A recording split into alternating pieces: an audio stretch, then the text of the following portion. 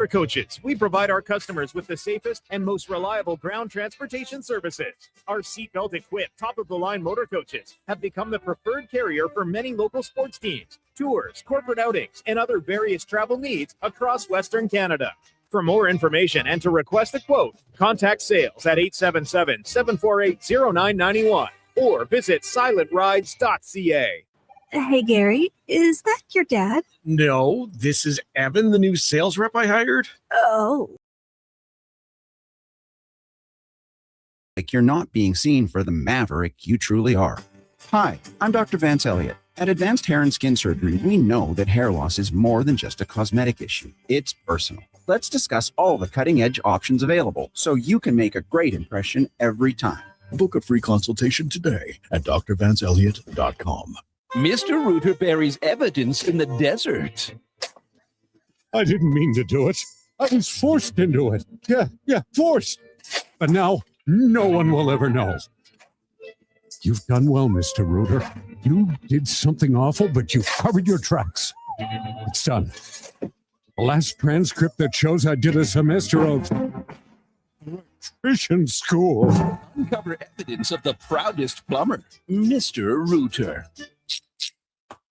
When your project can't afford downtime, call Japa Equipment Rentals. From excavators and wheel loaders to compaction equipment, Japa has the machines you need. Trusted since 1972. Visit japaequipment.com or stop our Edmonton or Calgary locations.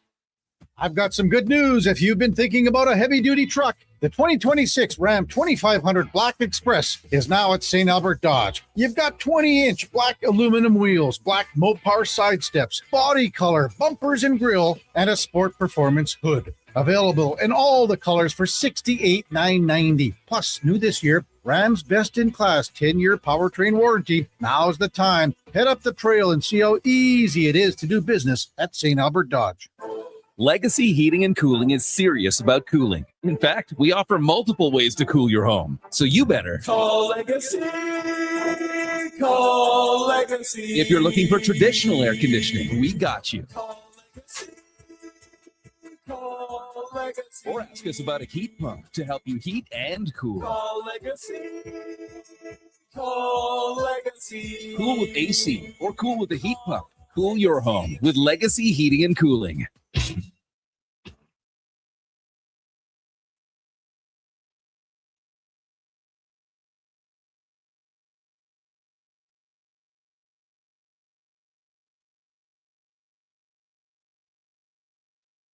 The Jason Gregor Show. Here's Jacob Stapelberg. Stapelberg's ball into the box, headed away by Ocon.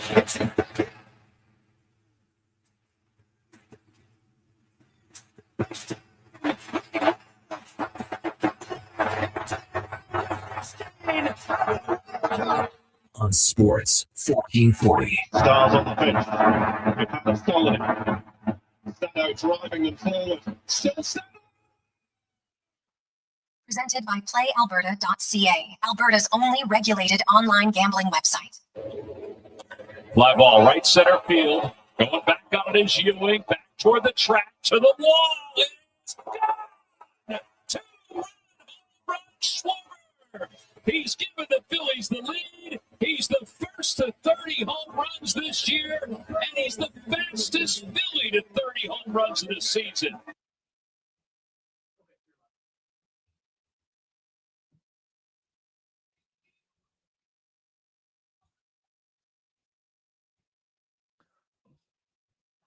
Well, a magnificent Monday. How are you? And welcome to the Jason Gregor Show on Sports 1440, sports1440.ca, YouTube, Facebook, X, Instagram, and Twitch. Thanks as always for listening.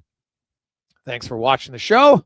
Always brought to you by PlayAlberta.ca, where you, of course, can get in the game. Tomorrow, $10 million Lotto Max. Hopefully you were the big winner of Friday's $40 million draw. Also, we have some Jason Gregor Show odds boost specials for you. Would include, of course, a little Blue Jays action tonight, taking on the Mets. I don't know who's going to win, but the over seems pretty good right now. They score a lot of runs. They give up a lot of runs, especially early on in the game. We'll see if the Jays can get a win. We got some World Cup action for you, of course, as the World Cup continues on. Canada wins their first elimination game, 1-0. Yesterday needed extra time. Well, not extra time, stoppage time to win that game, 1-0, and they'll take on the winner of tonight's Morocco-Netherlands game, which gets going at 7 o'clock our time. Meanwhile, Germany and Paraguay are going to get going in about a half an hour. Earlier today, Brazil got by Japan 2-1.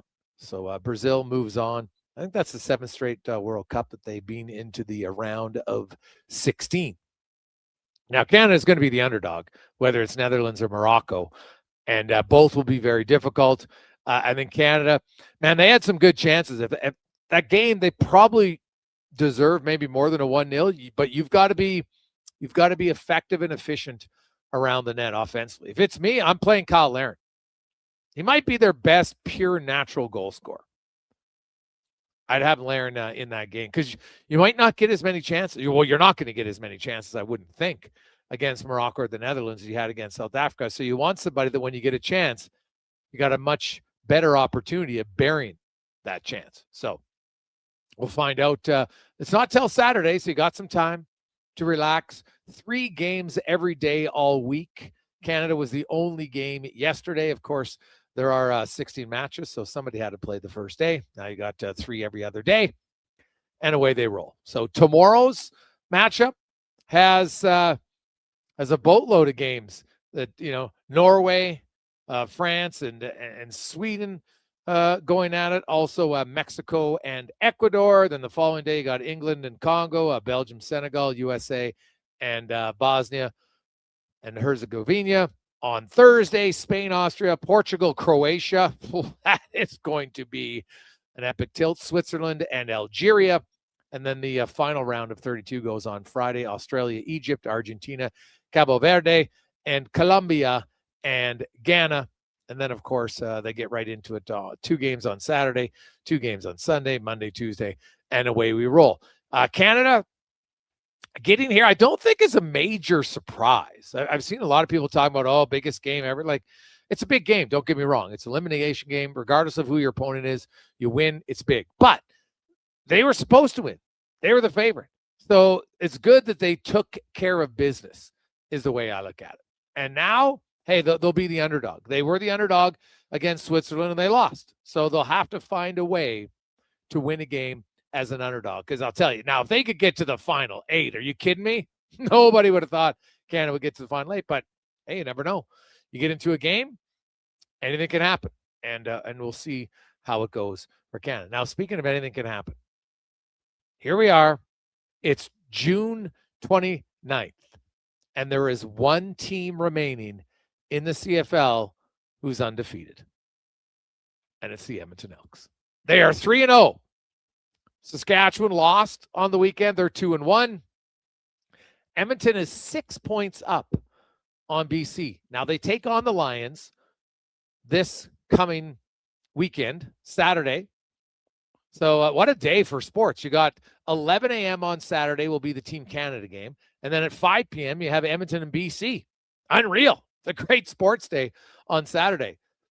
But the Elks will take on BC on the road and have an opportunity to go 4-0 and, more importantly, 8 points up on the Lions. Now, the Lions in 3 games have actually scored more points than the Elks. They've scored 87. The Elks have scored 84. The difference is the Elks have only allowed 68 points. BC's allowed 113. They've got pretty much the worst defense right now in the CFL as far as points given up. So now Edmonton's defense is good. They got the best defense in the CFL, allowing only 68 points. And we saw it against Winnipeg. They stuffed them on numerous opportunities. Now, BC has some injuries to the receiving core, but they still got a pretty talented quarterback. This will be another tough game. I think for Edmonton, the key will be, and we'll have head coach Mark Kilam join us in about an hour and 15 minutes to discuss I thought, a really dominant first half that could have been much more lopsided had they finished off those 2 drives. Right? When Ford gives you the ball inside the 5, you got to put that in. And then I love the fact that they went for it on third down. And the play was there. It was the right call. If Luther just holds onto the ball, doesn't juggle it, he's in the end zone. It's touchdown. And, they're pounding them then. So lots of good positive. They had another long stretch where the offense did nothing. That's been a little bit of a trend this year for the green and gold offensively. So, the third quarter was not good at all. So we'll get into that a little bit later on in the show. Kevin Woodley will be by. Brian Ray will join us. The Dallas Stars, Jason Robertson. We know that, there was talk with them making a trade to Seattle. Seattle offers him $15 million. Thanks, no thanks, says Robertson. Obviously, he feels that he can get some big money. Right now, my understanding is he wants $14 million. The Dallas Stars are sitting at 12, saying we don't want to pay him more than Mikko Rantanen. And doesn't seem like either side. Like you could say, well, why doesn't one side go down $1 million, the other side go up $1 million? Who knows? Maybe we'll get to that point. But right now, neither side's really giving in. Now, he is an RFA. So now maybe he files for arbitration. That would be interesting, right? He's 1 year away from being an unrestricted free agent. So we'll have to find out. But there's also the Zach Werenski chatter that he's potentially, at least, I don't know, available might be misleading because I would suggest that Columbus wants to trade him. But after some conversations, it's something they'll consider. They'll look at offers. Don Waddell said, I'll listen to offers. I haven't countered anything yet. So we'll see. And, there's some scuttlebutt that maybe I love that Don Waddell said, hey, man, we're not giving away this guy for picks and prospects. If you want to give Werenski, you're going to have to give us a good player in return. As it should be. Should just be giving away guys just because, well, you know what? I don't like it here anymore. And I got a lot of my money. It was front-loaded contract. So now you guys, not only you're going to trade me, you're going to trade me to where I want to go, which means you're going to lower the return. No chance, man. He's got 2 years left in his contract. This is not a trend I believe the NHL wants to get into, where it's just allowing the players to decide whenever they want to get traded and wherever they want to get traded to. I know people say, well, the teams, hey, the teams trade players. Yeah, you're right. But they also pay them. It's not like the players are getting nothing just because the team trades the guy. That's part of it. But you can't ask for a trade and then give a list of 3 or 4 teams and expect that it's going to happen right away. Why would you? It's no different than the Darnell Nurse. We know that Anaheim's interested in Darnell Nurse, but as of yesterday, they weren't on his list. It was Boston, Pittsburgh, and Philly. Now, maybe he changes his mind. We know San Jose has had discussions as well. Because if you're Stan Bowman, you're doing all your due diligence. What can you guys offer? Now, obviously, Darnell has to agree to be traded there. They're not going to go public and agree to a trade and then say, well, now he's got to accept, kind of like Colton Parayko. That's not going to happen. All right. So I think in this case, the offers have, as far as what exactly the return is, has stayed quiet. I think is a smart way to go about it. But the fact that Anaheim's very interested, they're making it clear they're interested. Maybe Darnell Nurse has a change of plans and says, okay, you know what? All right, I'll go to Anaheim. Got some good young players. I'll go to San Jose. Maybe, but that's farther from his family. Right? His mother-in-law, his parents. So maybe that's why. But you can ask for a trade. But the other thing is, starting next year, Darnell Nurse only has a 10-team no-trade list. His say becomes infinitely smaller. So if you negotiate that, say, well, hey, man, next year, I can trade you wherever I want. You won't have a say in it. This year, you can at least have a say. Here's some teams that are offering. It's better than us just trading you, and you have no say. So we'll see where it goes from there. The Oilers, no surprise.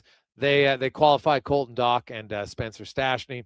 Also, Robbie Yarventi, but he's already signed in Europe for this coming season. They just retained his NHL rights. Owen Michael, who they signed out of college at the end of last season. He burned his ELC because he could only sign a 1-year deal at that point. So he signed it, didn't play in the final few games of the season, wasn't eligible to go to the minors, but they qualify him. He'll sign a contract. And it's not an ELC, but he'll sign a contract starting for next season. Matvey Petrov does not get a qualifying offer, nor does Josh Bloom, and neither one of those are a surprise. So no real surprise there. I think the Oilers, Colton Dach, I could see a 2-year deal coming for him. Price point, I'm not sure. Give or take $950 to $1 million, somewhere around there. Away it goes. Stastny, I'm not sure why you would do more than a 1-year deal at this point.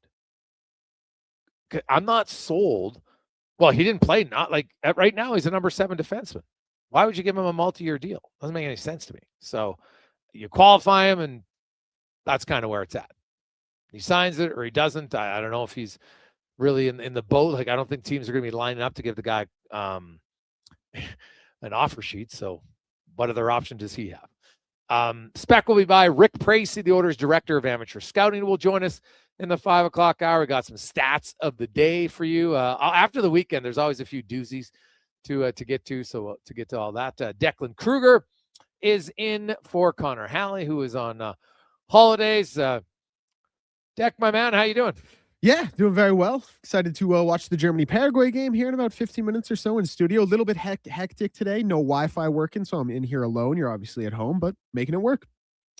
What about your thoughts on the Elks? Hey, they're 3-0, man. It's a great start to the season. And obviously there's areas of their game they really want to improve. And I think most of it's offensively. Like defensively, there's not much you can complain about because without rain, their defensive line said they wanted to be better, and they were infinitely better against Winnipeg. Yeah, the pressure was there. They were getting home. They were stunting well. They were getting off blocks. Like, we broke it down on Elks Nation this morning for Steele's Reels, and he was just going through some really beautiful stuff the defensive line was doing. When you talk about the Elks, of course you always want to improve. You always want to get better, but it's gone from what it's been for the last 7 years or so, and last year, we need to fix these glaring errors. It's gone from that to just, we need to take it from A+ tier to S tier. And I think that's such an unbelievable spot for this club to be in. They're firing on all cylinders. Obviously, always things you can shore up and improve on, but they're the only undefeated team in the CFL, and they look like the best team in the CFL. They look really good right now. And I think their offense has the ability, if they can just finish more drives, to really put some teams away a lot sooner, right?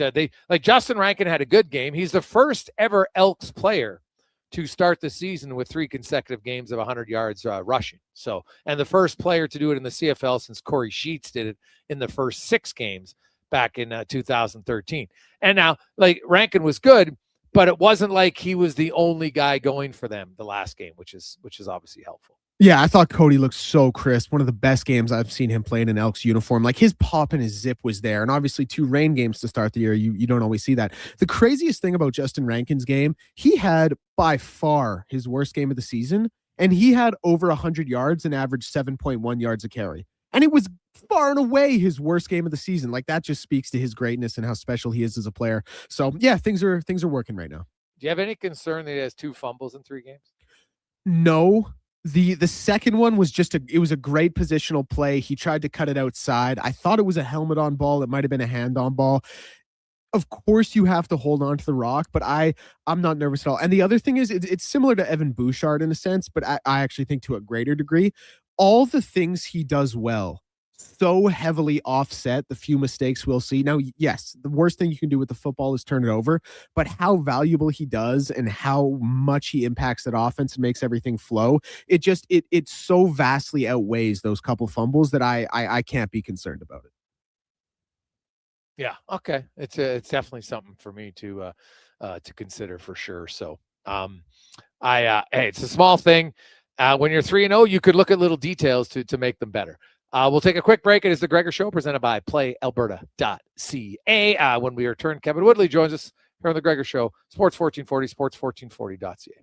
Come for Canada's largest trade shows, the biggest names in entertainment, exhilarating sporting events, and more. And stay for the experience at the Edmonton Expo Centre. Looking for the perfect place to host your next big event? From trade shows to galas, meetings, and concerts, the Edmonton Expo Centre has the space, event expertise, and service to make your next event unforgettable. With over 522,000 square feet of flexible event space, in-house catering, and operational expertise, they bring your biggest vision to life. Learn more at EdmontonExpoCenter.com today. Shoulder pain. It can make even the simplest things like reaching up, lifting a bag, brushing your teeth, or sleeping frustrating. Rotator cuff strains, impingement, arthritis, they're some of the most common issues we treat every day. I'm Grant Fedoruk, and at Leading Edge Physio, our team brings postgraduate training, evidence-based technology, and just the right amount of humor and humility to help you feel better. Because we never forget the most important part, the gratitude we feel for every patient who allows us the opportunity to care for them. Because life shouldn't hurt. When it does, leadingedgephysio.com. Hi, Mike here from Northgate Chevrolet Buick GMC. Car shopping sucks. That's right. Going back and forth 100 times just to get a price. Give me your credit card for a test drive. What's all these extra fees? That sounds ridiculous. At Northgate, we do things a little differently. Good deals on new, pre-owned vehicles, good people, and a great selection. Stop in and see us today, 13215 97th Street, or visit us online at northgategm.com. You're in Northgate country. Whether you're a craft beer connoisseur or more of a wine aficionado, there's always something new to discover at Sherbrooke Liquor, a unique, family-owned, independent liquor store. The selection, incredible. The non-alcohol section is also very impressive. Sherbrooke Liquor, expert, knowledgeable staff with a passion for unique finds. More than just a liquor store, we're a community. Alberta's best, the one and only Sherbrooke Liquor. Wine, spirits, and oodles of beer. Visit SherbrookeLiquor.com. Mr. Rooter buries evidence in the desert. I didn't mean to do it. I was forced into it. Yeah, forced. But now, no one will ever know. You've done well, Mr. Rooter. You did something awful, but you covered your tracks. It's done. The last transcript that shows I did a semester of electrician school. Uncover evidence of the proudest plumber, Mr. Rooter. When your project can't afford downtime, call Japa Equipment Rentals. From excavators and wheel loaders to compaction equipment, Japa has the machines you need. Trusted since 1972. Visit japaequipment.com or stop our Edmonton or Calgary locations.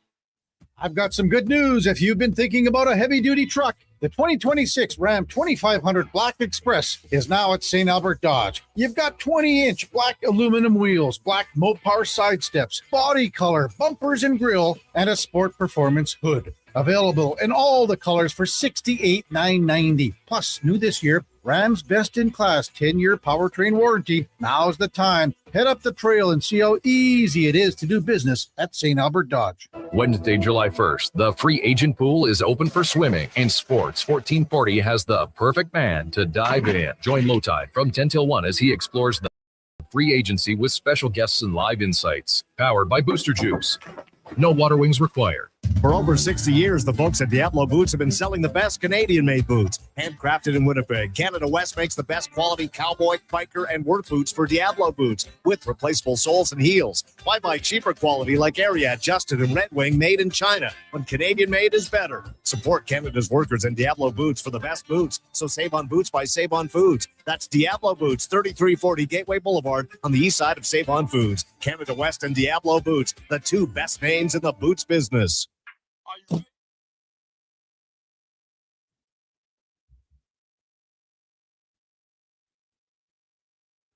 Portions of this hour brought to you by Mortgages to Go. Need cash and have equity in your home? Mortgages to Go has you covered. When the bank says no, they say yes, and they've been doing it in Alberta for over 23 years. Call 1-888-888-59-8 or visit mortgagestogo.ca. From puck drop to kickoff, it's the Jason Gregor Show on Sports 1440. Presented by PlayAlberta.ca, Alberta's only regulated online gambling website.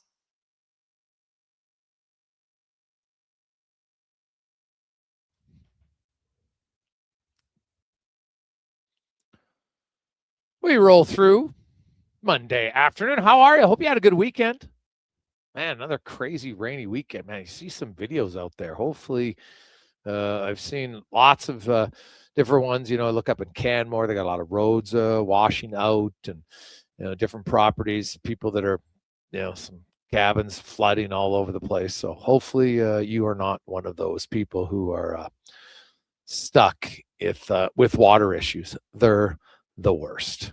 They are. So thoughts to all of you who are struggling with that. Flooded basements suck. I know it. We grew up with a house that had a leaky basement at times. It was the worst, man. I hated it. So good to get a little twinge, little twitch every time you see the rain, man. I'm that guy who's every time I hear the sump pump come on, I'm like, oh, okay, good. You know, it should be good. But man, hopefully the massive rain is done. I know at the Glendale, just kind of on the in between St. Albert and Edmonton, they had like 70 millimeters, right? So 7 centimeters, almost 3 inches of rain on the weekend, combined with the 5 we had beforehand. And I know other areas have had much more. So it's crazy stuff. 833-401-1440, 833-401-1440. We'll get to lots of our texts, but first we're going to get to Kevin Woodley around the NHL, brought to you by McDonald's. And on a day like today, tomorrow, it's going to be great weather. Remember, dollar cones. Download the app through the McDonald's app, and you get a $1 cone all day, every day, all summer, only at McDonald's. Is Kevin Woodley from In Goal Magazine and NHL.com. Join us, Woodley. How you doing, my man? I'm good. How are you, Jason? Well, you know, just living the dream, as they say. Living the dream. I know the Canucks made some trades here recently, so I want to get your thoughts, though, on a former Vancouver Canuck in Jacob Markstrom. And, you know, there's lots of talk about him and, you know, where he's going, where he's at in his career. Like, I'm sure you follow him. Like, he's had years great, and then the next year would be down, and the next year would be great. And where do you come out on Markstrom? And do you think a change of scenery would benefit him, or does he and New Jersey just need to play better? Ooh, it's a good question. It's a little bit of everything with Jacob. Like I took a look at sort of his underlying numbers this past year, and you're right, they were down. And yet, like it was bad moments, bad games. Like you get stuck in there for all 9 and your numbers, it takes a while to recover from that. Like, so there were moments like the night where he got left in for 9 that just nuked his statistics. And despite that, he finishes just ever so slightly below expected. Like, it's not like he had a terrible season. And that, of course, is reflective of the environment, right? So the fact that you can look at the raw numbers and be like, oh, what do you mean he's talking? What's this guy talking about? Didn't have a terrible season, but they weren't great defensively. And yet behind the same team, Jake Allen was the top 5 adjusted numbers guy, and a guy that, you know, looks full value for a real bargain contract extension in New Jersey, like just exceptional numbers. To me, the talent's always been there. I know in talking to people close to Jacob and the Devils who are making some changes, you know, they moved on from, I ranted a little bit already about them moving on for their goalie coach. But I think they're going to be a team that adds a director, and they've got a new goalie coach hired already. I'm going to keep that under wraps for now. Just been asked to hold on to that for a little bit, but some new people to work with Jacob. I just think a lot of what happened last year too is like the dips he had, there were usually reasons around it, playing through certain things or not playing at 100%. After coming back from the Olympics, was one of the guys that really got worn down by that. And he wasn't the only one, but that played a role in his numbers. Like, there's better there. There's no question. The grain of salt is like, you can't workhorse this guy. He cannot be a workhorse for you. And that was established as far back as when he was with the Canucks. Like, you would see his game deteriorate the more he played. He is not what I would call he likes to just go out there and play on instinct. Okay. And so, but his game gets loose when he does it for too long. So you need the technical reps and the drills and the time and the energy to work on those in practice, or you start to lose them. Like, he doesn't think his way through the game. He goes out there and just plays. So if he goes out there and just plays for too long, the details start to slip. You need a goalie coach that knows what the details are, what the foundation is, and the time and the rest in between starts to make sure you're always drilling those in. Because if you're drilling them, they become innate and he's not thinking out there. And then some of those foundations stay there. But he can get pretty loose in his game the more he plays. And so I think you saw signs of that at times last year as well. So like there's a goalie there, Jason. Like, obviously we see the physical tools. And when he plays in a controlled manner, like, you know, the potential is really high. And yet one of the bugaboos, bad goals, like too much clear-sighted stuff goes in on him. And again, to me, that's elevation changes from high stance to low stance off rush stuff. too aggressive, gets caught moving. Like he moves so explosively, but he gets caught in transition. Like I think if you took him, and I've talked to a few goalie coaches that think they could take him and neutralize his game, but he's been doing this for a long time, and getting him to make drastic changes, like I said, I don't know that you can think your way through them so much as you have to rep your way through them. And so counting on them being quick or easy with him, might be a little naive. Free agency begins in less than 2 days. And the goalie market, goalie Bob might be there. Stuart Skinner looks like he's going to be there. You've got Tarasov, which is interesting. When you start to look at teams who need goalies and the goalies that are available, could you play the matching game where you look and say, okay, I think this goalie's a fit for this team? Have you gone down that route yet? Well, here's the problem. I haven't fully determined who needs guys, right? Like there's not a lot of clear cut needs out there. Like the Winnipeg, sorry? Nobody. Florida, they have nobody. Well, I told you last week, and I've done a little digging, and I don't have anything. I still bet that it ends up being Sergei Bobrovsky and Daniel Tarasov. Like okay. That would be my bet right now. And I know there's a lot of reporting by a lot of good people out there, but I don't think Bob wants to leave Florida. So we'll have to see what happens there. And then obviously the Hellebuck thing. Like I still think Eric Comrie probably ends up back in Winnipeg, and they're a perfect partnership. But if you're moving on from Connor Hellebuck, like there are a couple key cogs here. Bobrovsky's one, admittedly, despite what I think will happen, and Hellebuck's the other one that change everything. Yeah. And the truth is, Jason, when I look at the unrestricted free agent goalie market, like if you're shopping on that for real help, like somebody you need to count on to maybe be a 1 or a 1A, that's a risky spot right now.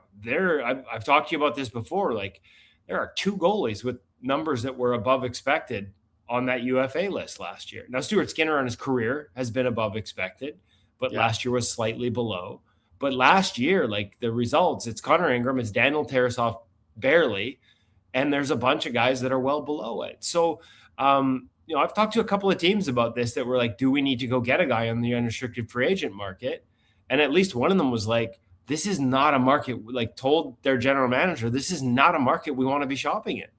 Like I will find you something better off waivers than what is available in unrestricted free agency. Now, listen, a team that's not necessarily in a win now window can make decisions like that. They're also probably going to be further down the pecking order and higher up on the waiver claim list, because the risk of relying on a waiver claim is that some of the teams that know they have a valuable asset are perhaps going to hold on to them because they've got room to carry 3, or at least make you play the waiting game. And now you could be stuck at the start of the season without a lot of options. And to tie this back into the draft, like that was a record number of goaltenders that we saw selected yesterday. We've never seen 32. We see 6 teams take multiple goalies. I think that part of it, and I've had a couple of goalie coaches around the league reach out and say like they really like the depth of this draft. From a goalie perspective, there are a lot of really good goalies in this draft. So part of it is just there's a ton of young talent out there. But part of it is I think teams are looking at this and they're looking at these musical chairs and all the uncertainty and all the volatility at the highest end of the position. And they're just like, damn, we better have a bunch coming. You better constantly have a churn of young up-and-coming goaltenders to fill some of these spots, because as soon as a guy ages out and he needs waivers, there's risk there. You need to have somebody pushing him. Like it has to be a constant sort of churn. And again, this is something I've been saying for a couple of years now, and I always say it's at the risk of my goalie union card, but I had a few people sort of relate what happened at the draft over this weekend to this, and the idea that really what you should be avoiding here if you're general manager is turn with goalies, because there is so much volatility in the position, and what you should be doing is building out a system where you're just constantly have guys pushing up from below. That makes sense. Kevin Woodley from Mingo Magazine, NHL.com. Well, the Oilers do need another goalie. And, maybe but they haven't signed Ingram. So he's one, or they have to get another one. And, it sounds like Ingram wants to be here, maybe depending on the money, all that. If they don't get Ingram, who do you think the Oilers should go after? And I'll give you the list, Kev, of free agent goalies right now. Bobrovsky, Skinner, Freddie Anderson most likely doesn't have a contract yet. Cam Talbot, David Rittich, Danil Tarasov, Eric Comrie, Vantasek, Calvin Pickard, James Reimer, Lauren Brossoit, Mad Sogard, Peter Mrazek, Phoenix Copley. Those would be the guys. I'm not honestly, for what they need, honestly, for what they need, there's nothing there that I'm going that's a slam dunk. Now, again, I talked to you last week about how are they going to play, right? It's really hard to answer that question because we don't know what they are. And part of this is because there's a new coaching staff in place, and what you need to succeed behind different systems and different emphasis points defensively, that varies. Again, we talk let's put it this way. On that list there's some good goalies there. But like I said about Bob, I don't think he's going to be an option. And are the Oilers good enough to get through the regular season with a goalie who has been consistently below expected in the regular season, but then rises in the playoffs? Yeah, they're probably good enough to survive regular season Bob and get to playoff Bob. So maybe that, but do I think Bob's coming to Edmonton? No. Stuart Skinner, I think they literally got rid of him because something needed to change. That's not coming back. Those are a couple of the top options. If Daniel Tarasov makes it, would I be interested there? Yeah. Because I think there's still upside there. Although I had a coach that talked to me about he just thinks his game deteriorated so much in Columbus that he's not sure the upside is still to the same degree it used to be. So bit of a project. But again, for 2/3 of a season, he's the most attractive name to me. I'd go to the waiver wire, and again, real easy for me to say, yeah, just wait for the waiver. Because there's no guarantee you get these guys. There's a huge risk. But, Michael DiPietro's not going to be a pick for the Edmonton Oilers because their new head coach doesn't like small goalies. Just traditionally, that has been something, talking to people around it. People have been around Mike Babcock and other organizations, just doesn't like small goalies.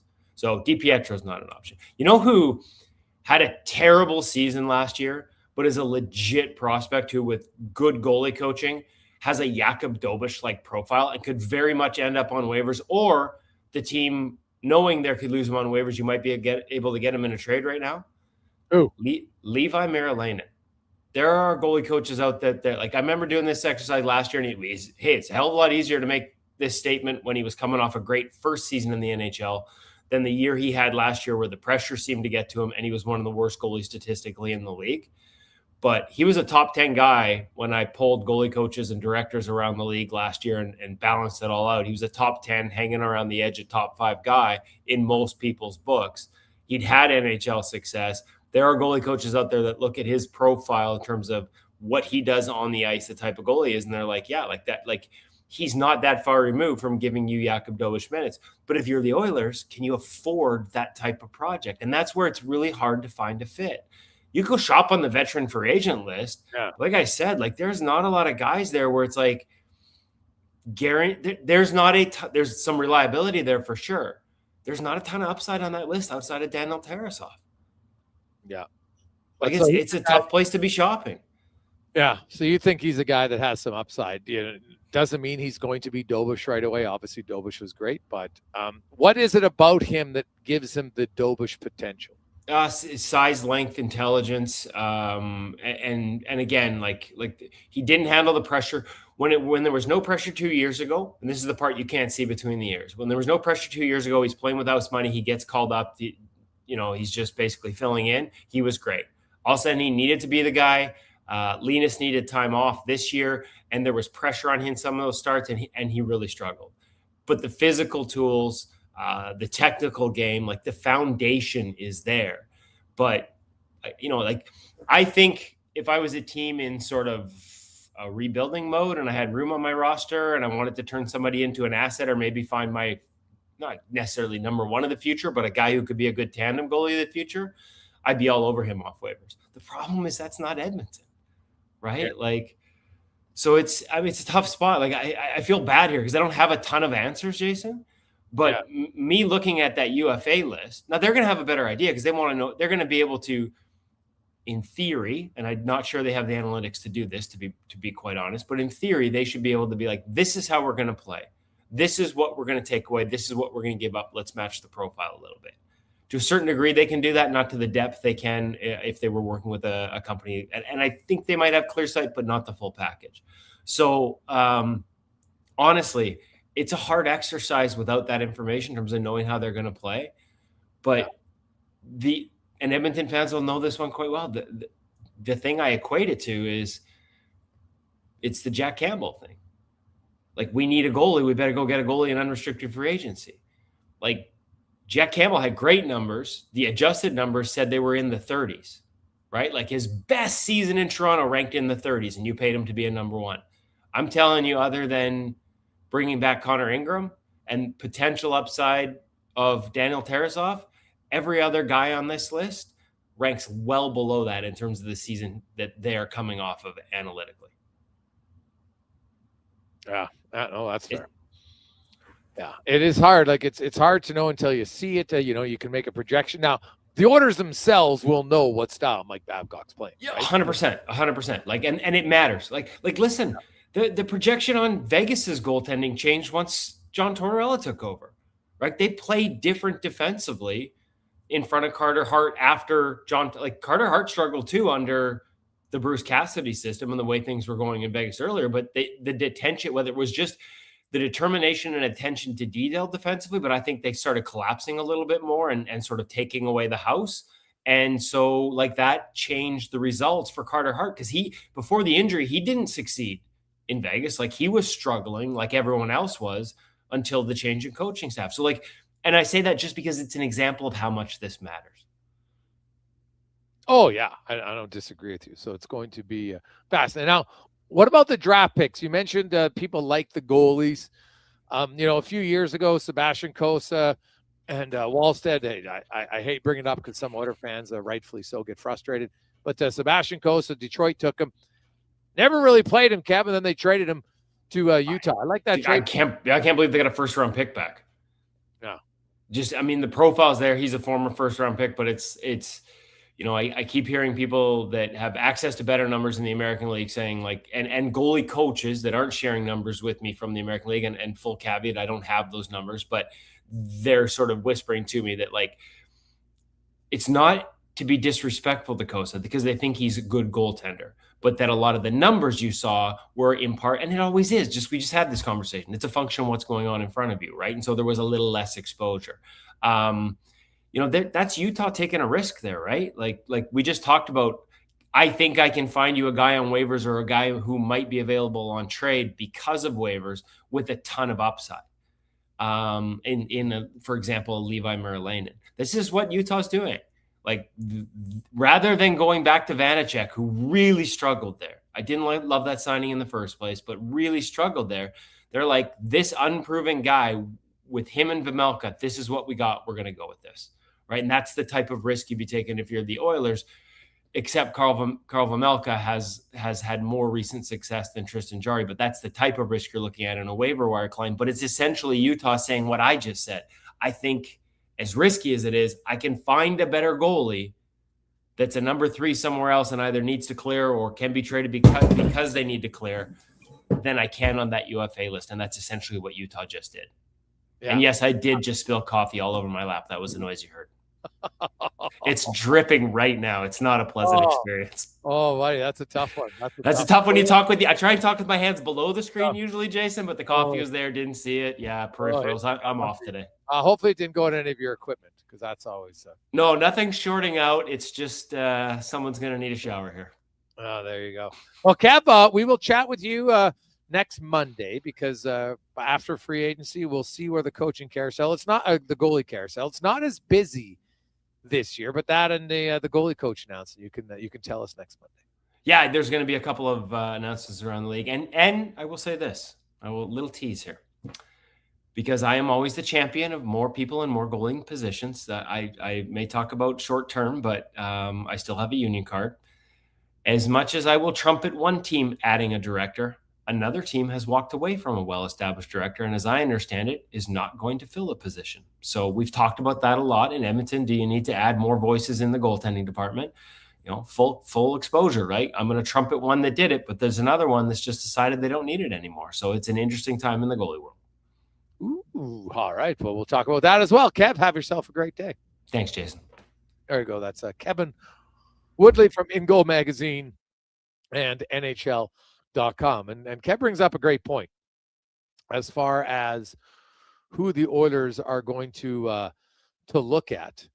And when it comes to goaltending, depends kind of what style Babcock wants to play. And the coach, make no mistake, the coach is going to have some say, not every say, but he'll have some say as far as potential options. But Carolina was an interesting name to look at for the Oilers and really any other team. But like he said, he goes, not sure it's a fit in Edmonton, maybe a fit for another team somewhere else, because it's hard to know, but sometimes you got to take a bet. And if you're in a rebuild, that's the time to do it. Quick break. We'll return. It's the Gregor Show presented by PlayAlberta.ca. And man, we're talking about a team that seems to be involved in every trade talk right now. We'll do it next on the Gregor Show presented by PlayAlberta.ca. And here comes Action Electrical Service Team sprinting onto the scene. These are your first responders for any electrical emergency. That's right. With their fleet of service vans and specialized gear, they assess, they service, and maintain electrical lighting and automation systems. They're all about rapid response. Quick diagnostics and repairs to restore power and safety fast. Hire the Action Electrical team to bring home a win for your project. Visit actionelectrical.net. Craving a dining experience that rises above the rest? Head to Summit Restaurant in the Silent Ice Center, just minutes from South Edmonton Common. Savor exceptional house-made pizza, delectable entrees, and expertly crafted cocktails in a stylish, modern atmosphere. Perfect for a casual meal or a special night out. Summit offers a refined experience where every bite and sip reflects our dedication to quality. Elevate your dining experience. Make Summit Restaurant your destination tonight. Hi, I'm Colin Livingston, president of CanTorque. We've been tightening bolts and redefining our industry for 25 years. Yes, a quarter century, and we're just getting started. Check us out at CanTorque.com. Our tools age better than I do. Canada's men's rugby team at Clark Stadium. July 4th, Canada takes on Spain. July 11th, a doubleheader as Canada battles Portugal and Tonga faces Spain. Build the home field advantage for Team Canada. Tickets at Ticketmaster. Looking for a truck that can handle anything Alberta throws your way? Wolf GMC Buick has the offers to get you behind the wheel. Get 0% financing for up to 72 months on select new 2026 GMC Sierra 1500 models. Plus, trade in an eligible 2015 or newer pickup and receive a $1,000 truck trade-in bonus on select Sierra models. Ask about bonus offers for heroes, students, recent graduates, and more. Visit wolfgmcbuick.com.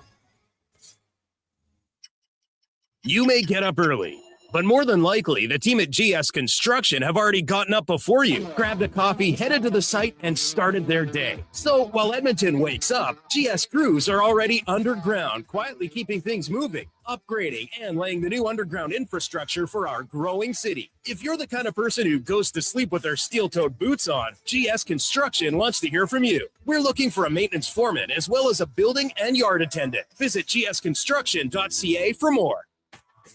Attention Alberta construction pros. For over 50 years, Japa Equipment Rentals has been your go-to for top-notch equipment and stellar service. Whether you need rentals or expert maintenance, we've got you covered. Stop by our Edmonton or Calgary locations today.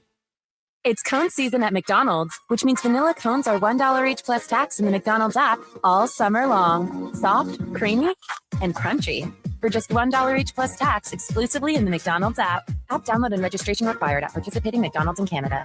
Hey, what are you thinking for dinner? Nothing we have to cook in the oven, I'll tell you that. It's hot enough in here already. Luke here from Catch of the Week with some super fresh summer supper ideas. How about you grill up delicious buttery jumbo prawns or enjoy a fresh mouth-watering seafood salad? And you can never go wrong with sushi. All this and more at Catch of the Week. Catch of the Week, Edmonton's best seafood. Just off the Henday in Capilano, only 5 minutes from Sherwood Park. Details and directions online at catchoftheweekedmonton.com.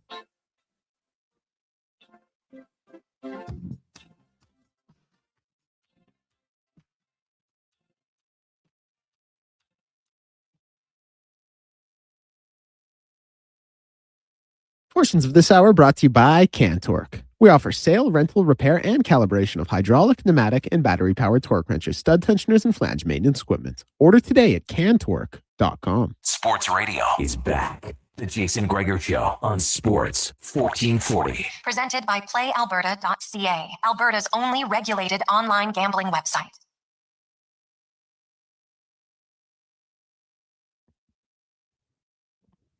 2:45. Welcome back, Jason Gregor, Declan Kruger, Mackenzie McClellan with you. Sports 1440, sports1440.ca. Say hi to Mac down at YouTube. Give her a thumbs up. Hit the subscribe button. It'd be great. So lots to talk about, of course. The undefeated Edmonton Elks, first place, not only in the West, but in the entire CFL. Green and gold fans have been waiting a long time. So hopefully you're enjoying it. Now they go to BC, and then they are home for a few games. Because they could be 4-0 with 3 of those wins coming on the road. So either way, they're already 2-0. So worst case scenario, they'll come back at 3-1, which I'm sure if you would have asked anybody in the organization, any fan, to say, hey, they'd be 3-1 through 4 games, you'd be pretty excited about that. Now, let's go in the room, brought to you by Action Electrical. 53 years. They've grown, evolved into one of the most diversified electrical contractors in the province. Testing, solar, and more. Learn about all they offer at actionelectrical.net. And speaking of a team that seems to be involved in all sorts of trade talk, Jason Robertson, this is the contract and the discussions been going on for a long time. He's an RFA. He's got 1 year left of free agency, but he is also pretty sought after. Heck, Seattle was going to pay him 15 sheets a year, and he said, no thanks. So where are we at? We hear that the Stars are at 12 million. Robertson's camp's at 14 million. So far, neither side is budging. Do they budge later? Will there be an offer sheet?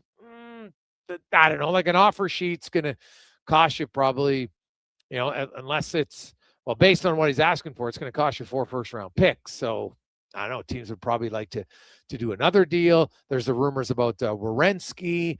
And would there be a Thomas Harley for a Werenski deal? Something else like that. Brian Ray joins us, voice of the Stars. Brian, how you doing, man? Brian, are you there? Oh, well, there. He just dropped. So we'll try to get him back in a second. But I heard the drop, too. Bong. And we'll see what happens. But we'll get him back in a second. Dallas is an interesting team, man. We know they're aggressive. You know that they're looking at different things. There's the Dylan Larkin rumblings have been out there as well. But you got to have to deal something if you're going to acquire all the big tickets. And then they've got some big tickets ranting at 12 million. Tyler Seguin has 1 year left at 9.85. Rupe Hintz has meant 5 years left at 8.45. Wyatt Johnson, 4 more years at 8.4. On the back end, Thomas Harley's 10.58. Heiskanen's at 8.4 for another 3 years. Essa Lindell, 5.2 for 4 seasons. So, Jake Ottinger, obviously, at 8.25 for another 7 seasons for him. So they've got their foundational pieces. Jamie Benn is a UFA. Michael Bunting's likely going to test the market. But Jason Robertson and Maverick Bourque are their big RFAs. And, there's some people speculating maybe Maverick Bourque could be an option for an offer sheet, potentially. Robertson, I don't know. I guess a team could do it if they really wanted him. You're like, hey, we'll give up 4 first rounders. And if you think you're going to be a very competitive team, I could argue that that's still probably pretty good. But then you've got to free out the other cap space, right? Because if you're going to offer sheet him, it's going to have to be at least 14 mil, maybe more. So we'll see. But the Stars are definitely an interesting team to be looking at right now for them. So we'll try to connect with Brian here in a second. 833-401-1440, 833-401-1440. Hey, guys, GMs need to smarten up, make sure they have a clause moving forward. If the player or the agent goes public with wanting to be traded, then no trade is null and void from BG. I guess if you could get the wording written in the contract, but something tells me that I don't know if teams are going to, stick as, hey, this guy wants to sign here and we really want him, but then he doesn't want that clause. I don't know if it's enough to be a deal breaker for teams. Maybe it would be. Right? I don't know if a team would say, well, we're not going to give you the contract unless you're going to sign to this. But I don't. And then again, well, obviously, how would you enforce it? Because what if the player said, well, no, I didn't leak it out. You guys leaked it out. So I don't know how you could ever enforce that either. So I don't think it's possible. Brian Ray is back with us now. And so, Brian, the Jason Robertson saga, man, it's going on for, really over a year and maybe even longer because everybody knew now with big name guys when they're going to be RFAs or when their contract's expiring here. Obviously, Seattle made a pretty big pitch and he said no. I've talked to lots of people who feel Robertson wants to stay in Dallas, but he also wants the money. So at the end of the day, this is coming down to money. $14 million for him right now. The Jim Nill camp is at 12. Do you think they meet in the middle, or is it like if they haven't met in the middle at this point, they're probably not going to meet in the middle? Well, first of all, they have clearly put a gag order on my cell phone. They do not want me talking about this with you guys. So, you know what? Whether they meet in the middle, I have no idea. There are only two people that know how this is going to end, and it's Jim Nill and it's Jason Robertson. And both sides have a decision to make here. You know, from what we've seen reported and what people are putting out there, and Jim Nill acknowledged yesterday, they want to re-sign Jason Robertson. They want him to be a Dallas Star. That is their preference, and that is what they want. But he also did acknowledge the potential trade with Seattle, and they do have to also conduct themselves as a business and consider all possibilities for how this situation could play out. I think that I'll call it the news. I don't think it's good news. I don't think it's bad news, but we're starting to see these qualifying offers pop out around the NHL because we're coming up on that deadline, and Jason Robertson is an RFA. So we are getting to a point where another check mark is going to have to be knocked off, and that is whether Dallas chooses to qualify Jason Robertson or not. If they do, now we get into the offer sheet side of things and whether that could potentially happen. Or if nothing happens there, there is still the lingering arbitration door if you want to open that up on either side of things. So we're going to see some type of evolution in this. Whether it's meeting in the middle, I don't totally know, because the Dallas Stars cap situation trying to plan for Jason Robertson is as tight as it can possibly get. And if you jump into a $13 or a $14 million number, now their cap situation is a problem. And now you have to move another body to deal with that cap situation. And now teams are not going to cut you a break because they know you have to move a body because you're in a cap. I mean, we see this play out with GMs all the time, you know, that are in cap problems where they just have to move bodies. So there's a lot of ways that this can still go, but hopefully it evolves a little bit further over the next 24 to 48 hours because we're at the qualifying offer check mark of all this. And then there's Maverick Bourque, and a lot of people like, oh, this guy could be, and I understand it, right? Younger player. And, when teams are up against the cap, you're like, can we squeeze this guy? Not him, but can we squeeze the team? Because they'd obviously offer him a decent contract. Hearing anything lately on Bourque and maybe how close or far apart him and the Stars are? There's not been a lot with Maverick Bourque. Jim Nill, when we were chatting with him yesterday, said now that they're done with the draft, it's time for him to start approaching those discussions, both Maverick Bourque and Jamie Benn for the Dallas Stars. So there's been very little information, if anything, on the Maverick Bourque side of things.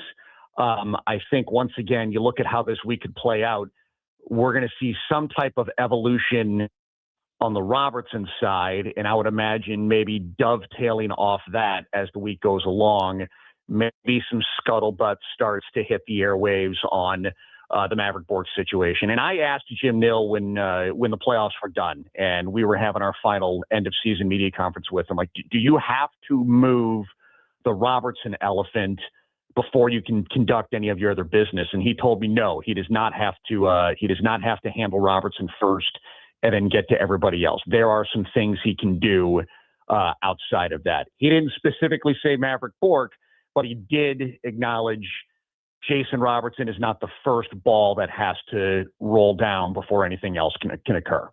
Okay. Then, the newest one, of course, people are like, oh, geez, Werenski's available. And Don Waddell said, hey, I'm not giving him away.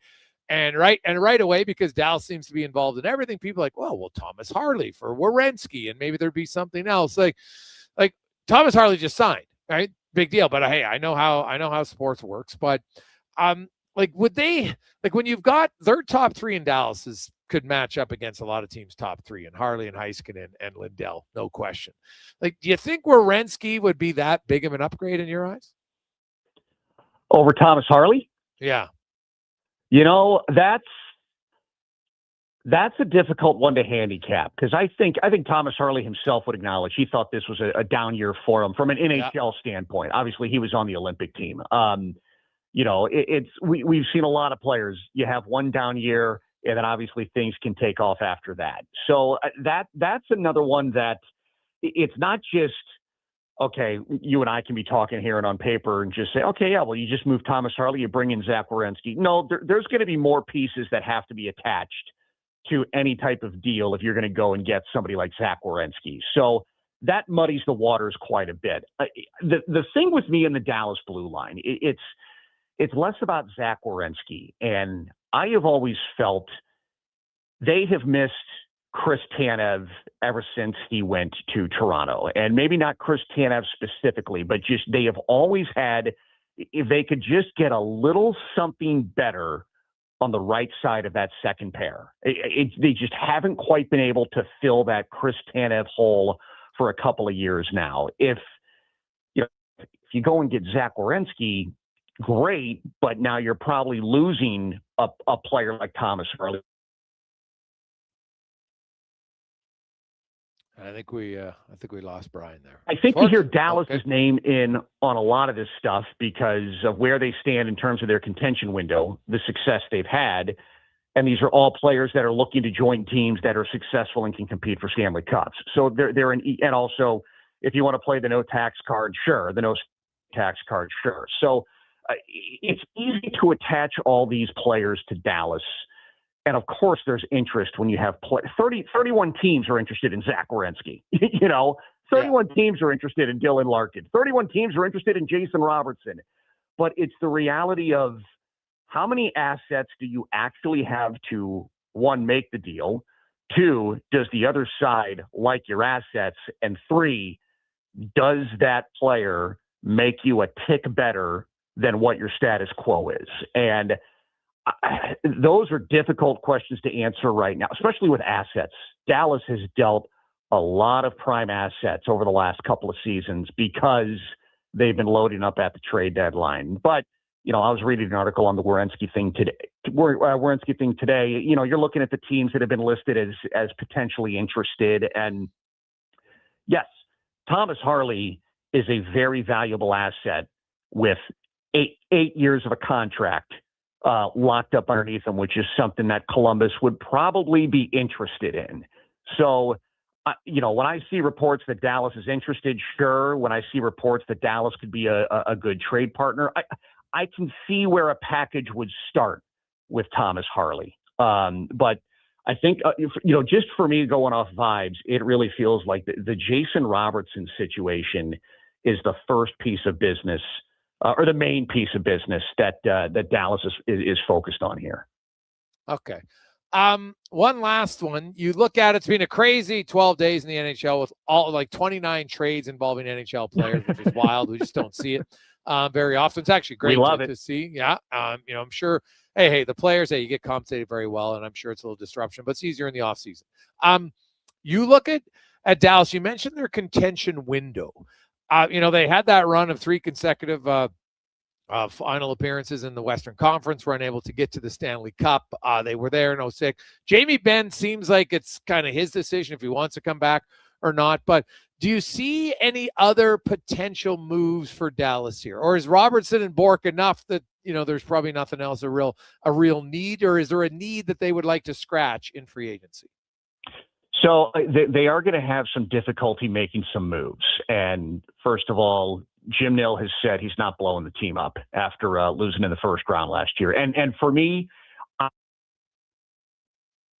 Dallas and Edmonton were done in the first round. Florida missed the playoffs, and those 3 teams had played more hockey than any other teams over the last, I think, 3 years, 3 or 4 seasons between regular season and playoffs. That's not a coincidence to me. So a long summer, a short playoff run, maybe a good thing in the long run for the Stars specifically. But they already have 7 or 8 defensemen under contract. They already have most of their forward core under contract. I think everybody expects Jamie Benn to return for another year, and Jim Nill has said as long as he's the GM, Jamie Benn's going to be the captain of this team. Like, it's entirely Jamie's decision. There are a couple of contracts in their bottom 6 and in their bottom pair that if they needed to move, they don't have no movement clauses attached to it. So there's a little bit of flexibility in the bottom 6 or a bottom pair if they wanted to try and do something. But this is primarily going to be, can you get Robertson and Bork back in the fold? If you can't, then obviously you have some room to try and do something to fill that void. But everything else.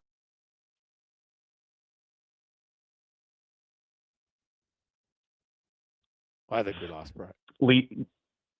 Uh-oh. Oh, yeah. No, you're back. Yeah, no, you just cut out there for a second. That's, yeah. Woo! All right. The Texas heat is clearly getting to the cell towers because it's 100 down here today, folks. Look, a lot of stuff is going to be in the margins or periphery. It's get Roberts.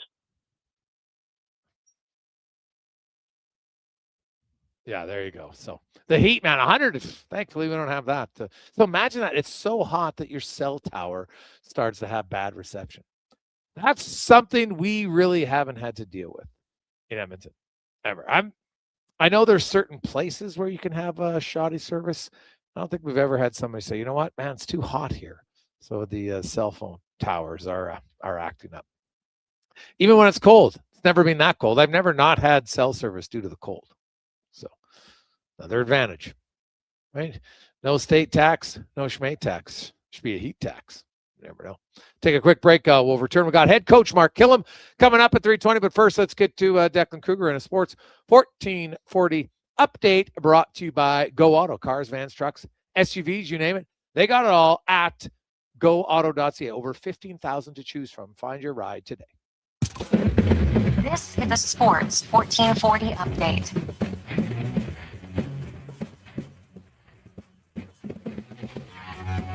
Edmonton Oilers have issued qualifying offers to defenseman Spencer Stachny as well as forwards Colton Dock, Roby Arventi, and Owen Michaels. Florida Panthers acquiring the rights to Radko Gudas in exchange for the rights to A.J. Greer. Troy Stetcher staying with the Toronto Maple Leafs on a 2-year extension with a $1.35 million AAV, while Matthias Michelli, no qualifying offer, and will become a UFA.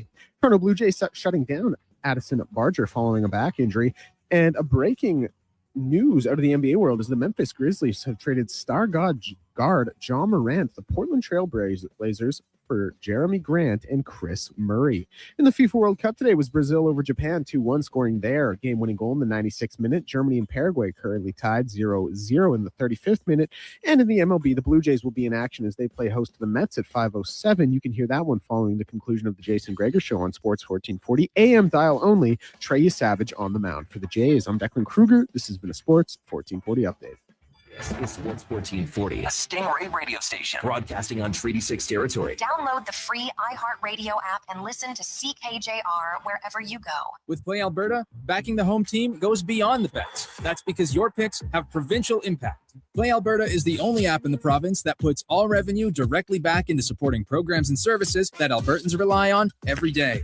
By investing in the General Revenue Fund, every play, bet, and buy made on Play Alberta helps make a difference across the province. Visit playalberta.ca/Gregor to learn more. That's playalberta.ca/Gregor. Must be 18 plus to play. If you gamble, use your game sense. Summer weekends in Alberta mean one thing: tournament season. I brought the folding chairs. I brought the sunscreen. I brought the umbrella, just in case. But who brought the snacks to get through a doubleheader? I got Alberta's best beef jerky. Wilhauk Beef Jerky, the ultimate sideline fuel. Whether you're cheering on the kids or watching the pros, load up on Alberta's best beef jerky. Wilhauk Beef Jerky, because you can't have summer fun with salad. Only available in Leduc. Boxing Week is back at The Brick. Don't wait until winter. Get blowout pricing now. Save 55% off sofas when you buy the matching piece. Save up to 25% off bedroom and dining. Save up to 40% off select mattresses. Plus, get free local delivery when you use your Flexity card. And buy more, save more. Up to $500 off select major appliances. Don't miss the return of Boxing Week only at the Brick. So imagine that. Exclusions apply. See in store for Thankfully, we details. don't have that.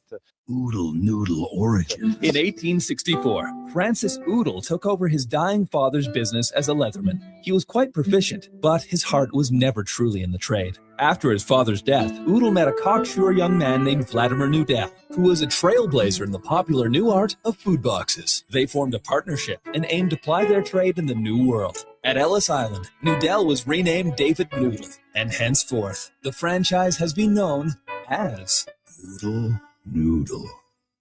Hey, sports fans, we've got a clear choice for you. At Crystal Glass, we provide customers with the perfect glass for any job. From home to auto and even commercial, installation or repairs, we're your team. Call 310 Glass or visit crystalglass.ca. Crystal Glass. Don't let equipment failure stop you cold. At AWS Welding in Nisku, our factory-trained service techs are on hand for all welding equipment repairs. We're a fully warranted center for Miller, Lincoln, and ESAB. And we service all makes and models. Proper, regular service extends the life of your gear and keeps it running at peak capacity. Don't wait for a breakdown. Book your service appointment today at 780-979-0470. AWS Welding. We make it happen. For decades, the pioneer spirit of Alberta has been exemplified in the chuck wagon racing legacy of the Dorchester family. And today, you can experience it every time you hit the links. Dorchester Ranch Golf Course is in top mid-season form. Enjoy the longer days on this historic 18-hole course near Pigeon Lake. Stunning views, reasonably priced, and only 40 minutes from Edmonton on newly paved roads. Play the course built with pioneer spirit and family pride. Dorchester Ranch Golf Course. Book your tee time today at dorchestergolf.ca. We just dropped a massive payload at Nisku 4. It's time to unload some deals at the Truckload of Savings event. If you've been waiting to upgrade, we've backed up the savings with unbeatable offers on our toughest Fords. Right now, haul away exactly what you need and take advantage of massive price drops across our entire lineup, including the legendary Ford F-150 for the job site or the weekend getaway. Shop the Truckload of Savings at niskuford.ca. Nisku Ford, above expectations.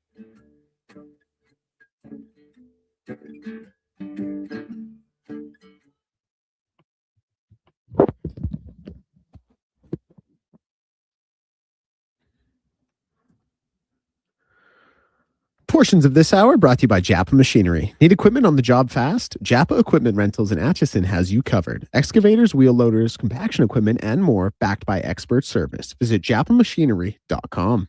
From puck drop to kickoff, it's the Jason Gregor Show on Sports 1440. Presented by PlayAlberta.ca, Alberta's only regulated online gambling website.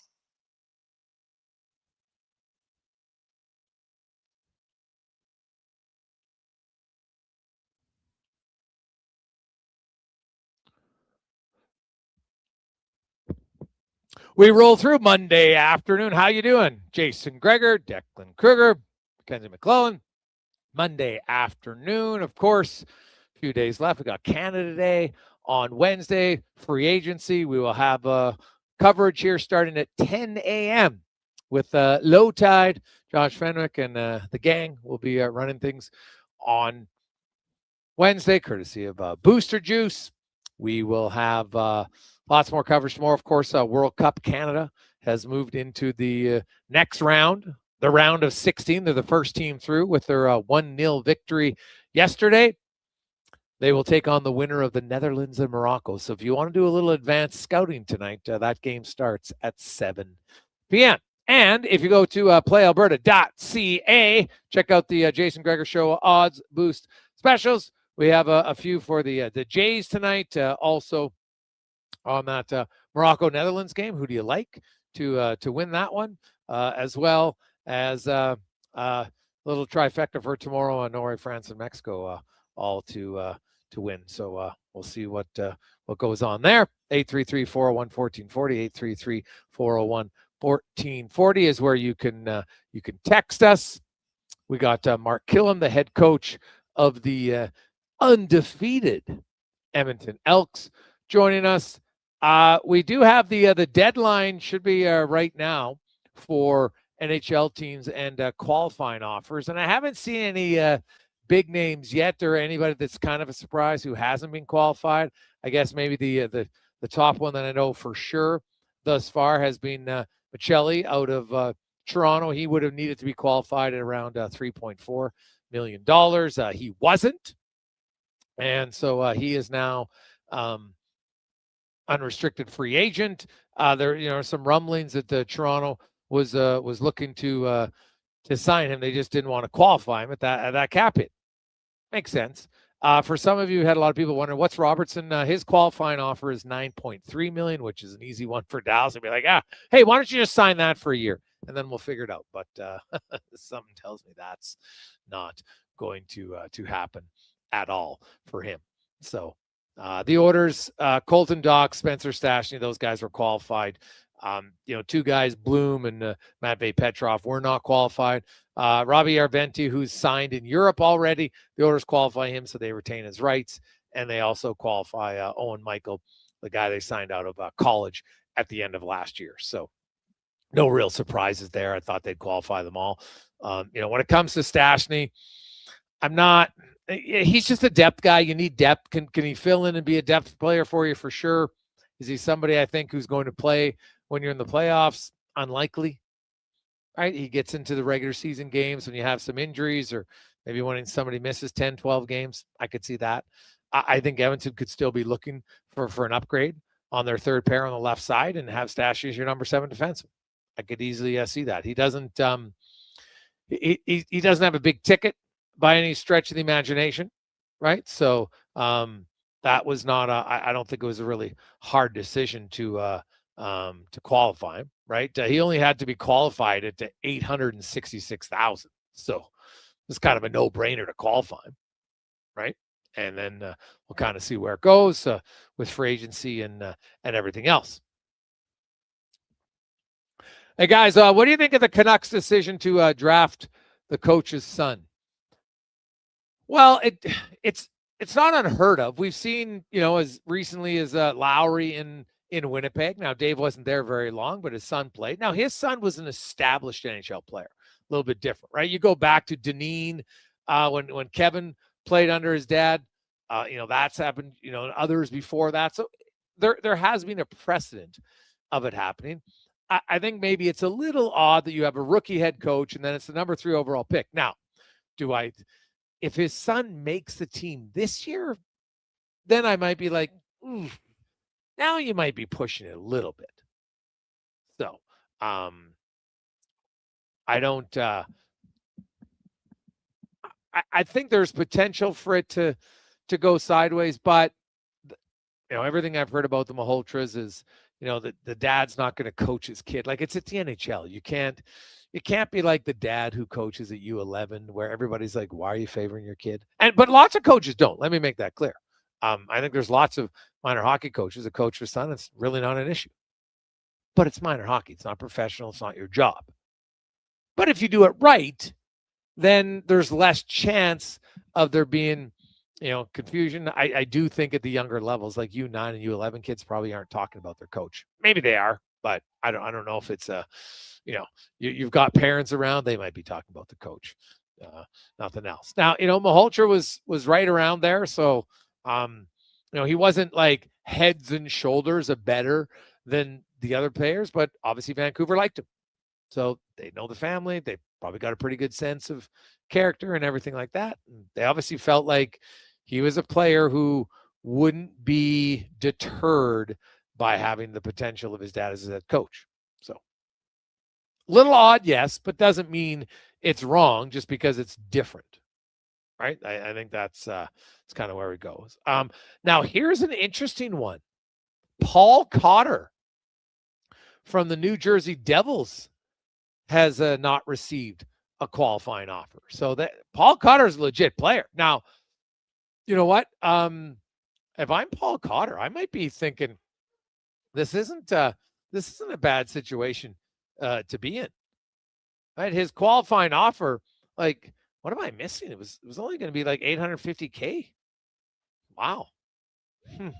Now, you know what? He scored 9 goals last year, 15 points. He's not big-time player or anything, but I think he's an NHL player. So, like, he's played the last 4 years in the league. So that is an interesting one to me, just because it's not due to a big salary, right? That's a little surprising to me, anyway. Right? He's been an NHL player for the last 4 years. He's only making $850, but obviously they don't think he's the answer there. Someone's going to sign him, but we'll see. Joe Veleno in Montreal, also another guy who did not receive a qualifying offer, and he will test the free agent market now as well. So the free agent pool at the bottom end definitely gets a few more players involved. Let's take a quick break so we get back on track, and we're going to hear from head coach Mark Kilam from the undefeated Edmonton Elks. It's a Gregor show presented by PlayAlberta.ca. Oh, one quick one here on the Oilers. Hey, Greg's with the qualifying offers, where's the Oilers salary cap? Well, the Oilers salary cap, because first of all, because it's qualifying offer, the player hasn't signed it, so it's not official yet. All right. But if you look at where the Oilers are cap-wise right now, they have 18 forwards signed, 18 players. Forwards, McDavid, Draisaitl, Hyman, Nugent Hopkins, Dickinson, Frederick, Podkolzin, Janmark, Szymanski, Howard, and Savoy. 6 D-men and Bouchard, Nurse, Wallman, Ekholm, Murphy, and Emberson, and Jari in goal. So that's 18 skaters, and that leaves them about $7.15 million. So Spencer Stastny, if he signs his qualifying offer, like he's $866K. Colton Dock, I'd be surprised if he signed his qualifying offer. I think they'll probably come to an agreement on a 2-year deal. He doesn't have arb rights or anything, so it's, he doesn't have a ton of negotiating power here. So let's say they sign those two at a combined 1.9. Let's just say that for a round number, right? Now you're down to $5.25 million, and you would have a goalie to sign and another forward to sign, maybe 2 forwards. So they have cap space. Now, if you move Darnell Nurse, I do believe they're going to bring a player back, but they also, how much is his cap hit going to be? Like, they're not just trading away Nurse and bringing back prospects. They want a legit player back, and he's obviously going to have some salary here. So we'll see where it goes. But the Oilers, they're not going to go big game hunting. First of all, there's not many big games to hunt in free agency. But they've got about $5 million, give or take, to play around with in free agency to sign a goalie and another forward or 2, and maybe even another defenseman, depending on what happens. So that's where they're at. Let's take a quick break. We'll return. Mark Kilam's next. It's a Gregor show presented by PlayAlberta.ca. Got a car you're ready to part with? Find out what it's worth. Fast, easy, and totally free at Go Auto. We're talking top dollar trade-ins, whether it's a little worn or still rocking that new car smell. Just a few clicks, and boom, you've got your value. Text value to 780-777-7777 to start. That's value to 780 all sevens. Why guess what it's worth? Let Go Auto show you the money. Listen up, friends. Operation Pizza is a go at Papa John's. They're introducing new personal pizzas just in time to celebrate the premiere of Toy Story 5. These adventure-sized pies come in new exciting flavors like Sheriff's Roundup, Space Ranger-oni, and Reach for the Pie. Or take your personal pizza to infinity and beyond by creating your own flavor just for you. Order 2 or more with Papa Pairings and get yours for only $9.99 each. New personal pizzas are ready for takeoff. See Disney and Pixar's Toy Story 5 in theaters June 19th. Mr. Rooter buries evidence in the desert.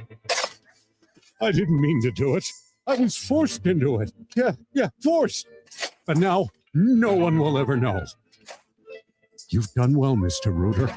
You did something awful, but you covered your tracks. It's done.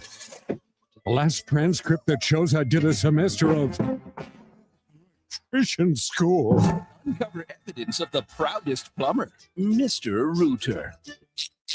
Cheering on Canada, Mexico, Australia, France, England, Brazil, Germany, Spain, and the rest of the world at the Druid Irish Pub. Your World Cup headquarters. Wear your colors, cheer on your team, and enjoy $6.50 Heineken every game. Plus, your chance to win a ton of World Cup merch, including hoodies, jerseys, soccer balls, and more. The Druid Irish Pub, your World Cup headquarters. Bringing Edmonton together, one soccer game at a time. The Druid Irish Pub. Cheer with us in the Mercer Building across from Rogers Place and Ice District.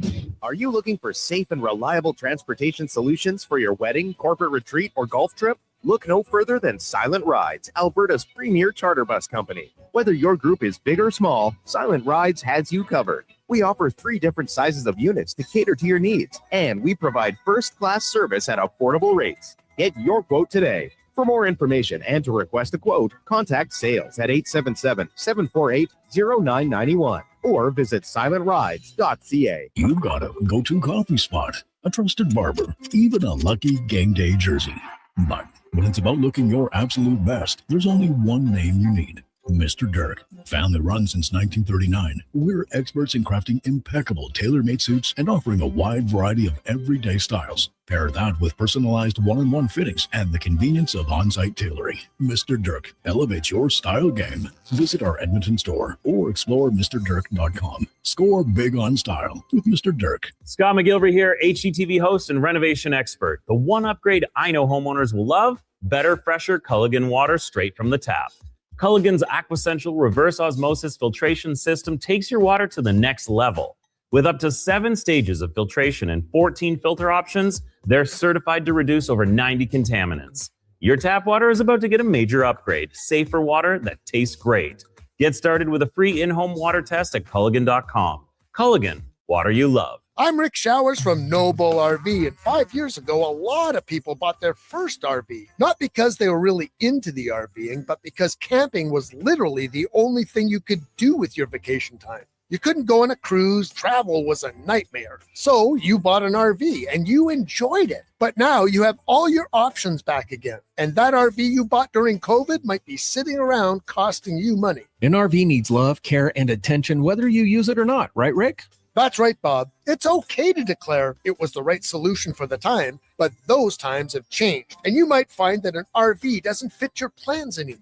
And that's okay, because we can sell it for you. Pass it along to a family that would choose camping over anything else available in the world today. So bring it to Noble RV. Together, we'll celebrate what it did for you when you needed it and what it can do for you now that it's time to move on.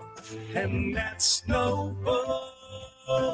NobleRV.ca. Party people!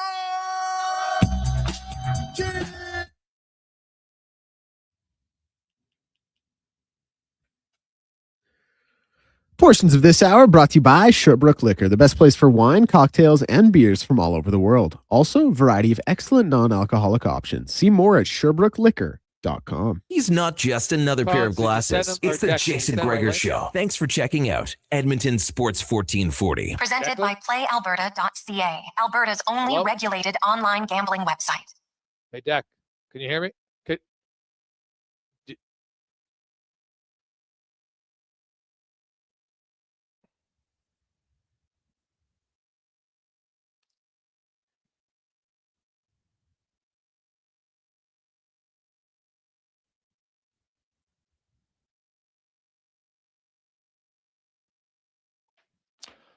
325. Welcome back, Jason Gregor. Declan Kruger with you, Sports 1440, sports1440.ca. YouTube, Facebook, X, Instagram, Twitch. Got Mac running all that over there. Give her a thumbs up. Subscribe. Say hello. It's awesome.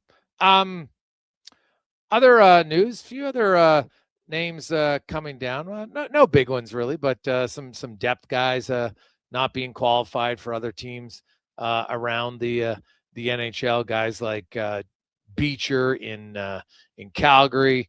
Who else has been a guy who's been in the NHL? No one really as a regular that I can see here as teams are starting to submit their lists publicly online. So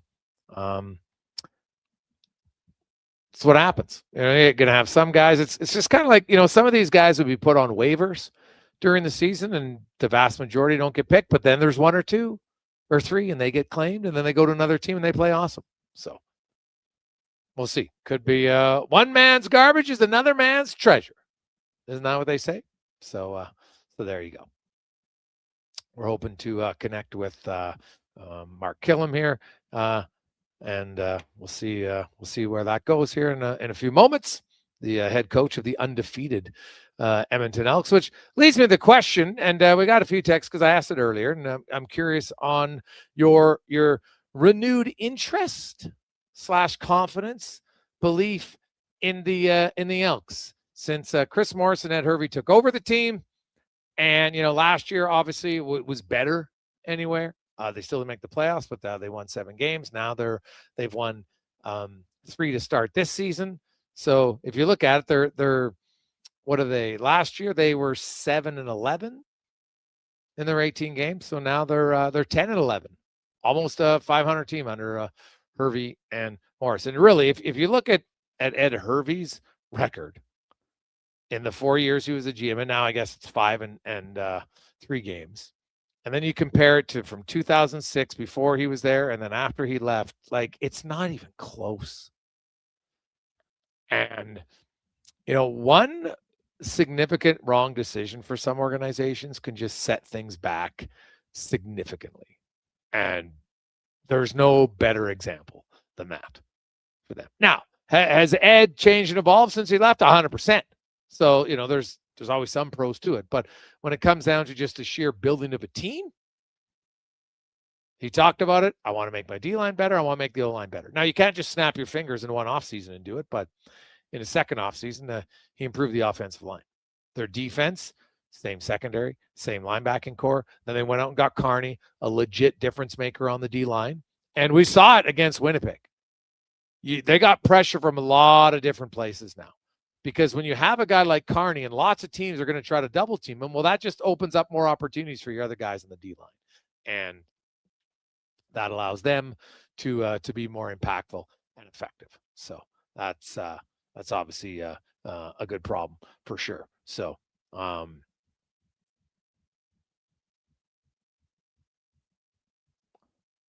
see what else is going on. We're just trying to connect with Mark, talking to Mike there from the Elks. So we'll see. You might just call him Declan. That might be the better way to go. So we'll see.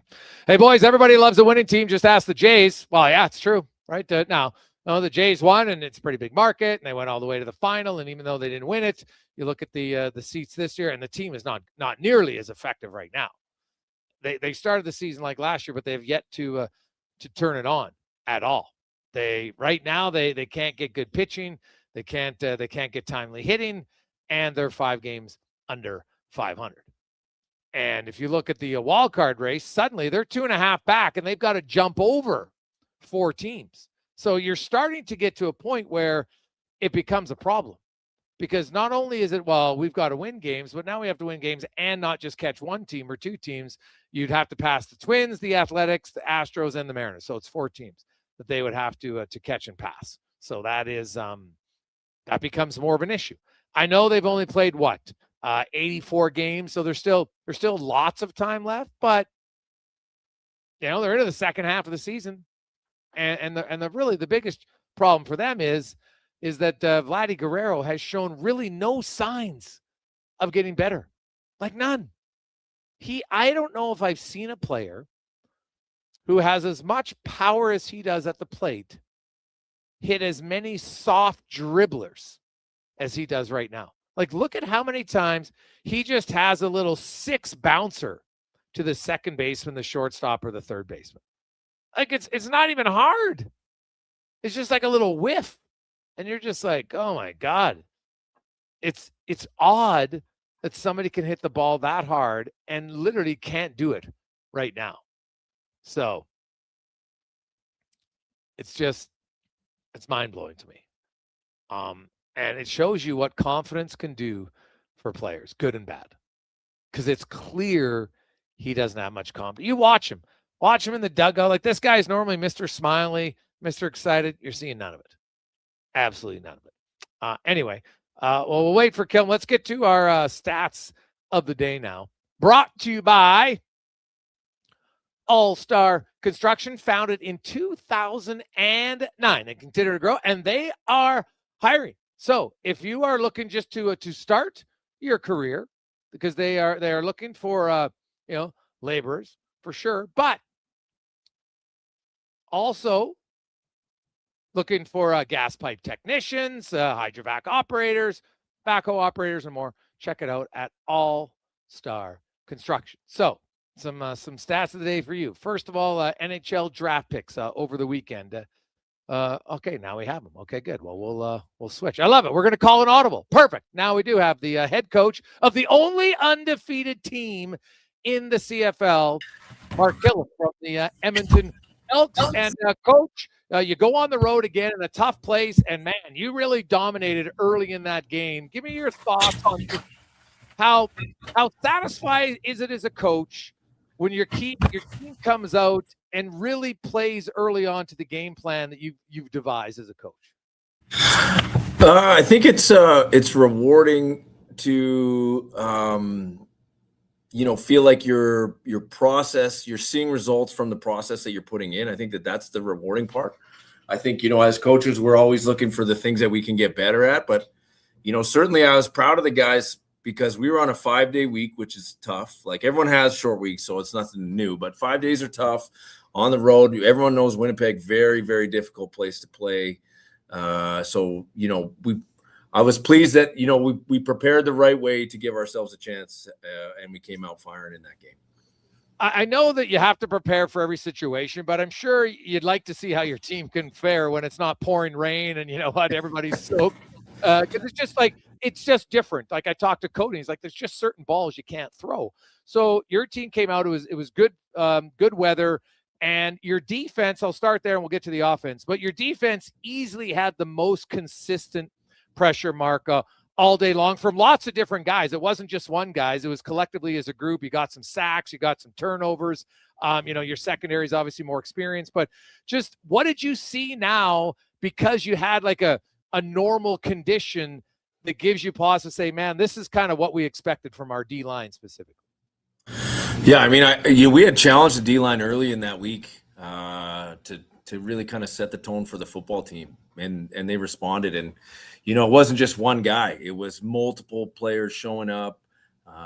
Getting Zach off a spot, having pocket control. Obviously, with our run fits against Brady, and I mean, Winnipeg, they got a massive O-line, and they're built to grind you down. And we knew the game was going to start up there, and so we challenged them. We kind of put it on them, and they met it. They met that challenge. I mean, right out of the gate, they met that challenge, and that hit that Jordan Williams had was big time. And it just kind of, when players make plays like that, yeah, your whole football team kind of elevates, and I think you could feel that on the sideline. Well, Mark, you're naturally an emotional guy, and I think that's one of the things your players I think gravitate towards. But when you have a player like that, because those type of big hits, they don't happen that often. But it's almost like scoring a home run or a big goal. Like, do you feel that on the sidelines, just the emotion, the intensity? Like, I would assume just it automatically elevates everyone, especially on the defense. You kind of have to have a little bit of a hunter mentality. No doubt. And I mean, and then you put in a 90-yard run on a forced fumble with a pitch that gets everybody geeked up. I mean, like those guys, those are plays that they're game-changing plays. That's what they are. And I mean, as critical as we were, we wanted to score on that, and we probably should have scored. But yeah, it's those kind of plays. We want to be a team that creates explosive plays. Everyone always thinks that's offensive and special teams, but that's definitely one of those that fits into that category as a game-changing play. Now, you mentioned as a coach, you're always looking for things to improve. And I would think if you look at the first half, you'd say, okay, guys, we're in the 5-yard line here. Our defense just had a great big hit. We had the lateral. Everybody's awake. Boom, we got to score this. And unfortunately, you don't. And then later on, you did gamble on third down, and it was the right call. If he doesn't bobble the ball, he's in the end zone, and it's going to be a touchdown. So, that's one where it's probably just a little bit of an execution. But where did you look at your offense? Because you came out, you scored, probably could have scored more, and then you had a little bit of a sag in the third quarter. What did you love from your offense, and what are the areas that you're going to try to, eliminate those longer stretches of ineffectiveness offensively? Yeah, I loved the way they started the game. I mean, if you remember, like we took a penalty on special teams and we started them on the 10-yard line.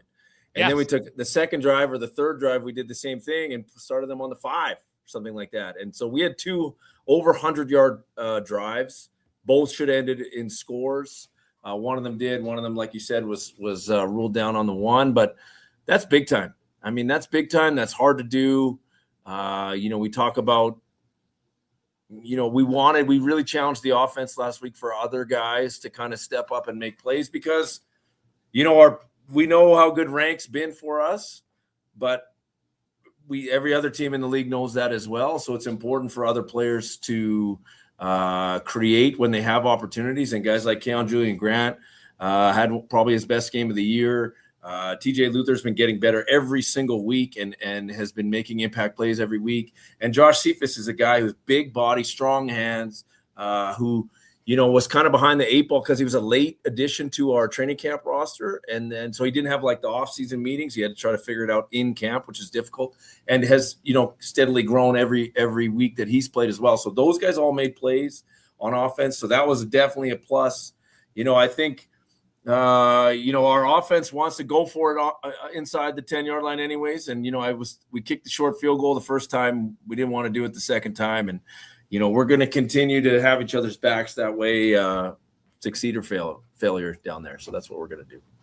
Mark Kilam joins us, head coach of the Edmonton Elks. And Mark, you've been around the league a long time. And last year, you and I talked, you had lots of growth as a head coach, and you feel like you're just more prepared this season and the coaching staff. And we're seeing that. And, your team started slow last year, and then you got off, we're pretty competitive, I think, for the final 12, 13 weeks of the season. Now you've had a good start. And now the challenge is, like, as a coach, how can you challenge your players differently? Like, when you see the mindset and there's probably way more belief in the room naturally, how do you as a coach then tap into that belief and say, okay, now I got to push him even higher? Yeah, I mean, the one thing it does is it validates, your formula for winning, and you feel like your process, your winning process, or however you want to phrase that, of how you go about preparing yourself to play every week. And I think it's really emphasizing the urgency in that every week, because every game is its own entity. Like, we don't ever talk about 3-0 or anything. Like, I never say that. That's not what we talk about. We talk about what do we need to do to go 1-0 this week, and what does that look like? And then we try to focus on that. And then we try to take, okay, so we had an extra day of practice today. Let's focus on the things that we need to get better at. And here's examples in all 3 sides of the ball. So we're trying to, constantly, keep the momentum going and build on those positive things, but really watching film with a critical eye and challenging ourselves, because we have high standards and high expectations in this building of where we want to go. What was your evaluation of your offensive line in good conditions? They've been pretty good, I thought, in the rain, but man, I thought they were just as solid. Like, Cody Fajardo he's barely been hit early on this year. Knock on wood. I don't want to jinx it, but man, it's been night and day, Mark, for just the protection you're getting from your offensive line. There's no doubt. I mean, you just said it. I mean, he's got pockets to throw from, and he believes that he has pockets to throw from, that's why I think you saw him in this game. I thought it was his best game as well. Obviously, conditions definitely played a part of that, but you saw him stepping up, ripping the ball. I mean, he was, he's really hitting those intermediate zones and firing the ball in there with authority. And, that's him having confidence in the protection in front of him. But it's definitely a credit to the O-line. I mean, they've been doing a great job. Even with, when we lost Woody, Cam stepped in there right away, and he's gotten better from his first game to his second game. And I mean, that's what you want to see. You want to see those guys gelling. Beardo's doing a good job on the inside, and run game protection in the pass game. Those guys are doing a nice job. So now you look ahead to the BC Lions, and you mentioned, hey, what can we do this week? The BC Lions early on have been susceptible to giving up points, Mark. So when you devise a game plan, now you've got 3 weeks of film on a team. Can you find you can dig in more because your team's confident, they like the plays they call, but also you can see how a team's been getting exploited through 3 weeks? Yeah, you definitely look at, what other teams have had success with, but they're also looking at that as well and trying to shore those areas up. But that's part of the art of game planning. You kind of go back, both those, if you just take their offensive and defensive coordinators have been around the league for a long time, and things that they like to do or ways that they've played you in the past. And I think you learn from those experiences, or good and bad. So I think, that you take all that data into play, and then you kind of pair it with what your team looks like right now and where your weapons are, and, the guys that you're trying to get plays. And, from us playing against BC, I mean, that was a team that put it on us really in every game we played last year against them. All our other games were close in some of our other losses, but not against BC. So, they're a team that knocked us out of the playoffs last year. You got all those storylines that you want there, but we know we need to play good football, play team football if we want to win this week. Mark, I know lots of people have different ways to prepare for games as individuals and as coaches. And, some guys are listening to music, some guys are doing whatever, some guys want to be super focused on it. Canada is in a game that starts, I think, 6 hours before you guys play on Saturday. They're either going to play the Netherlands or them. And I know athletes, even if you're not a diehard soccer fan, most people like to watch other sports. Do you encourage guys to watch that? Because it's like, hey, because you can't focus intently for 6 hours. What's your thought process? Do guys watch other events? Where do you come out as a coach, or is it all on each individual player and what they want to do together? Yeah, I treat them like men. I mean, we're professionals in this building. I mean, if they want to check in, they can check in, but, full expectation is that they're focused on our task at hand. And, I didn't even know they were playing. So you just told me that, but, I'm focused on the task at hand as well. But I was actually in a meeting. That's why I was late. Sorry, jumping on here with this confusion. I don't know. But, if they want to check in, then that's great. We're supporting the things. But, we all got a job to do. And that's always our number one focus. So can you take me through a game day? It starts at 5:00 in BC, or 5:00 Edmonton time on Saturday. How early do you get to the stadium, Mark, as a head coach? Tell us, our listeners, kind of what's a game day look like when it starts at 5:00 for you? Yeah, so that's an earlier game, start early-ish. So, the guys will wake up. Usually on the road, we have, for a typical night game, we'd have meetings and or walkthrough at the hotel on game day. And we lead that right into, there's a chapel if the guys want to go to that, but there's also, then it goes into pregame meal. And then we have 2 buses that usually run to the stadium, and they're kind of staggered. Some guys like to go really early.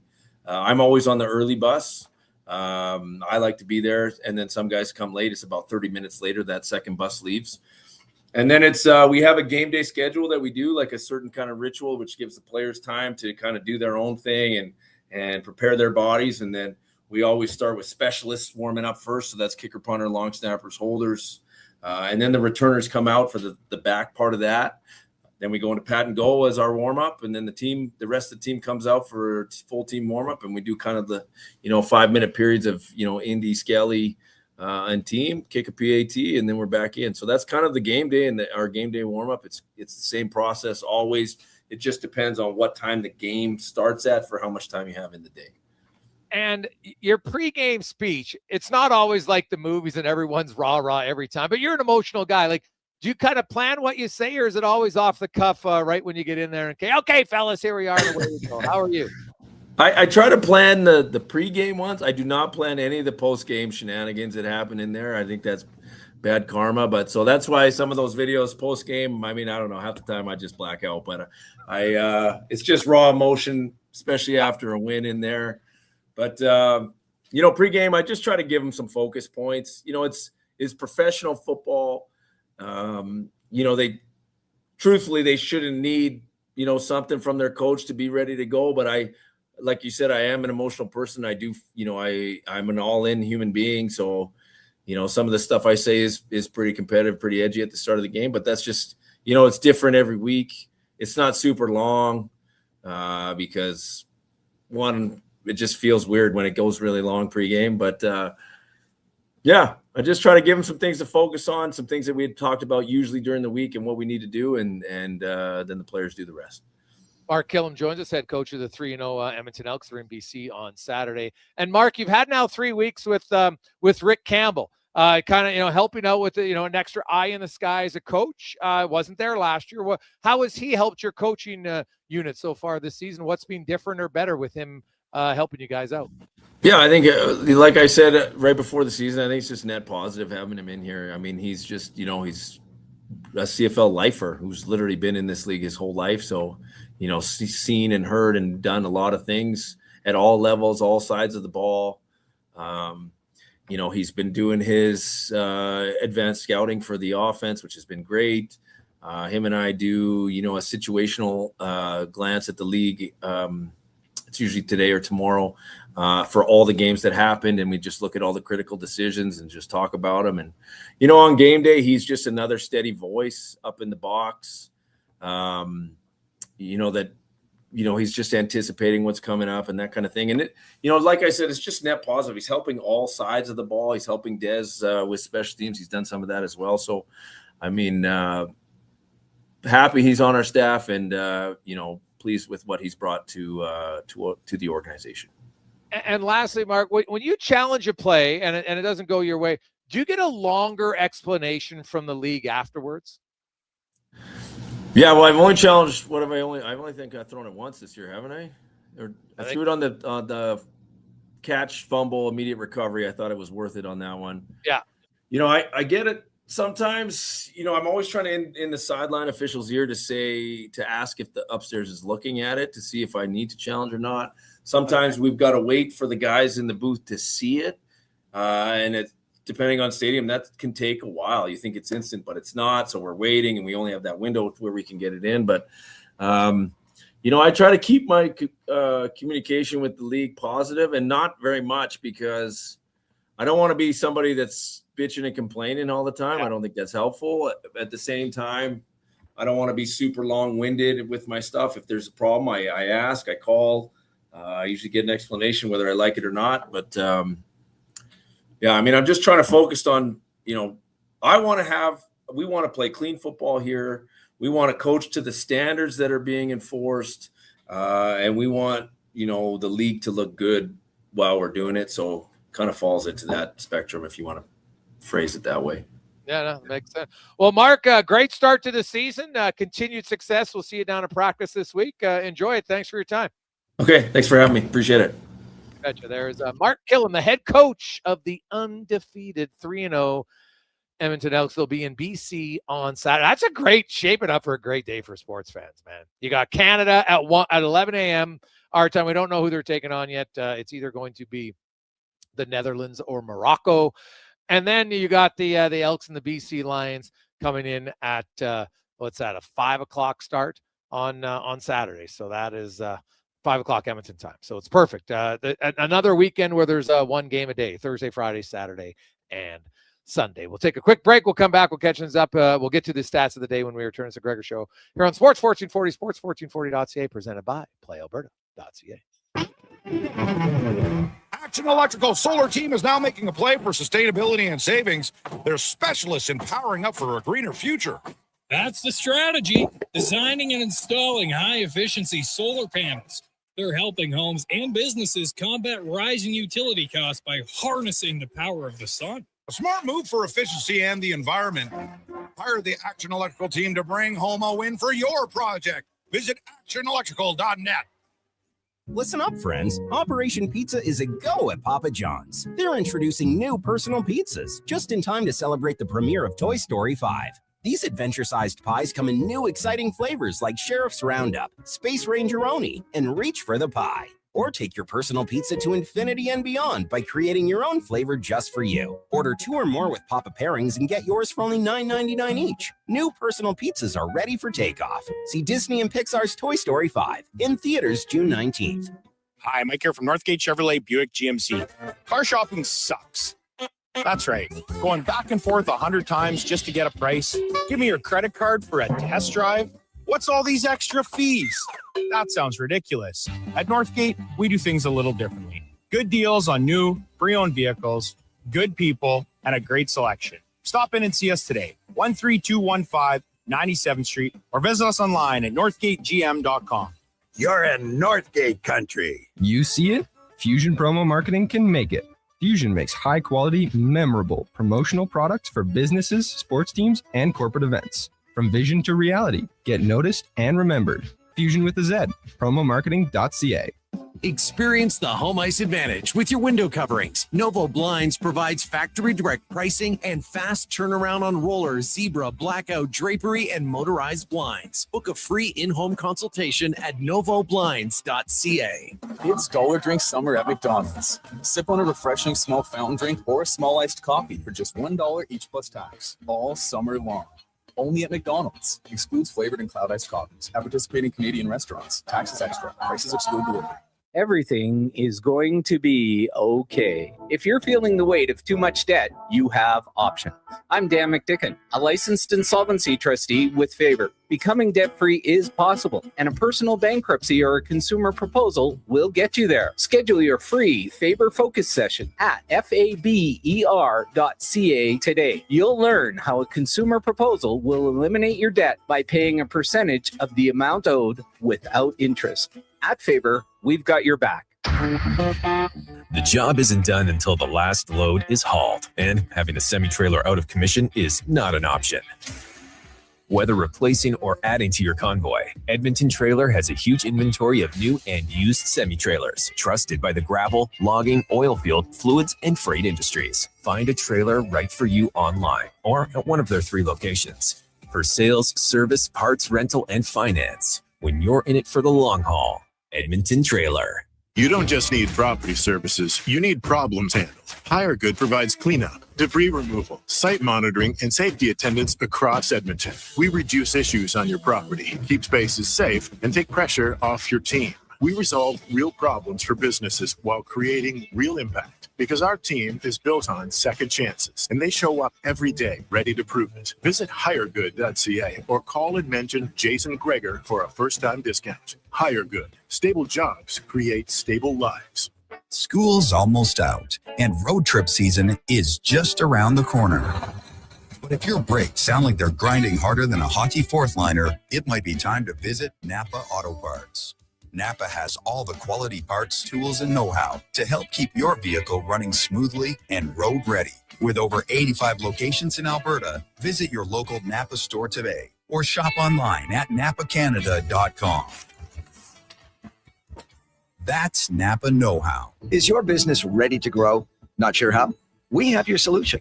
We are Stingray. Whether your customers are around the corner or across the country, Stingray connects you with radio to digital advertising, including connected TV, search and social, programmatic, digital advertising, and digital out-of-home. From idea to execution, we've got you covered. With creative and production, cross-platform integration, detailed reporting, and one-on-one support, it's the easy way to make your business grow.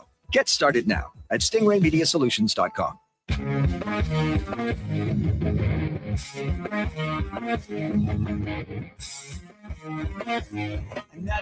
Portions of this hour brought to you by Papa John's. Get the puck drop special at Papa John's, a large 2-topping pizza and 8 wings for only $28.99 with promo code PUCKDROP at papajohns.ca or on the Papa John's app. Pro sports, local sports, minor leagues, you got it all. It's the Jason Gregor Show on Sports 1440. Presented by PlayAlberta.ca, Alberta's only regulated online gambling website.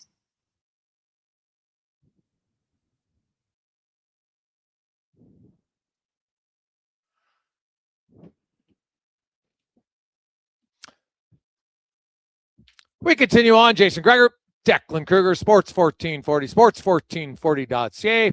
Over at YouTube, Facebook, X, Instagram, and Twitch. We got Mac running the show, so be sure to say hi, give her a thumbs up, hit the subscribe button. It's always good. It's always great. We very much appreciate it. The Gregor Show brought to you by PlayAlberta.ca. And we got loads and loads of texts coming in. Guys, I have to admit, I am much more interested and excited in the Elks. Looking forward to getting out to the game. We were supposed to go to the first one, but decided not to in the pouring rain. And that's fair. I know people that had season tickets who opted out. Obviously, the walk-up was going to be hard in that game. And the Elks' next home game is next Thursday when they take on Ottawa. And they're either going to be 4-0 or 3-1. So either way, they're going to have a really good record, an opportunity to beat an Ottawa team that is winless thus far. Although Ottawa's looking better. Man, they almost came back and won that game against Montreal yesterday. That turned out to be a really good game, man. Really good game. So I liked it. Now, let's get to it. We talked about it earlier. Let's get to our stats of the day, brought to you by All Star Construction and NFL draft over the weekend. NHL draft, over the weekend. Canadians, if you look at it, in the first round, there was 10 Canadian picks, 5 in the first 9 picks. Second and third round had 9, as did the fourth. Fifth round had 15. Sixth and seventh had 8 players. The WHL had 37 players drafted. Edmonton, Vancouver, Portland, and Prince Albert each had 3 picks. Medicine Hat had 4. Now, there's also some players that would have played in the dub that obviously have left early. Now, I will say, I don't know, maybe it's just me, but you see, Denver University tweeting out, oh, congratulate, Daxton Rudolph. Well, he hasn't played a game for your program, and you're claiming that he's I get it because he's there now, but I don't know. Maybe it's just me, but it's a little bit odd. Wasn't in your program. As far as a draft pick, he is coming to your program, but it wasn't in it. But I don't know. That just felt a little odd to me. It's something that we're going to see a lot of, I would think, moving forward. To the CFL, as mentioned, Justin Rankin had 109 yards rushing. He became the first player in Edmonton franchise history with 3 straight 100-plus yard rushing games to start the season. They've never had that. All the great running backs over the years, no one's ever rushed 100 yards for the first 3 games of the season. The last CFL player to do it was Corey Sheets, and he had 6 consecutive games of 100-plus yards to start the season. He finished that year with 1,598 rushing yards. Rankin has 387 rushing yards through the first 8 games. Obviously, he's well on pace to get to 1,000 rushing yards. That's kind of a no-brainer, I think, at this point. But you look at it on the season, he's still on pace for 2,300 rushing yards, which would be a CFL record. There's a long ways to go. He's still on pace to shatter the yards from scrimmage record, and still on pace to be the first player ever to have 1,000 rushing yards and 1,000 receiving yards. Another storyline, I don't know if you watched it over the weekend or not, but Janarian Grant had a 68-yard punt return touchdown. It's the 11th of his career, which moves him into a tie for second place all-time with Earl Winfield. I don't know, Deck, did you remember Earl Winfield at all? Hate to be that guy, but can't say I really do. A little before your time? Okay. And so you don't really remember the Giz then either, do you? No, obviously through highlights and stuff like that, but it was my area for returners was Bashir Livingston, if you remember him. Yeah. Oh, yeah. Oh, I know Livingston. Yeah, he was great. But yeah, Earl Winfield, number 1 in Hamilton. He was a hell of a return guy. Great receiver, too. So he's second place all time with 11. And Janarian Grant's tied for second. Very quietly, I don't think a lot of people talk about how good Janarian Grant is. The only guy better in CFL history, Gizmo Williams. Now, he has 26. Long ways to go, but don't sleep on Janarian Grant. If you're a fan of the league and you're a fan of returns, you might want to watch that as well. Now, to the World Cup. Hey, I understand there's pressure on some of these big countries. You want to have success at the World Cup, but I don't know if this is normal or not. But so of the top 20 ranked teams in the world, the only team that didn't make it through to the round of 32, Uruguay. And they lost their final game 1-0 to Spain, which allowed Cape Verde to advance. And they were not happy about it. The AUF, Uruguay Soccer Federation, this seems a little petty to me, but they canceled the charter flight that was set to take players from their base camp in Mexico back to their capital city of Montevideo. Instead, the players had to take commercial flights either home or to vacations with their family. So, ouch! They were a little perturbed at that. So the only top 20 nation not to move on to the elimination round. As talking about all week long World Cup, we had Brazil beat Japan, so Japan's gone home now. Same with South Africa. You got Germany and Paraguay going on right now, Netherlands and Morocco. Then tomorrow, Ivory Coast and Norway, France and Sweden, Mexico and Ecuador. Wednesday, England versus Congo. Belgium, Senegal. USA versus Bosnia and Herzegovina. Thursday, Spain, Austria. Portugal, Croatia. It should be a hell of a match. Switzerland and Algeria. Then on Friday, Australia versus Egypt.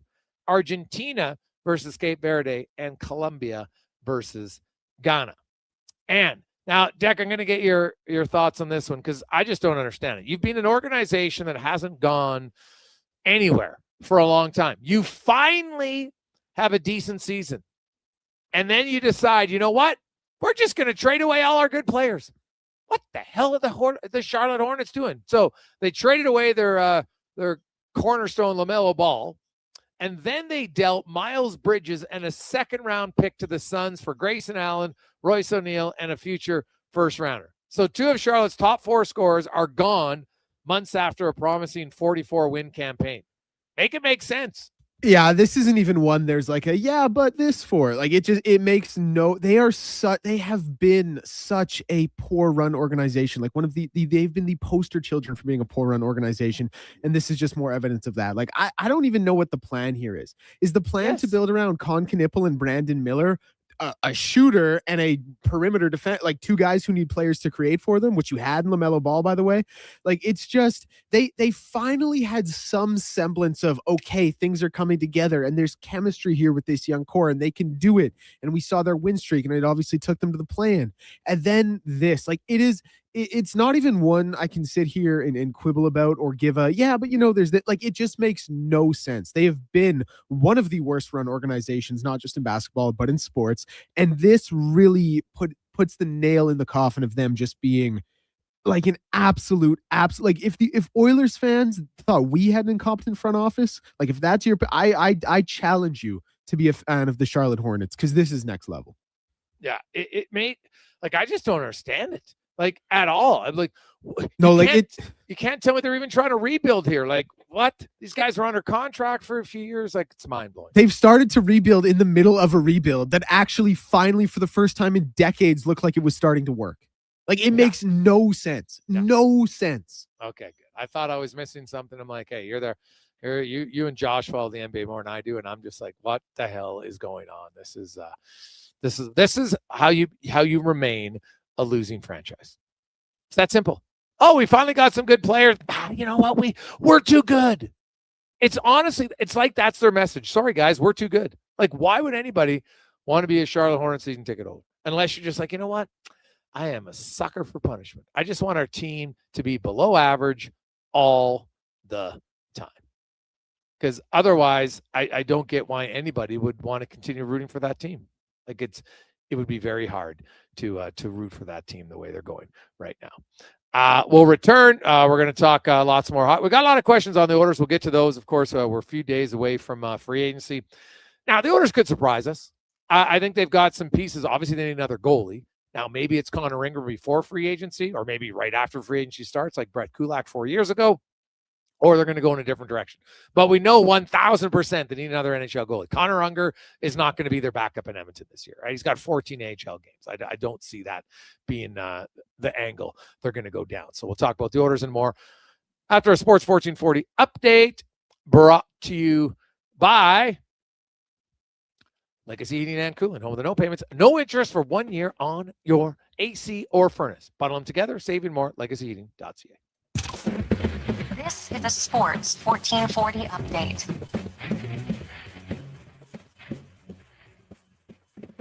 Coming to Oilers news is they have issued qualifying offers to defenseman Spencer Stastny, as well as forwards Colton Dock, Roby Arventi, and Owen Michaels. Panthers acquiring the rights to Radko Gudas in exchange for the rights to AJ Greer, and the Toronto Maple Leafs making moves as they have extended Troy Stetcher at a $1.35 million AAV for the next 2 years, while they have not given Matthias Michelli his qualifying offer, and he will become a UFA. Breaking NBA trade coming down earlier. John Morant being traded to the Portland Trail Blazers in exchange for Jeremy Grant and Chris Murray, and Lou Dort picking up his $17.7 million team option with the Oklahoma City Thunder. FIFA World Cup from earlier today was Brazil over Japan 2-1. Germany and Paraguay currently tied 1-1 in the 77th minute. MLB will get going at 4:35. That's in about half an hour's time with the White Sox and the Orioles. The Mets and the Blue Jays, they'll play at 5:07 in Toronto. Trey Savage on the Bump. And you can listen to that one at Sports 1440 AM following the conclusion of the show. I'm Declan Kruger. This has been a Sports 1440 update. Sports 1440, Stingray radio station. CKJR broadcasts from West Edmonton Mall and Wetaskiwin. Download the free Stingray music app and listen wherever you go. Legacy Heating and Cooling is serious about cooling. In fact, we offer multiple ways to cool your home. So you better Call Legacy. Call Legacy. If you're looking for traditional air conditioning, we got you. Call Legacy. Call Legacy. Or ask us about a heat pump to help you heat and cool. Call Legacy. Call Legacy. Cool with AC or cool with a heat pump. Cool your home with Legacy Heating and Cooling. With Play Alberta, backing the home team goes beyond the bets. That's because your picks have provincial impact. Play Alberta is the only app in the province that puts all revenue directly back into supporting programs and services that Albertans rely on every day. By investing in the General Revenue Fund, every play, bet, and buy made on Play Alberta helps make a difference across the province. Visit playalberta.ca/Gregor to learn more. That's playalberta.ca/Gregor. Must be 18 plus to play. If you gamble, use your game sense. Listen up, friends. Operation Pizza is a go at Papa John's. They're introducing new personal pizzas just in time to celebrate the premiere of Toy Story 5. These adventure-sized pies come in new exciting flavors like Sheriff's Roundup, Space Rangeroni, and Reach for the Pie. Or take your personal pizza to infinity and beyond by creating your own flavor just for you. Order 2 or more with Papa Pairings and get yours for only $9.99 each. New personal pizzas are ready for takeoff. See Disney and Pixar's Toy Story 5 in theaters June 19th. Need a new ride for road trips, errands, or just life on the go? Go Auto offers a massive selection with over 15,000 new and used vehicles to choose from. With over 70 locations across Western Canada, finding your next ride has never been easier. Whether it's a roomy SUV for the family, a sleek car for the open road, or a rugged truck for your weekend adventures, you'll find it here at a price you'll love. Explore thousands of vehicles today at goauto.ca. I'm good to go. With Mortgages to Go, you'll be good to go. MortgagesToGo.ca says yes when the banks say no. That's why Alberta has trusted Mortgages to Go for over 23 years. If you need cash and have equity in your home, you're approved instantly, guaranteed. Call 1-888-888-5998. That's 1-888-888-5998. With Mortgages to Go, you'll say, I'm good to go. There's still time to book your tournament at the Ranch Golf and Country Club. As one of Alberta's top tourney courses, the Ranch makes hosting fun and easy for any group or business. No matter how unique or unusual, they'll accommodate your vision for an event no one will soon forget. Start planning your tournament today at their beautifully landscaped course on the outskirts of West Edmonton. On-site event coordinators are here to help, but hurry, availability is limited and booking fast. Visit theranchgolf.com. Bashaw Concrete Products. From concrete and septic tanks to blocks, precast water pads, Jersey barriers and aggregates. Farmers, contractors, homeowners. Plan your next project at BashawConcrete.com. Family owned, over 60 years pouring. Bashaw Concrete Products. Once again, start here. BashawConcrete.com.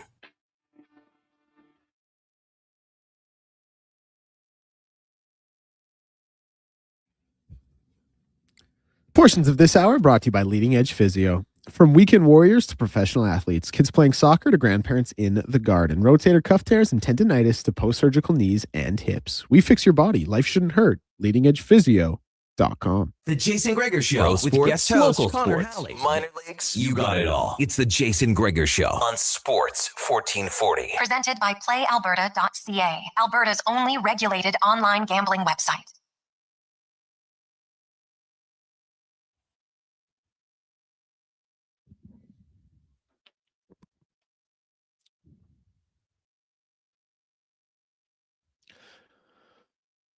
Just after 4 o'clock. How you doing? Halfway through the show, we're getting closer. Collins, Deck, what's the update in the World Cup game? It is 1-1 here in the 77th minute between Germany and Paraguay. Germany really pressing the action. Paraguay had the lead. Germany tied up the game, and they are really pushing for the leader now. Yeah, like that would be a pretty massive upset if Paraguay somehow finds a way to win this game. Yeah, like I helped my mom do a bracket, and it actually is due after this game. And I told her, listen, if Paraguay ends up winning this game, I can't help you. Just put whatever on there because I don't know. Yeah, well, I'm looking. You know what? Hope there's always going to be some upsets. It's somewhere. It's the history of sport. Usually, I shouldn't say there's a guarantee, but usually you'd think there'd be some. And we'll see. Morocco, Netherlands, man, that's a tough one. Both are pretty damn good teams, and Canada is definitely going to be in tough either way. I'm not sure I can look and say, well, one's a better matchup than the other one per se for them. We'll see. Stylistically, I'm not sure if I see one where I say, oh, that gives a better chance. But if it's me, Kyle Laren's starting that game. I think he's a better pure finisher, and you're probably not going to get as many scoring chances as you had against South Africa, and they didn't bury them. So, see where it goes. Hey, Greg, so how do you think the Jays are going to receive Bo Bichette tonight? I think he's going to get a standing ovation. Why wouldn't he? The guy played great. Like, you know what? The Jays had an opportunity to sign him. They chose not to. He went, to the Mets. I don't think there'll be any ill will for Bo Bichette, especially right now. Like, Bo Bichette's not playing great in New York. The Jays aren't playing great without him. Like, sometimes, you know what? You look and say maybe the two sides would be better off staying together. Because Bo Bichette in Toronto, the guy got you a lot of hits, a lot of doubles, lots of RBIs. And right now, they are missing it. Now, Ernie Clement's been good, but he doesn't hit as much, with as much pop as Bo Bichette does. So, I think he'll get a rousing ovation. No question. 833-401-1440, 833-401-1440 is the Gregor Show, presented by PlayAlberta.ca. Some other, let's get to the oil report now, brought to you by Go Auto. Not only do they have 15,000 different vehicles for you to choose from, they also care about their community. They have donated over $27 million to various charities and the communities they live in. That is unbelievable at goauto.ca. So some news on the Edmonton Oilers. Nothing really news on the Darnell Nurse front. As of Sunday, my understanding was his list was still Boston, Pittsburgh, and Philly. However, the San Jose Sharks, the Anaheim Ducks have both expressed interest. I mean, talking about it, but obviously, you know what? It would be up to Darnell Nurse to have to expand his list of teams. And part of my understanding is going out east, closer to both families for him and his wife. That makes some sense. But you know what? Maybe the allure of California, maybe that does it. I don't know. I wouldn't claim to know enough about Darnell's personal life, his family life, to think that how much of that issue would be. But hey, I get it. You know what?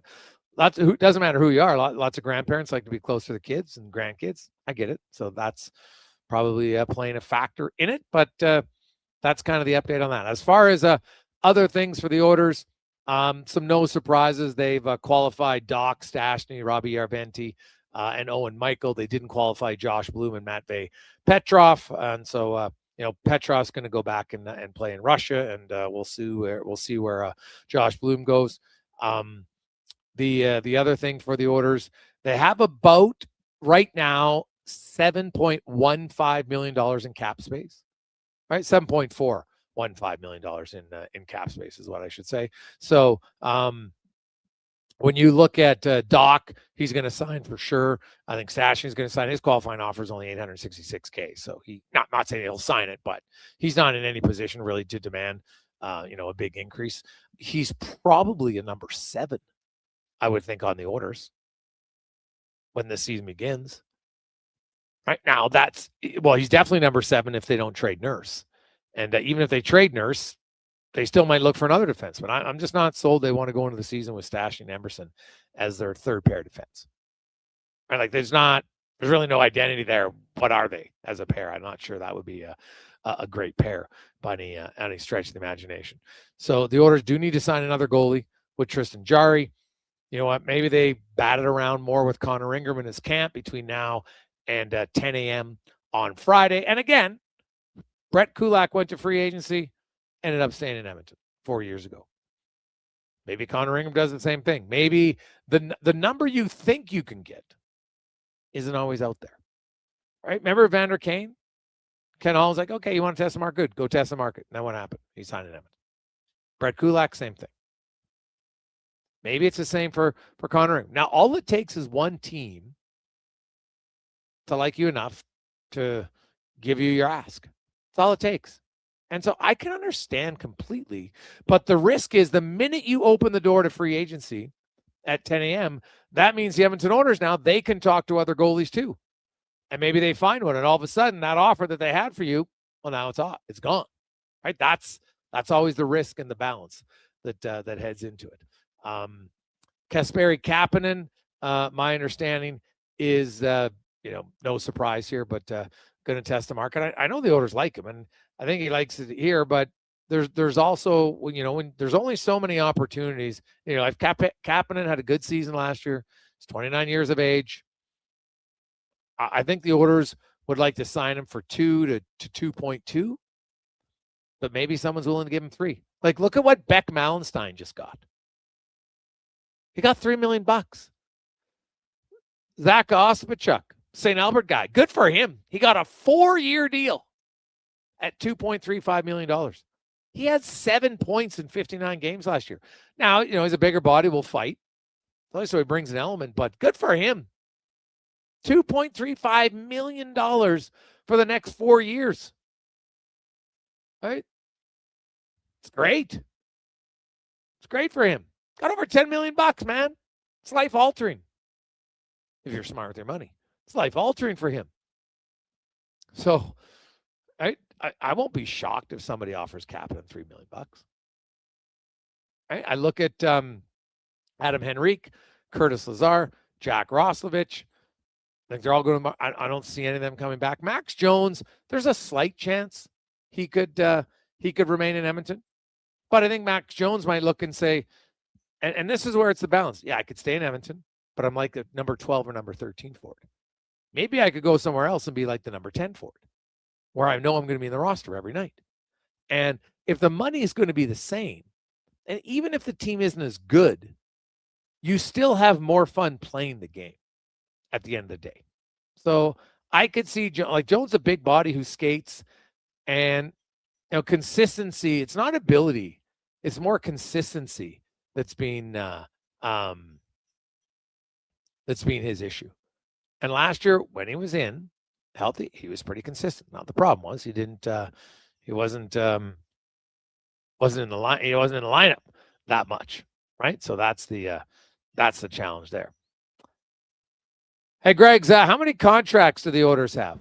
Oh, they're not close to 50. I think they're at 36 right now. I'm pretty certain they're at 36 now. If you say Doc and Stastny and Michael, so that would put them at 39, right? Because those guys have been qualified. Robbie Yarventi won't count because he's in Europe, so they have more than enough space to go out and sign. Keep in mind, right? Like their contracts that they're going to fill out really will probably come to guys looking on 2-way deals who they feel can be somebody that when you call them up, they can impact and play the game. And there's quite a few players like that. Like the gap between AHL guys and bottom 6 players in the NHL is pretty thin. It comes down to consistency, and a lot of times it comes down to simply opportunity. And you get an organization, a coach suddenly likes you. Now you're getting on the penalty kill. You're playing, instead of playing 8 minutes or 9, now you're playing 12 a night, and it's easier to contribute. And we've seen lots of guys do that, right? Like look at Paul Cotter, Joel Veleno. Like those guys have been NHL players. All of a sudden, they weren't qualified for low numbers, by the way. A little surprising to me. So there's some other bottom 6 guys that are available in the market. So there's lots of bodies for the Oilers.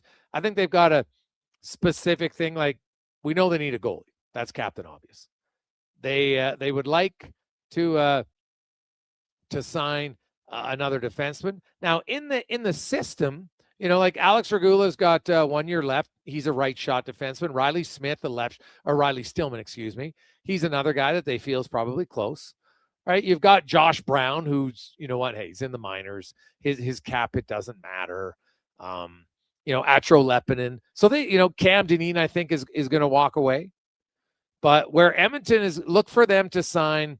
They don't have a ton of forwards at the American League level right now, right? You've got Barjmala, you've got James Stephen, Connor Clattenburg, Brady Stonehouse, Quinn Hudson, Aku Ratti, William Nickel. That's it. Right? Samuel Poulin is going to UFA. So, James Hamlin, I think is going to test the market, as he should. Like James, I think James is the guy who in the right organization can play in the NHL. And I could see why I might say, you know what? I'm looking for a different opportunity now.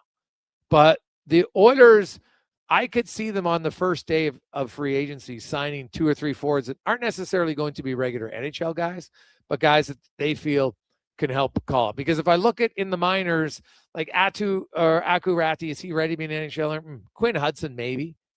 Right? Connor Clattenburg is more of a fourth line guy. I know he's an energy player, but they want him to improve his skills a little bit more. I know you saw him for a few games. Everybody loved his energy because they had none. And so when he came in, it was noticeable. But Colton Dach's just got way more skill and plays with a similar style. So Varjmala, I think, is a guy who's trending in the right direction. Hopefully got a little bit stronger this offseason. He'll come in and maybe he gets some games next year. Quinn Hudson, kind of a similar story. Like when he got called up a second time, he didn't really do much. Right? I think, and I'm still not sold that he's going to be a regular NHL player. He might be, but I don't know if it would be in Edmonton. I could be wrong on that. I just don't know if he could or not. So, hey, Gregor, does the dressing room just like Nurse? No, not at all, Brian. Not at all. Nurse is very popular amongst his teammates. He's the guy. He's been their DJ for a decade. Runs all the music. Vocal leader on the team. No, that's not the issue at all. I think Nurse feels like the organization, which came to him basically and said, hey, we'd like to trade you. He was like, okay, you know what? I'm out. And I can respect that. I understand. You don't want to stay if you don't feel 100% wanted, and makes perfect sense. We'll return and we'll talk about history, wanting, and matchups. Which one's better? Next on the Gregor Show, presented by PlayAlberta.ca. Legacy Heating and Cooling is serious about cooling. In fact, we offer multiple ways to cool your home. So you better call Legacy. Call Legacy. If you're looking for traditional air conditioning, we got you. Call Legacy. Call Legacy. Or ask us about a heat pump to help you heat and cool. Call Legacy. Call Legacy. Cool with AC or cool with a heat pump. Cool your home with Legacy Heating and Cooling. Listen up, friends. Operation Pizza is a go at Papa John's. They're introducing new personal pizzas just in time to celebrate the premiere of Toy Story 5. These adventure-sized pies come in new exciting flavors like Sheriff's Roundup, Space Ranger-oni, and Reach for the Pie. Or take your personal pizza to infinity and beyond by creating your own flavor just for you. Order 2 or more with Papa pairings and get yours for only $9.99 each. New personal pizzas are ready for takeoff. See Disney and Pixar's Toy Story 5 in theaters June 19th. Expand your brand with Fusion Promo Marketing. Fusion is your trusted partner for all things branded merch and apparel. Thousands of products perfect for businesses, sports teams, and corporate events. Fusion with a Z.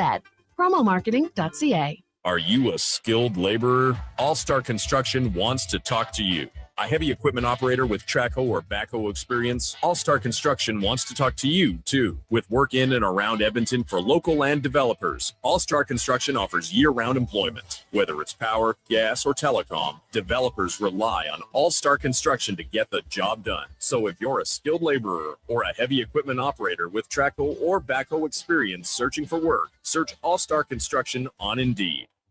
Well, get ready for a silly hockey fans. Your partner in power just skated onto the ice. EWEL.ca, the new e-commerce website for electrical wholesalers Edmonton, is ready for the power play 24/7, 365. UL skates to where the puck will be in 5 years. Now that's forward thinking. Killer selection, slamming products from the best brands, and legendary service. Don't sit on the bench. Get your account today at EWEL.ca and win that project. Plug into your partner in power. Get an EWEL.ca Wanye account today. The job isn't done until the last load is hauled, and having a semi-trailer out of commission is not an option. Whether replacing or adding to your convoy, Edmonton Trailer has a huge inventory of new and used semi-trailers, trusted by the gravel, logging, oil field, fluids, and freight industries. Find a trailer right for you online or at one of their 3 locations. For sales, service, parts, rental, and finance, when you're in it for the long haul, Edmonton Trailer. It's cone season at McDonald's, which means vanilla cones are $1 each plus tax in the McDonald's app all summer long. Soft, creamy, and crunchy. For just $1 each plus tax exclusively in the McDonald's app. App download and registration required at participating McDonald's in Canada. Hi, Edmonton. Fuel prices are climbing, and Subaru fights back with the all-new, all-electric 2026 Trail Seeker. With up to 444 kilometers of range, fast charging, legendary Subaru symmetrical full-time all-wheel drive, the Trail Seeker is built to help you go further. And when summer adventure calls, it's ready with towing capacity of 1,587 kilograms. Test drive the all-new Trail Seeker. Visit your local Subaru dealership today and seek every trail. Welcome to Uncommon. Cheering on Canada, Mexico, Australia, France, England, Brazil, Germany, Spain, and the rest of the world at the Druid Irish Pub. Your World Cup headquarters. Wear your colors, cheer on your team, and enjoy $6.50 Heineken every game. Plus, your chance to win a ton of World Cup merch, including hoodies, jerseys, soccer balls, and more. The Druid Irish Pub, your World Cup headquarters. Bringing Edmonton together, one soccer game at a time. The Druid Irish Pub. Cheer with us in the Mercer Building across from Rogers Place in Ice District. Okay, new strategy. I'll just live in the freezer till October. It's spacious in here. It's spacious. There's a better way to survive the coming AC season. Pro Solutions is your one-call solves-it-all expert for AC repairs, tune-ups, and new installations. We offer convenient financing options and fast appointments so you can enjoy your entire home, not just the freezer. Now I can leave the frozen peas where they belong. Book now at prosolutionsinc.ca. Alberta, we're wild and tough and beautiful. We agree that good enough isn't good enough. And though everything that matters starts with a home and a family. At Lux, our family has been handcrafting windows and doors for this incredible place for over half a century. There's no place we'd rather be. Everything we are is windows and doors.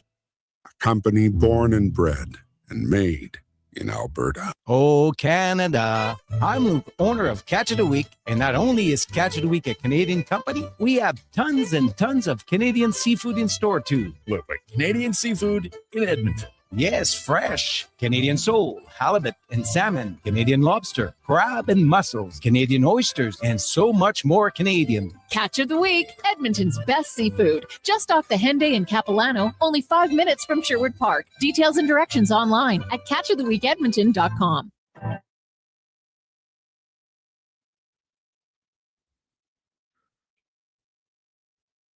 Portions of this hour brought to you by eWill. Helping you find your electrical project is their goal. From pod lights to electrical panels, the gear you need is at ewill.ca or in person at one of their Edmonton area locations. ewill.ca, your partners in power. Pro sports, local sports, minor leagues, you got it all. It's the Jason Gregor Show on Sports 1440. Presented by PlayAlberta.ca, Alberta's only regulated online gambling website.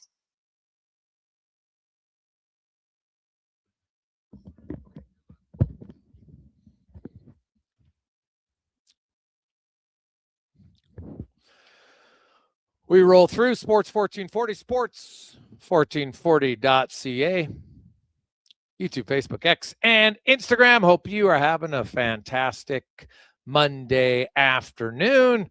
Of course, sports fans, there's no shortage of sports for you. The World Cup is ongoing as we speak. If you missed it earlier, Brazil did beat Japan, and so they have moved on to the next round. Paraguay and Germany are now into extra time. Are we going to get to penalty kicks here? Oh my goodness, that would be. Now the Uruguay was pretty upset.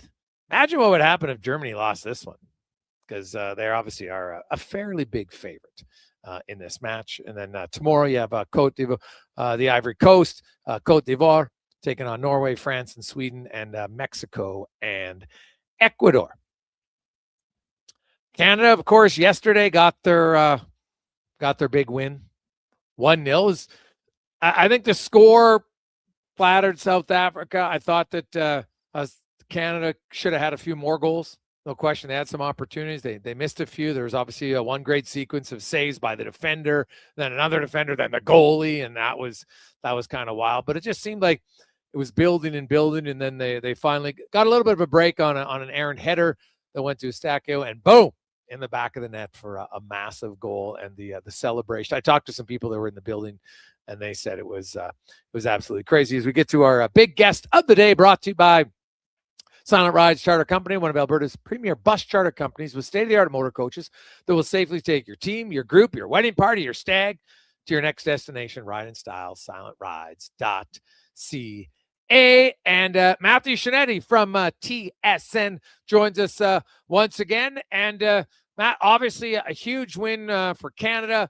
That's a game they should have won, and they did win. I know in an elimination game anything can happen, but I thought after maybe a slow first 15 minutes, Canada really controlled that game. Yeah, you know what, Jason? I'm gonna go off script a little bit and ask you about the moment, because for someone like me, I've watched the team for 6 years. I've been around them, next to Christian Jack from One Soccer and Joshua Cloak from the New York Times and The Athletic. We've watched them more than anybody else. So what was that moment like for you? Not the whole game, not breaking down the X's and O's in formation, but what did you feel about that moment? Did it mean something to you? Well, yeah, like soccer was probably the sport I was best at as a kid growing up, and I liked it quite a bit. And so, I've watched it, and to me, because I felt like, well, Canada should win this game. So it was almost like a relief when they scored finally. I was like, thank God, because they've been the better team, and you didn't want to lose that game. And I just think there was something about getting that elimination win under your belt. Now you're at the, you're into the round of 16, and obviously they'll be an underdog. Doesn't mean they can't win, but so I thought it was important just to, at some point, like, to be a good nation, you have to win the games you should win. And I thought that was a game they should won, and I thought they deserved it.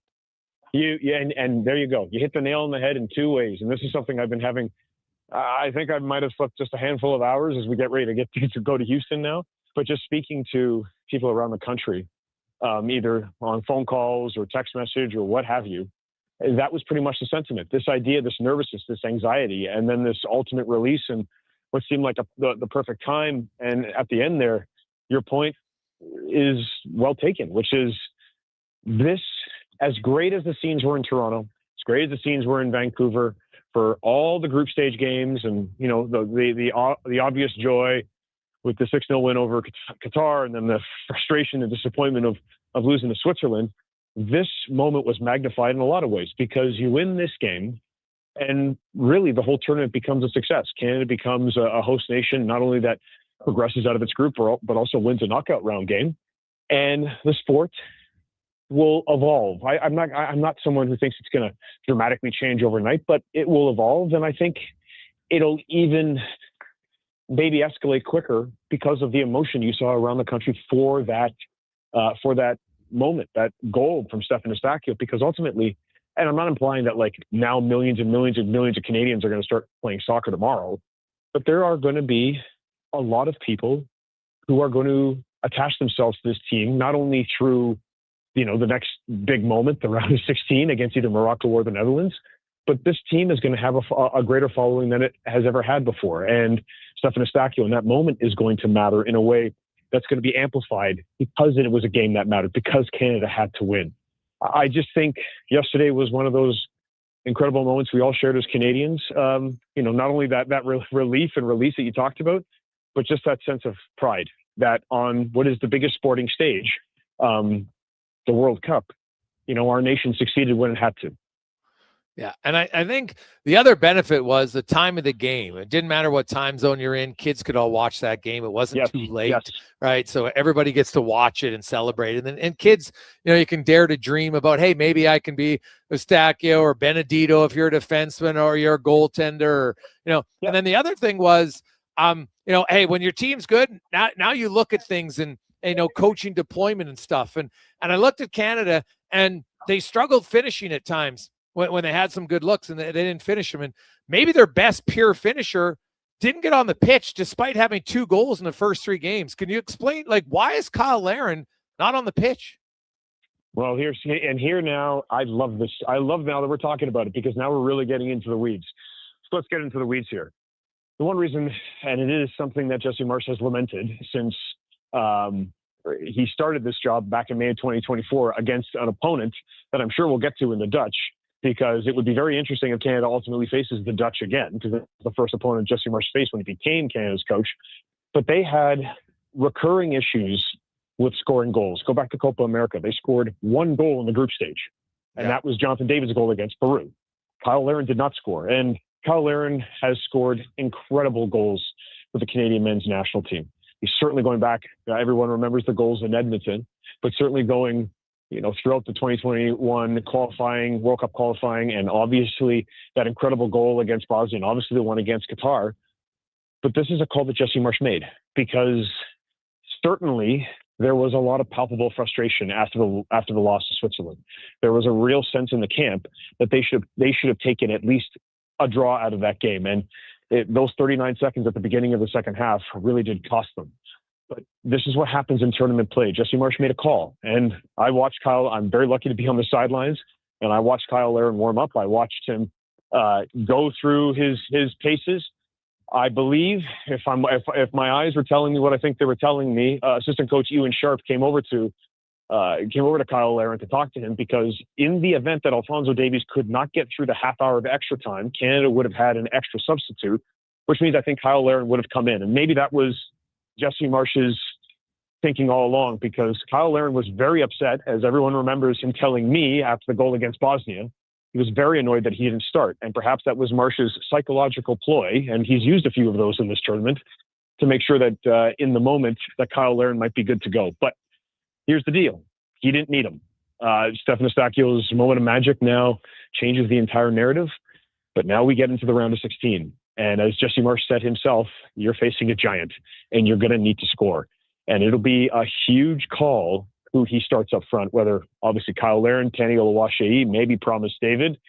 It's, there's a lot of big calls that are going to happen this week. Yeah, to me, it should be Larin to start anyway, and they'll go from there.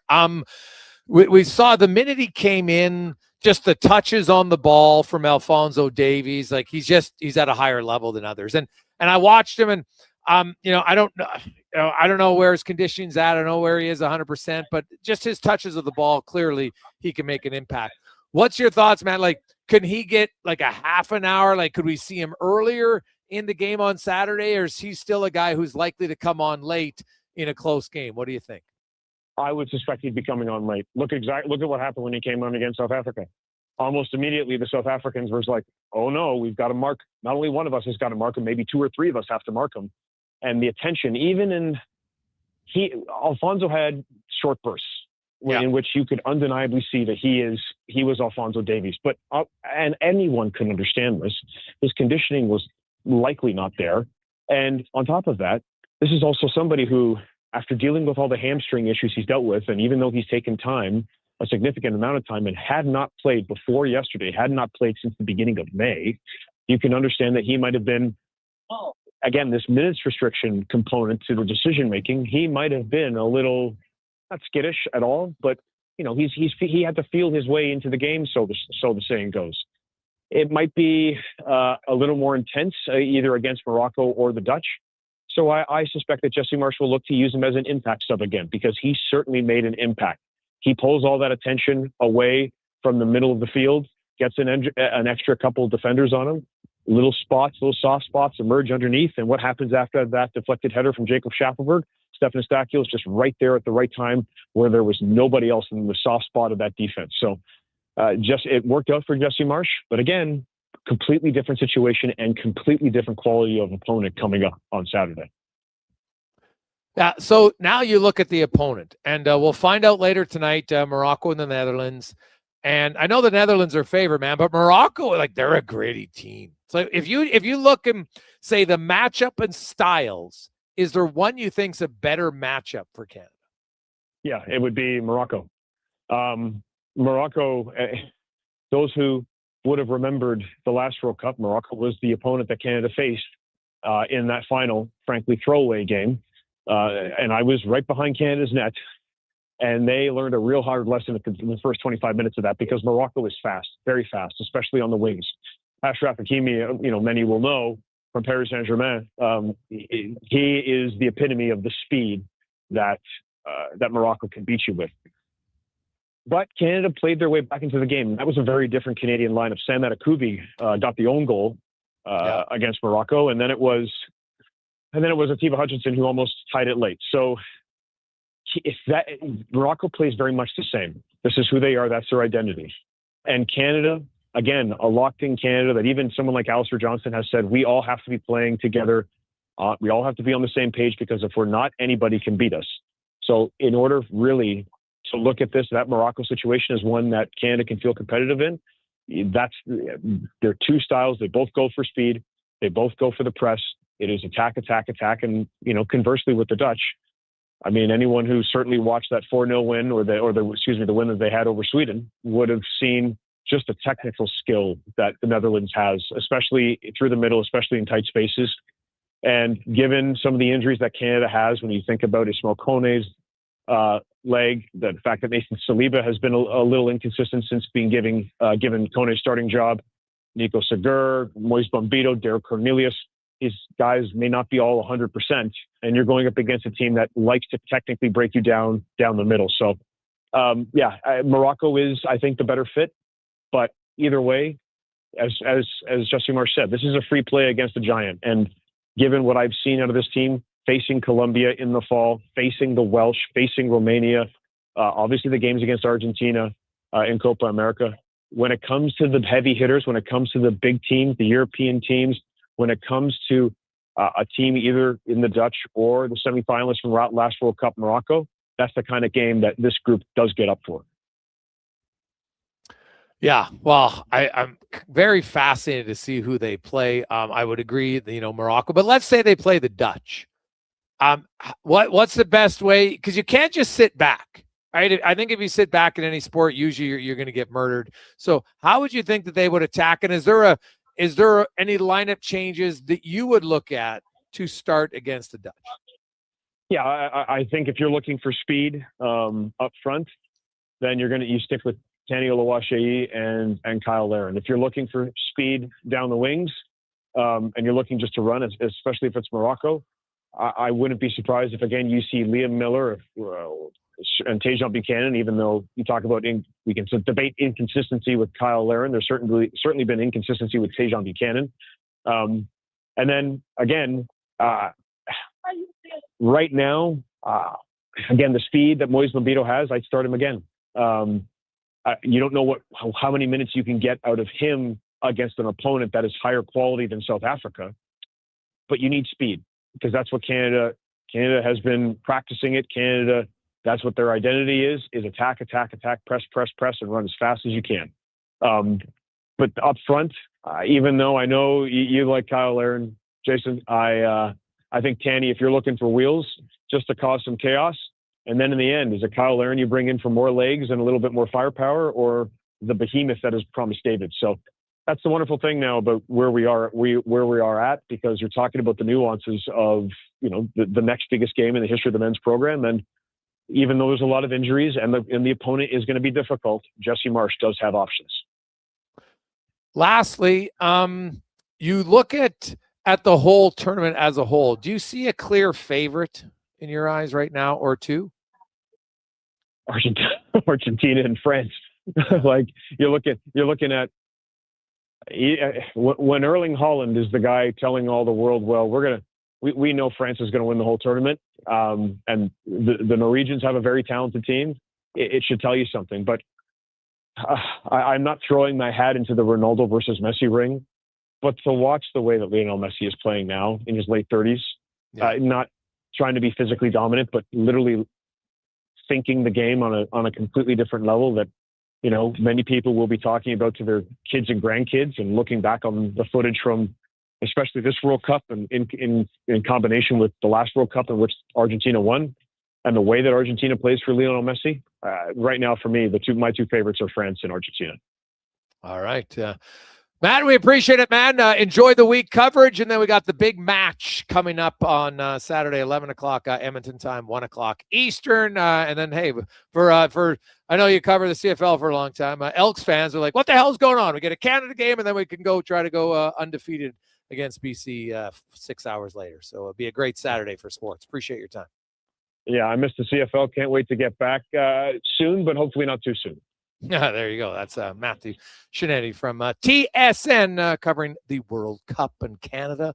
Of course, we'll take on either the Netherlands or Morocco. They start tonight at 7 p.m. Quick break. We'll come back. We'll get to 5 questions. This is the Gregor Show presented by PlayAlberta.ca. Wondering what you can afford? Let Go Auto do the math with our free car loan calculator.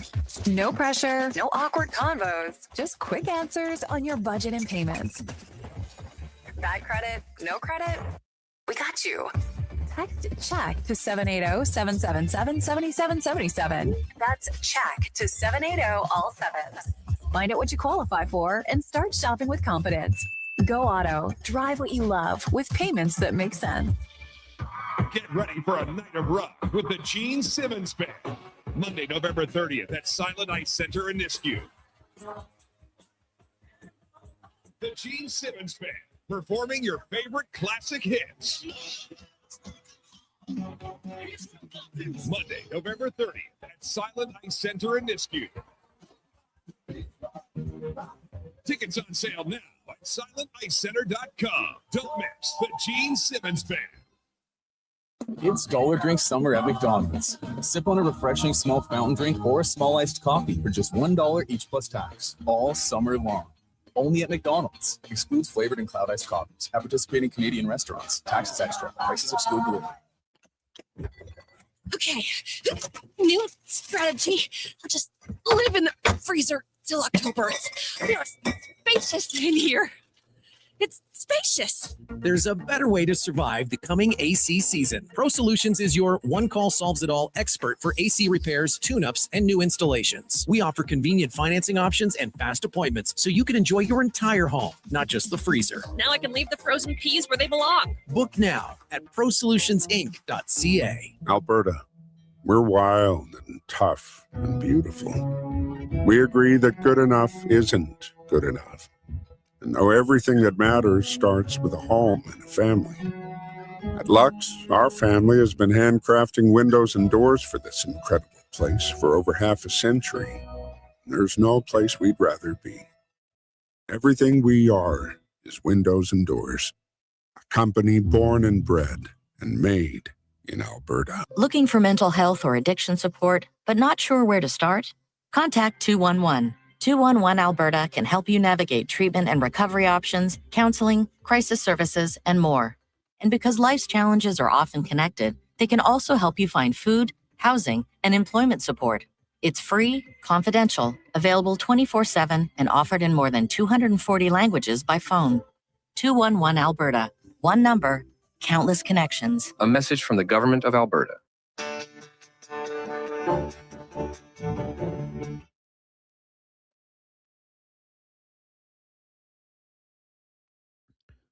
Portions of this hour brought to you by CanTorque. Made in Canada, made for Canada. Where extreme isn't theoretical. Find your solution at www.cantorque.com. From puck drop to kickoff, it's the Jason Gregor Show on Sports 1440. Presented by PlayAlberta.ca, Alberta's only regulated online gambling website.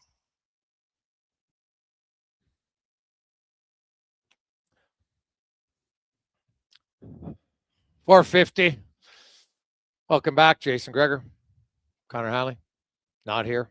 Declan Cougar filling in for him for the next few weeks. And then, of course, you got Mac in as well today. Hope you're having a lovely Monday. It is the Bo Bichette return game. And Bo Bichette, man, he was asked about Vladdy Guerrero before the game. Couldn't even get his answer out. So pretty emotional. So who knows? Maybe those two seeing each other again will ignite their ability to play up to their level, because neither one of them is having a good season either in Toronto or with the New York Metropolitans, or most people just call them the Mets. Now, let's get to 5 questions. brought to you by The Brick. Where? Right now. Basically, Boxing Week returns at The Brick. Blowout pricing is on. Select mattresses. You get free local delivery when you use your Flexity card. You can also get 50% off sofas when you buy the matching piece, 25% off bedroom and dining at The Brick and thebrick.com. It's time for 5 questions on the Jason Gregor Show. Okay, question number 1. You obviously just talked about it with Matt there. Canada winning their first ever knockout stage game this past weekend. Even 10 years ago seemed like a pipe dream. I saw a stat that when they put in the bid back in 2017, their 2 most recent wins were Bermuda and Mauritania. So when you look at the current state of the sporting world today, what is something that 10 years from now would be comparable to what Canada just did at the World Cup? Well, see, it's really fascinating because with the expanded, a lot of people are like, well, an elimination game now is different than it was 4 years ago. And theoretically, they're right. So, what would be comparable to this 10 years from now? I would say, I'll say Latvia making a final at the World Championships or the Olympics. Okay. In hockey. Question number 2. Went out to Dallas today. I think when we talk about the state of the NHL salary cap and the bump it's getting, it makes sense. Jason Robertson makes more money on his next deal than Mikko Rantanen. I guess it's a 2-part question because I'll add in, do you agree with that? And then second, moreover, is he a better player than Mikko Rantanen? Well, he's definitely going to make more money. I don't, and that's just more money doesn't mean you're better, but the salary cap goes up. It's just to me, that's just part of it. Lay of the land, right? It's all, this guy's the highest paid player ever. Well, no bleep Sherlock because everything's gone up. But he's I think 3 years older as Rantanen. I still would if you ask me who could I have, Rantanen or Robertson, I'll take Rantanen.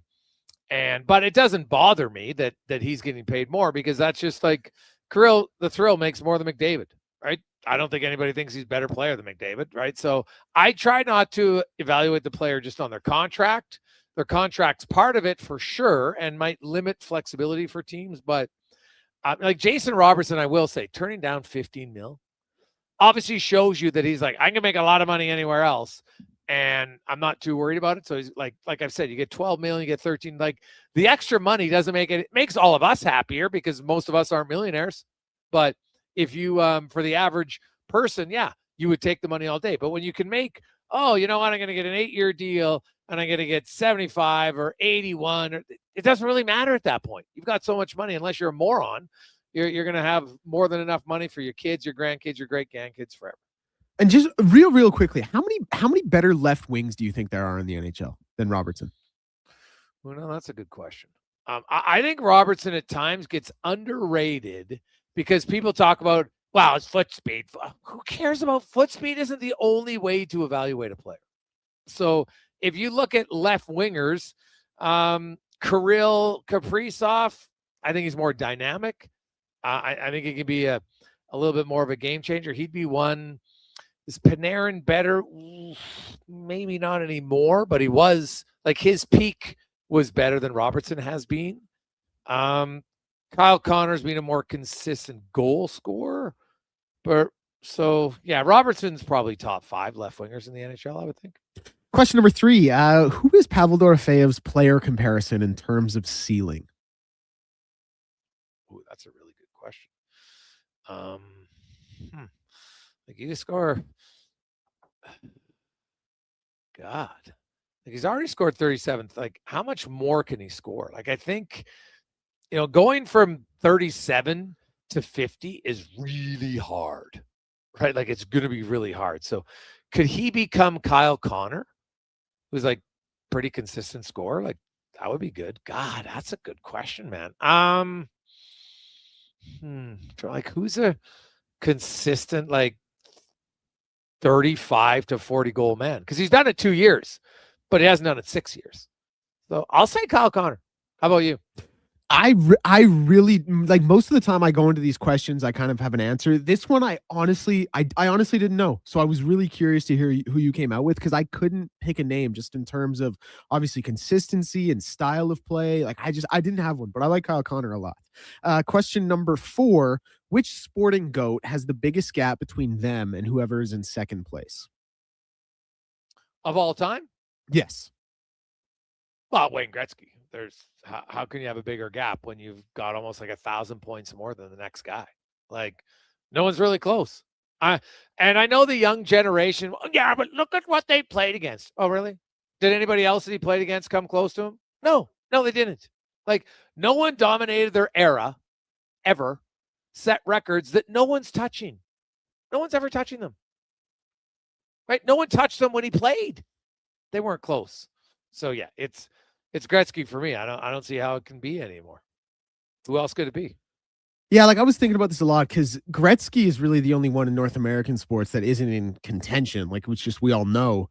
The only other guy I thought of for a sport like that, where it's just there's no debate, is Michael Phelps with swimming. Fair, but there is something to say. It's like, well, like if Gretzky was allowed to play 5-on-5 and then 4-on-4, then 3-on-3, and then 2-on-2, then like he'd have a lot more medals as well. So not to be disingenuous what Michael Phelps did, but I think it would probably have to be one of those two. Question number 5. The Elks, last undefeated team in the CFL, but coming into the season, they had the worst Grey Cup odds and like by a pretty decent margin as well. What do you think is the single biggest reason for that? You go first. So quite bluntly, I think the biggest reason is sportsbooks haven't quite caught up to the CFL in terms of, betting. But I think moreover than that, I think they just saw a lot of returning cast from a 7-11 team. Obviously some splash signings, Coulter, Austin, Malik. But I think they saw a lot of return signings that were, questioned by some. And I don't think that the sports books necessarily understood what the Elks team was building towards the end of the season, what those guys meant, or what intangibles they brought. So I would say that would be one of those two, I guess, would be the single biggest reason. Yeah, I think that's probably fair. I think the other one is they like I don't think a lot of sports books maybe value offensive line as much as they should. I think that because it was really you got 3 new guys in the offensive line, right? It wasn't just Coulter. You got all new tackles, and O'Donnell moved over to the left side, and they've been really, really good. And just the experience factor. Like you look at look how many teams have rookie DBs. The Elks have none. Who has the best defensive statistics for the first 3 weeks? Well, technically 4 weeks. The Edmonton Elks. And lots of other teams have one guy.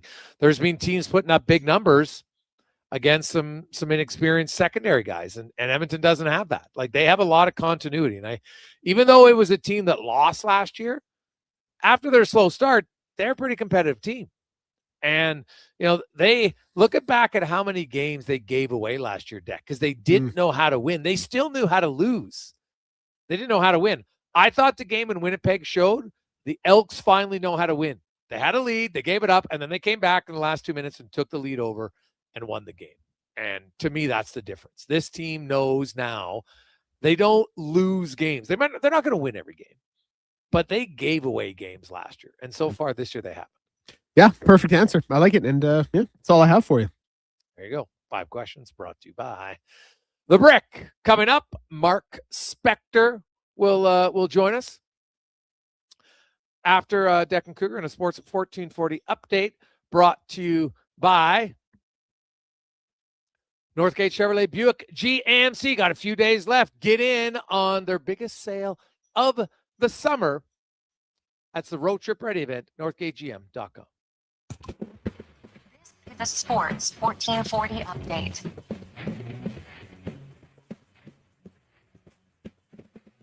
FIFA World Cup round of 32 action currently in the 109th minute. Germany and Paraguay. That game locked 1-1. Germany with a corner. The final from earlier saw Brazil over Japan 2-1, and the Netherlands and Morocco will go at 7. MLB scores right now. Orioles lead the White Sox 1-0 in the middle of the second. Phillies lead the Pirates 2-0 at the top of the second. And the Blue Jays will be in action at 5:07 as Bo Bichette returns to Toronto. Trey Savage on the bump. And you can, of course, hear it on Sports 1440 AM dial only. News from around the sporting world. The Edmonton Oilers have issued qualifying offers to defenseman Spencer Stastny, as well as forwards Colton Dock, Roby Arventi, and Owen Michaels.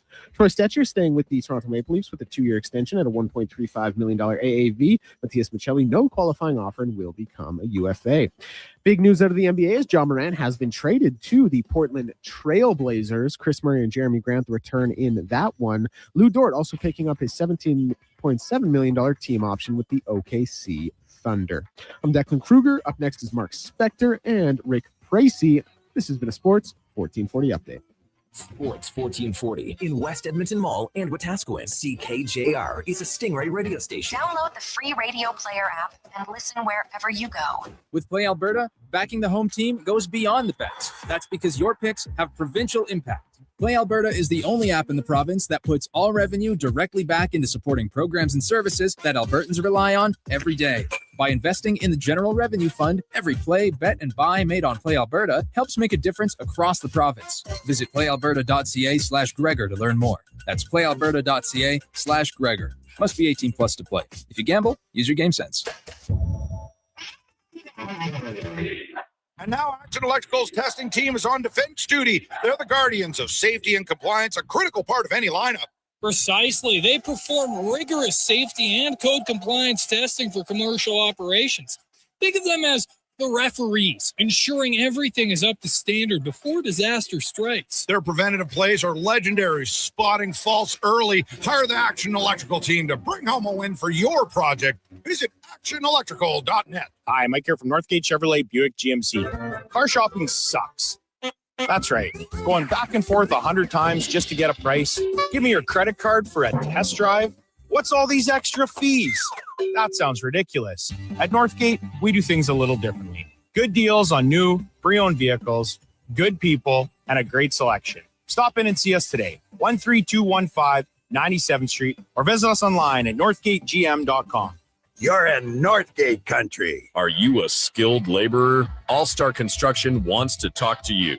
A heavy equipment operator with track hoe or backhoe experience, All-Star Construction wants to talk to you, too. With work in and around Edmonton for local land developers, All-Star Construction offers year-round employment. Whether it's power, gas, or telecom, developers rely on All-Star Construction to get the job done. So if you're a skilled laborer or a heavy equipment operator with track hoe or backhoe experience searching for work, search All-Star Construction on Indeed. Canada's men's rugby team at Clark Stadium. July 4th, Canada takes on Spain. July 11th, a doubleheader as Canada battles Portugal and Tonga faces Spain. Build the home field advantage for Team Canada. Tickets at Ticketmaster. You want it? We got it. At Harley Davidson of Edmonton, we have a huge bike inventory just waiting for you to ride. We're not a car dealer. We're your local family bike shop. We are riders supporting riders. Come find your dream bike here at Harley Davidson of Edmonton on the Yellowhead Trail, locally owned and operated since 1980. Find us at hdedmonton.com. It's cone season at McDonald's, which means vanilla cones are $1 each plus tax in the McDonald's app all summer long. Soft, creamy, and crunchy. For just $1 each plus tax exclusively in the McDonald's app. App download and registration required at participating McDonald's in Canada. For decades, the pioneer spirit of Alberta has been exemplified in the chuck wagon racing legacy of the Dorchester family. And today, you can experience it every time you hit the links. Dorchester Ranch Golf Course is in top mid-season form. Enjoy the longer days on this historic 18-hole course near Pigeon Lake. Stunning views, reasonably priced, and only 40 minutes from Edmonton on newly paved roads. Play the course built with pioneer spirit and family pride. Dorchester Ranch Golf Course. Book your tee time today at dorchestergolf.ca. For over 60 years, the folks at Diablo Boots have been selling the best Canadian-made boots. Handcrafted in Winnipeg, Canada West makes the best quality cowboy, biker, and work boots for Diablo Boots with replaceable soles and heels. Why buy cheaper quality like Ariat, Justin, and Red Wing made in China when Canadian made is better? Support Canada's workers and Diablo Boots for the best boots. So save on boots by Save On Foods. That's Diablo Boots, 3340 Gateway Boulevard on the east side of Save On Foods. Canada West and Diablo Boots, the two best names in the boots business.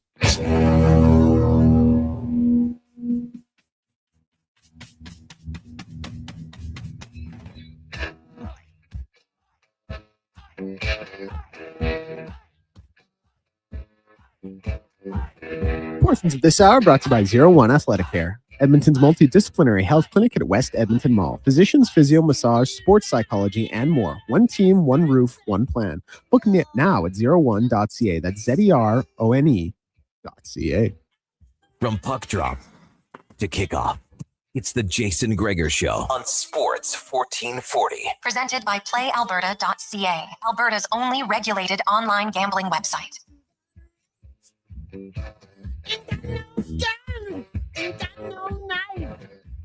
Don't you start no fire.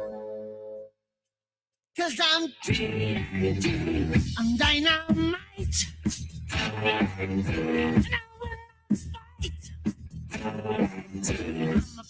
It's after 5 o'clock. Welcome back, Jason Gregor, Declan Kruger, Mackenzie McClellan with you on a busy Monday afternoon. Germany forced to go to over. Now, did that goal get called back? It did. Yes, it did. It was it was ever so slightly offside. It's that VAR thing they do where it's by like an elbow and we got to call it back. I don't love It's it. like the NHL, basically. Yeah. Wow. Okay. Jeez. Because I look up, it's 2-1. Now I'm like, what? That happened. So there you go. Man, they might be going to penalties here. It's late in the 30 minutes of extra time. Oh, and in penalties, man, anything can happen. I still think Germany's a favorite, but we'll have to see where it goes from here. 833-401-1440, 833-401-1440. You can text us. It's Gregor Show, presented by PlayAlberta.ca, where you can always play casino, sports, live dealer, lottery, instance, all in one stop. That is PlayAlberta.ca. As we get to the Spec Report, brought to you by GS Construction, your underground infrastructure specialist. And they remind everyone with obviously all the extra rain, construction areas, a little bit more worrisome. So be even more attentive and slow as you go through construction zone from GS Construction. Mark Spector from Rogers Sportsnet joins us. Spec, good afternoon. How you doing? That was a joke calling back that goal. Like, that was a good goal. The goalie dove, and then they decided that somebody knocked him over. It was just a brutal call. If I'm Germany, I'm sour. How do you say sour in German? Ask Leon. He would know. Leon is sour right now. He's not liking that call one bit, man. It's a bad call. All right. Man, another crazy weekend in the National Hockey League. The draft on Friday night, we saw lots of other big trades. Dorofeyev gets moved. That was a pretty big deal for the Vegas Golden Knights. Like, I'm still surprised by that one. And, the Rangers get him 7 years, $11 million. They get 2 first-rounders and a third. But this guy scored, 35 and 37 goals the last 2 years. He has the most goals for the Vegas Golden Knights. And he's really their youngest forward of their top 7 or 8 forwards, right? A lot of the other guys are 28, 29, 32, 34 in the case of Mark Stone. Obviously, I know the salary cap played a little bit of a factor here, but how surprised are you, Spec? Now they've had a few days to look at, I was thinking Vegas has a history of getting rid of other guys if they have to. And this way they kind of got rid of the younger guy. Well, they didn't. Yeah, I'm sure they didn't want to, but they're capped out, man. Like, it's cool when you're able to go after all the big fish like Vegas does, and good for Vegas. When they got Thomas Hertl, we were like, oh man, what a great move. They're just going to be so good. Well, guess what? Thomas Hertl's got 4 years left at 675, and there's not a ton left in Thomas Hertl anymore. I know he had a couple goals that were big ones in the playoffs, but their taste for getting every big player. They spent $12 million on Marner, right? They spent $13.5 on Eichel, and that's awesome. But at some point, you're going to groom a young guy like Dorofeyev. He's going to come along and say, hey, guess what? I could get 10, 11 million, and you can't pay him. Calvin McCrimmon can't pay him. He just could not pay him. So good for the Oilers, bad for Vegas, good for the Rangers. I like Dorofeyev, man. He's just got that knack for putting pucks in the net. It's not very often you groom up a player like Dorofeyev, and when you do, boy, you sure would like to keep him, wouldn't you? Oh, yeah, for sure.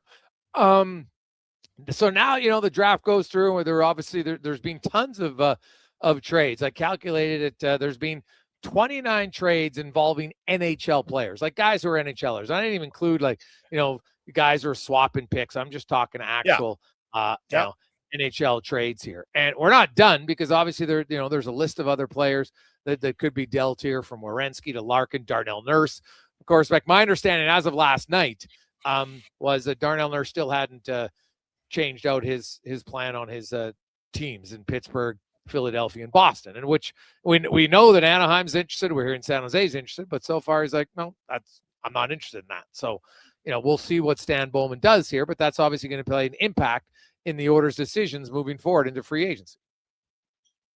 Yeah, listen, Nurse, Nurse is part of this thing. The Oilers, we all know how this unfolded. The Oilers came to Nurse and said, look, a year from now, we're going to be able to trade you to half the league, 2/3 of the league. So if you want to go now, we'll take a list from you and you can be part of this thing. A 3-team list is awfully small. And it's pretty clear that Stan Bowman can't make a trade that is amenable to the Oilers with the three-team trade list. If he could have, he would have done it by now. He's talked to those 3 GMs ad nauseum, and there's no deal here. So Darnell Nurse, I would say to you, he's got 2 choices. Swallow it and come back to Edmonton in the fall, or make your trade list bigger. One of the two. If I'm Stan Bowman, I don't make a deal I hate to send him to one of his 3 teams. I tell him, well, I guess I can't trade you, and I guess you got to come back. I'll see you in September, because the Oilers can't get ripped off on this trade. It's hard enough trading Darnell Nurse at 9.25, Jay. You can't get hammered on this trade. That's just not worth it for Stan Bowman. Yeah, no, I would agree wholeheartedly with that. So we'll kind of have to see where it goes from there. You've talked about Connor Ingram, Kasperi. I wonder about Kasperi Kapanen, and if we see a Kasperi Kapanen a la Brett Kulak situation here. Checked it out, ends up signing back in Edmonton. Well, it's a good question. I sort of would ask you, I think the Oilers are ready to pay him third line money, and I suspect he's in the market looking for second line money, and that's fair. That's what he should do. That's why you become a UFA. But maybe you're right, Jason. Maybe he looks around and finds out that everyone else wants to pay him third line money too. And he says, well, I think he would say, well, I like it in Edmonton. My understanding is he was happy here. He certainly played his best hockey here, right? Out of his last 3-4 stops, Jay, his time in Edmonton has produced the best hockey in Kasperi Kapanen's career. So, maybe if he's got to settle for third line money, he settles for it here. I was told today that it is not a given that he's not coming back, that it is not, is unknown at this point whether they'll get him or whether they won't get him, but it is not a known factor here that he's leaving or he's staying. So it tells me, maybe if Nurse gets traded, there's a little bit more money for him when he stays. Maybe if he doesn't, he's got to go somewhere else and get his dollars. Who knows? Well, hey man, look, third line players. You kidding me? Look at Drac Jury. He just got $4.5 million for a lot of money. Beck Malenstein's a good fourth liner. He just got $3 million. Numbers are changing for some teams who really want a guy, and so I could see how Kapanen's like I know in Edmonton they're thinking, okay, $2 to $2.2 million or whatever, but times are a changing, man. And the Oilers basically, with Darnell Nurse on the roster, they have about $7.41 million remaining. And that includes, they got to sign Doc and Stastny, who they qualify. They're not going to cost, but let's just say between those two, it's like 1.9 or $2 million, give or take, whatever it is. So that leaves around 5.4 million to sign a goalie, and then at least one other forward. All right, because I would give you 7. And then now, if you trade Darnell Nurse, whatever comes back in the trade, I would assume there's going to be some players, maybe some cap space. We'll see, and then away they go. So they've got some room, but not a ton of room to maneuver here. So it sounds like, and as you describe it, and I think you're right, the Nurse negotiation here is really sort of holding the Oilers hostage to some extent. They don't know how much cap space they have, because the minute they trade Nurse, I think they'll end up with some cap space, right? I think they'll end up with, it's very plausible that they end up with a couple $1 million in cap space, maybe 3. Who knows who they take back, right? Stan Bowman can't, he's talking to Marcus Lado, who is the agent for Kasperi Kapanen, and he's saying, hey, listen, if I have this much cap space, I'll pay you this. If I don't get that cap space, I can't pay you that. So if I'm Marcus Lato, am I hanging around and Kasperi Kapanen? Am I hanging around waiting for a Nurse trade, or am I saying, well, some other team wants to give me my number, see you later? That's where Stan Bowman's at. It's not a great spot. I think he'd love to consummate this Nurse deal and get it off his books, wouldn't he? Oh yeah, without a doubt, I think he would. You look at the the Larkin, Werenski, Hellebuck, I think is a low chance of him getting moved. But Werenski and Larkin, Steve Yzerman's come out and said, "Hey man, the guy's got 5 years left." But here's the thing, Spec. I know he played hardball with Drouin, but Tampa was a very good team. He was a depth guy. Wasn't one of your leaders. It wasn't a top line guy. And now maybe he can come back and maybe they just say, "Hey man, you play well, and when there's the right trade, away we go." But if you think you're going to get traded and you're going to go exactly where you want, it's not going to happen. So what do you make of Werenski and Larkin and Nurse and all these guys? Do you think one of them is more likely to get traded sooner? Well, the best player is Werenski. So if you're asking me who gets traded first, Werenski's the top of the pecking order. Teams will switch their whole financial picture around if they can, and they'll move people. They'll do whatever it takes to get Werenski. Nurse isn't that guy. I'm not trying to rip on Nurse. He's not Zach Werenski. Zach Werenski's a reigning Norris Trophy winner. Larkin's somewhere in the middle, but I think Larkin's showing you that Steve Yzerman's saying what we just said about Bowman, Jay. Larkin gave him 3 teams. He doesn't like the deal for those 3 teams, and he's telling Larkin the same thing. Maybe you got to come back, right? Maybe you don't get to go anywhere, pal, because I'm not taking a lousy deal to one of your 3 teams that you want to go to. And that's no different than Bowman and Nurse. Does maybe Nurse wants to stay. I got a friend, Jay, and he says when you're selling something, maybe you're selling a car, you're selling your house, and you have a price on it that's unrealistic. And he always says, "Are you selling or are you just advertising? Because with that price, you're just advertising." Well, right now, Nurse is advertising, right? Right now, Darnell Nurse, no one wants him of the 3 teams he wants. If he really wants to move out of Edmonton, and I don't know how badly he wants to move, but if he wants to move, got to open up that list a little bit. And Larkin particularly, because Larkin was the one who really he started all this in Detroit, right? Larkin was the one that went to Detroit and said, "Get me out of here." Well, guess what, pal? You might have to have 7 or 8 teams you're going to, not just 3. Yeah. With the Nurse potential trade spec, how important do you think it is for the Oilers to I don't know, maybe you wait for the trade, or do you bring in another defenseman in free agency just in case? Because I'm not sold that Stastny's like a reliable 3rd pair guy. I think he's more of a number 7, which is fine. He's a good number 7. But I don't think he's a number 5. No, me neither.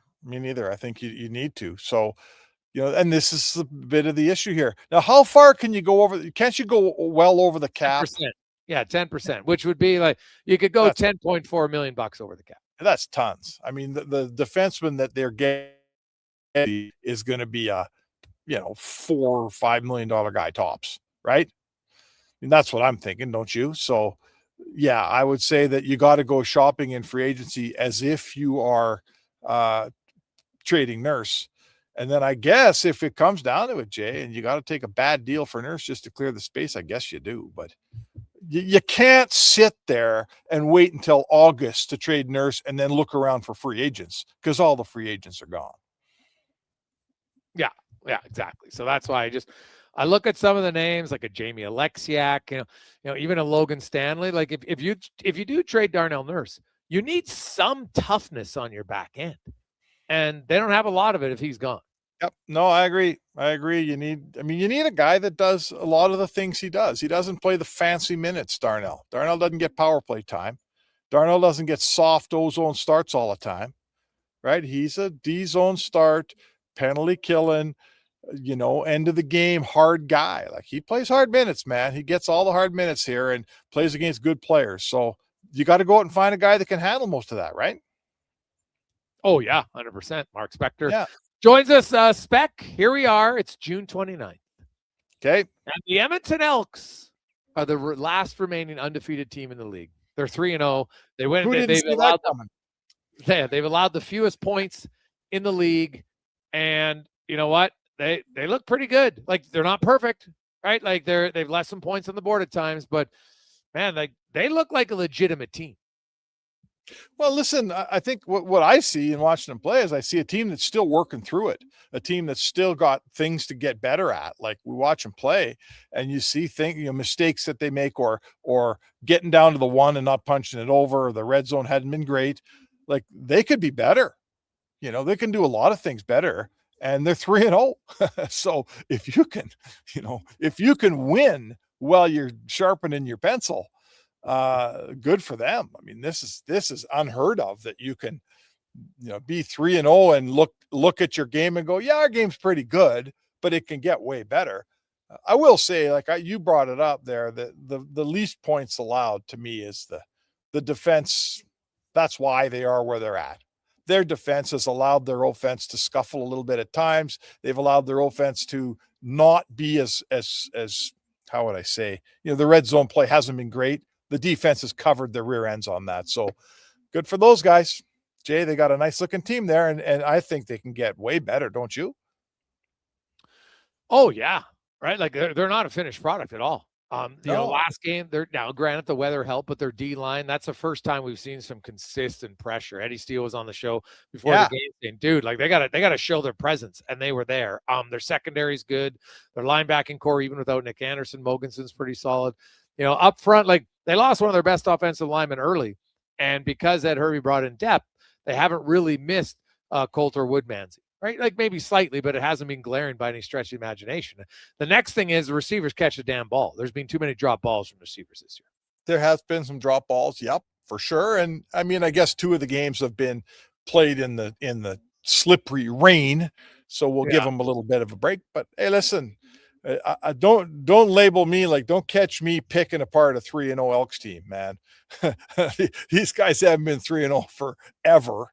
They haven't had this much success forever, and good for them. They're whatever's going on, they're doing it right. They're playing it right. They've got guts. Like they're in some tough situations and they're coming out ahead. I got all day for what they're doing down there, man. Give them some credit here. Oh no, I've liked the Elks, but you said could they get better? I'm like, yeah, they can get better because there's some areas of the game, just small little things that I look at it, and hopefully when they have their next home game next Thursday, the weather is nice. Because I think you've got a lot of people, I can just tell by the text line here today when we've talked Elks, there's a heightened excitement around the team for the first time in a long time. And lastly, Team Canada gets the win yesterday. Eustachio becomes the hero. They dominated long stretches of the game. It seemed like it was only a matter of time, but they, you never know in soccer/football. And they got it done. And now they'll find out later tonight if it's the Dutch or the Moroccans. But what'd you make of that game for Canada? And because I watch a few games, but still, soccer is a sport I thought I was the best at as a player overall, because I could run better and I could skate. I look at Canada against the Dutch or Moroccans. I'm playing Kyle Larin because he's the best pure finisher I think they have. Yeah, I mean, listen, we'll do our best to break that down when the day comes. We know who they're playing. Like, I think we still get to have another day enjoying their first ever win in an elimination game like that in the World Cup. It was just, and I guess it's amazing, like how, I've watched as a sports fan and covered some of the Canadian men's soccer team. The women have had a lot of success, right? They won Olympic gold before, and they've been at the top of the rankings for many years. But the men have struggled, man. They've struggled getting the right coach. They've struggled getting players placed around the world in places where they can play and get better. And then when they get there, it's hard to get their release. And I can think of a million reasons why the Canadian team has lost games over the many years. And I'll tell you what, there hasn't been a lot of reasons that they win a big one like they just did. And all of a sudden the ball's on Eustachio's foot, and he's drilling it in the corner, and there's no time left. And it's like, oh my God, this is like 40 years here culminating in one awesome goal for Canada. So it was great. Great. Spec, I'm watching this live, and I can't do live play-by-play, but Germany and Paraguay into the penalties, man. Oh my goodness. If you get in the penalties, anything can happen. This could be a huge upset. So I'll have to see how it boy. ends. Okay, sounds good, brother. There you go. That's the Spec Report brought to you by GS Construction. We'll take a break. We'll come back, and by then we should be able to give you the results between Germany and Paraguay. It's a Gregor Show presented by PlayAlberta.ca. Got a car you're ready to part with? Find out what it's worth, fast, easy, and totally free at Go Auto. We're talking top dollar trade-ins, whether it's a little worn or still rocking that new car smell. Just a few clicks, and boom, you've got your value. Text value to 780-777-7777 to start. That's value to 780 all sevens. Why guess what it's worth? Let Go Auto show you the money. Silent Ice Sports and Entertainment is an innovative market leader across Western Canada. Properties include the Spruce Grove Saints, the Junior Prospects Hockey League, Silent Rides Charter Company, the Hockey Super League, and the newly launched Female Super League. Silent Ice also owns the Western Hockey League Seattle Thunderbirds and operates the Morinville AAA Arena. The Silent Ice Center, a new state-of-the-art entertainment facility in Nisku, features 2 sheets of ice, a 1,600-seat arena, as well as Summit Restaurant. Learn more at silentice.com. It's dollar drink summer at McDonald's. Sip on a refreshing small fountain drink or a small iced coffee for just $1 each plus tax, all summer long. Only at McDonald's. Excludes flavored and cloud iced coffees. At participating Canadian restaurants. Taxes extra. Prices exclude delivery.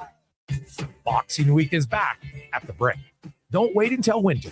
Get blowout pricing now. Save 50% off sofas when you buy the matching piece. Save up to 25% off bedroom and dining, and save up to 40% off select mattresses. Plus, get free local delivery when you use your Flexity card. And buy more, save more. Up to $500 off select major appliances. Don't miss the return of Boxing Week, only at the Brick. Exclusions apply. See in store for details.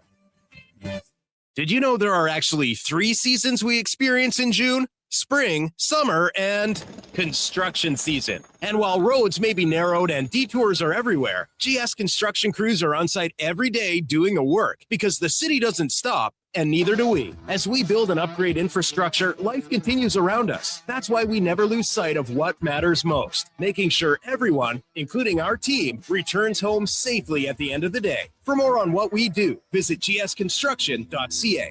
Cheering on Canada, Mexico, Australia, France, England, Brazil, Germany, Spain, and the rest of the world at the Druid Irish Pub. Your World Cup headquarters. Wear your colors, cheer on your team, and enjoy $6.50 Heineken every game. Plus, your chance to win a ton of World Cup merch, including hoodies, jerseys, soccer balls, and more. The Druid Irish Pub, your World Cup headquarters. Bringing Edmonton together, one soccer game at a time. The Druid Irish Pub. Cheer with us in the Mercer Building across from Rogers Place and Ice District. Boxing Week is back at the Brick. Don't wait until winter. Get blowout pricing now. Save 55% off sofas when you buy the matching piece. Save up to 25% off bedroom and dining. Save up to 40% off select mattresses. Plus, get free local delivery when you use your Flexity card. And buy more, save more. Up to $500 off select major appliances. Don't miss the return of Boxing Week, only at the Brick. Exclusions apply. See in store for details. Performance by Action Electrical today. Their projects team kicked things off, designing and building with unmatched skill. Then the service team swoops in for those crucial repairs and maintenance. And don't forget the testing team, ensuring everything's safe and sound before the solar team scores with sustainable energy. A complete team effort. Have Action Electrical bring home a win for you and your project. Visit actionelectrical.net. You don't just need property services, you need problems handled. HireGood provides cleanup, debris removal, site monitoring, and safety attendance across Edmonton. We reduce issues on your property, keep spaces safe, and take pressure off your team. We resolve real problems for businesses while creating real impact because our team is built on second chances and they show up every day ready to prove it. Visit hiregood.ca or call and mention Jason Gregor for a first-time discount. HireGood. Stable jobs create stable lives. You've got better things to do than wait for an oil change. Jiffy Lube gets you in and out fast. No appointment necessary. All you have to do is roll into a location near you and we'll take care of the rest. Every full synthetic oil change at Jiffy Lube is warranty approved and comes with a 20-point visual inspection, making sure you get back on the road safely. Find your neighborhood Jiffy Lube today. Visit jiffylubeservice.ca.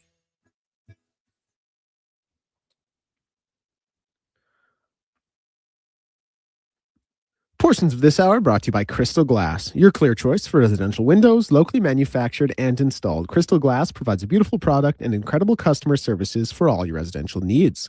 Call 310 Glass or visit crystalglass.ca for a quote. Look good, feel good, play good. It's the Jason Gregor Show. Thanks for listening to Sports 1440. Presented by PlayAlberta.ca, Alberta's only regulated online gambling website.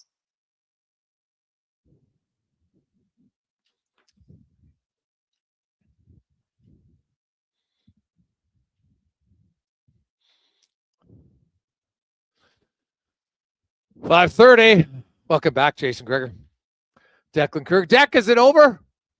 It sure is. Paraguay has won in sudden death of the penalty shootout. 4-3. So Germany is out. Wow.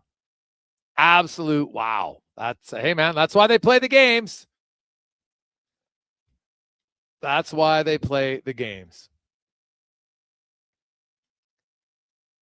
It's crazy, man. Crazy stuff at the World Cup.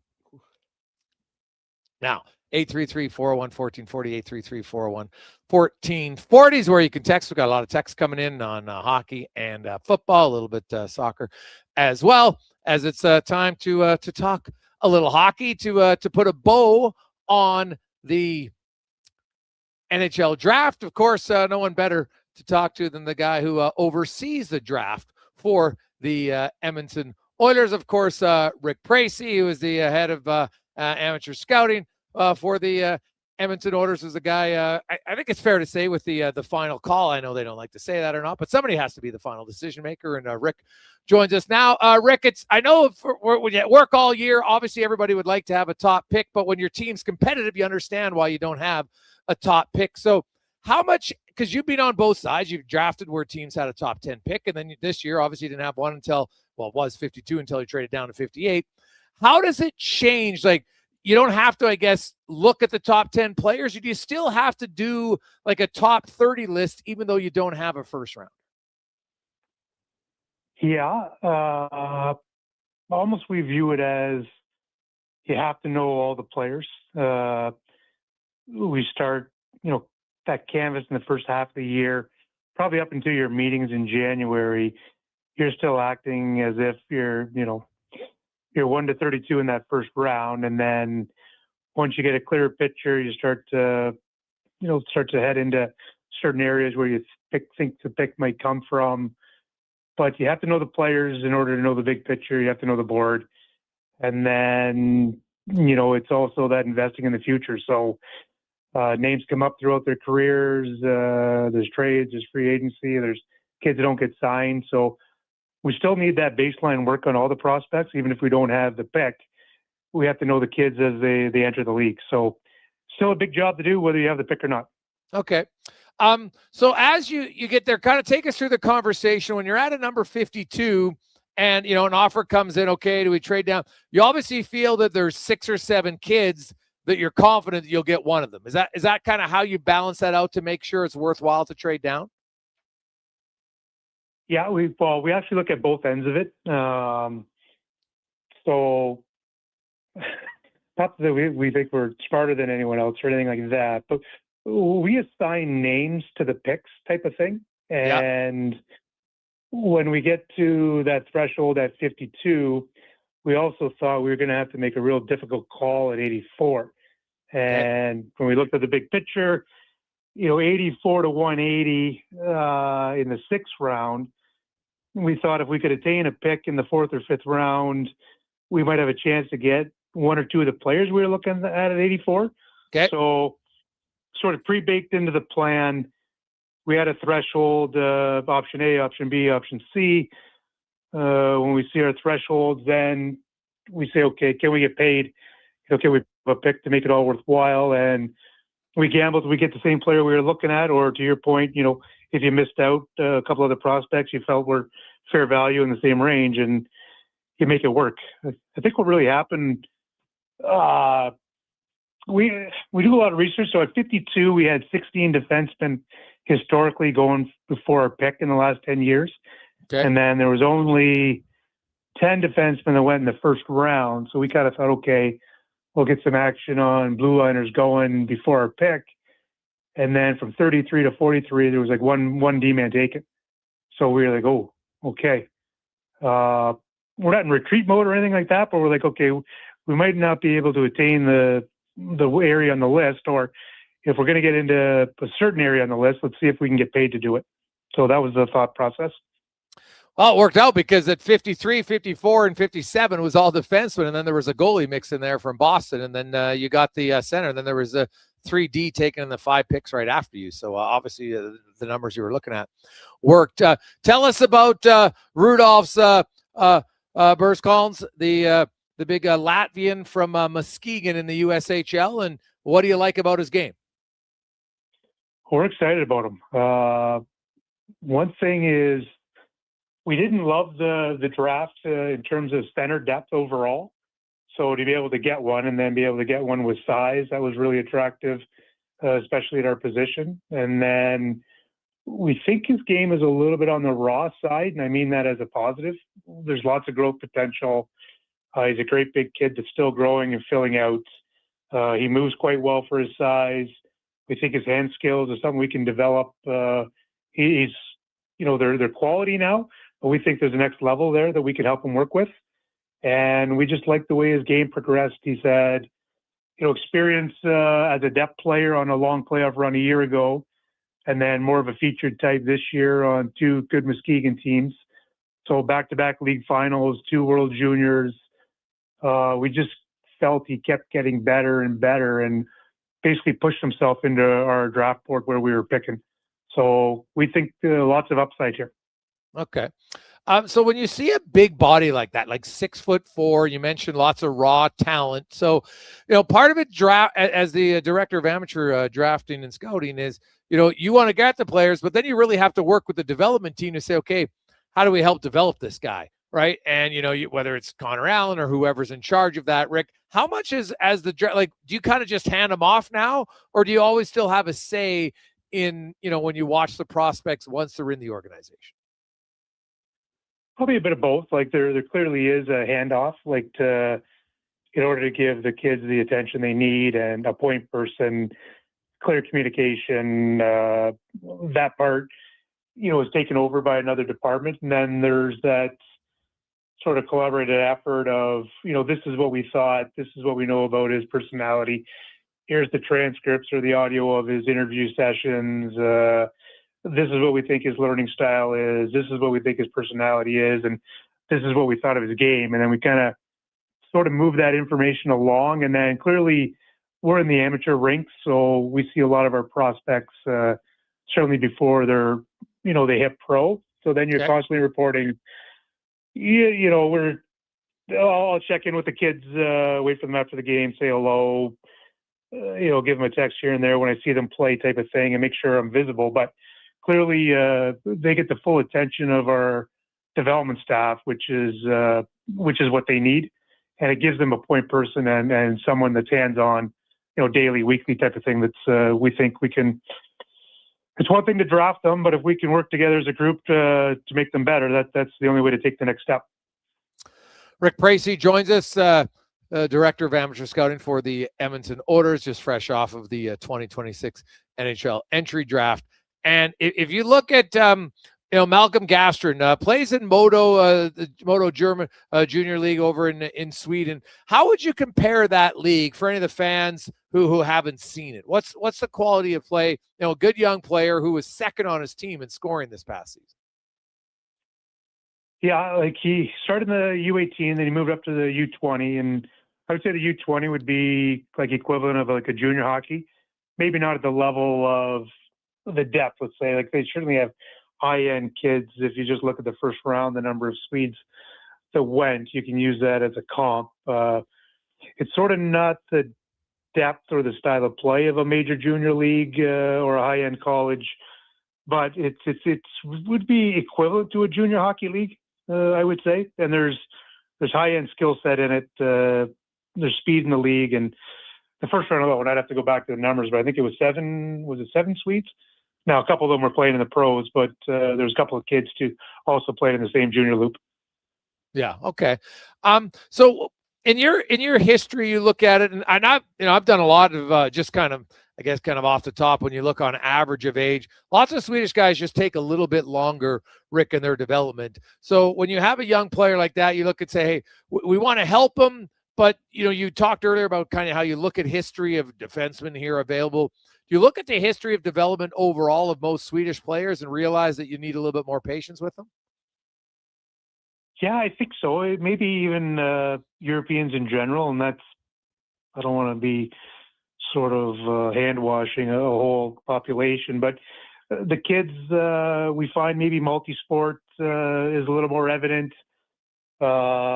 Maybe the sport specialization in terms of hockey 24/7 might not be as prevalent. So just little things in body type, they might not be into the gym as early as North American players.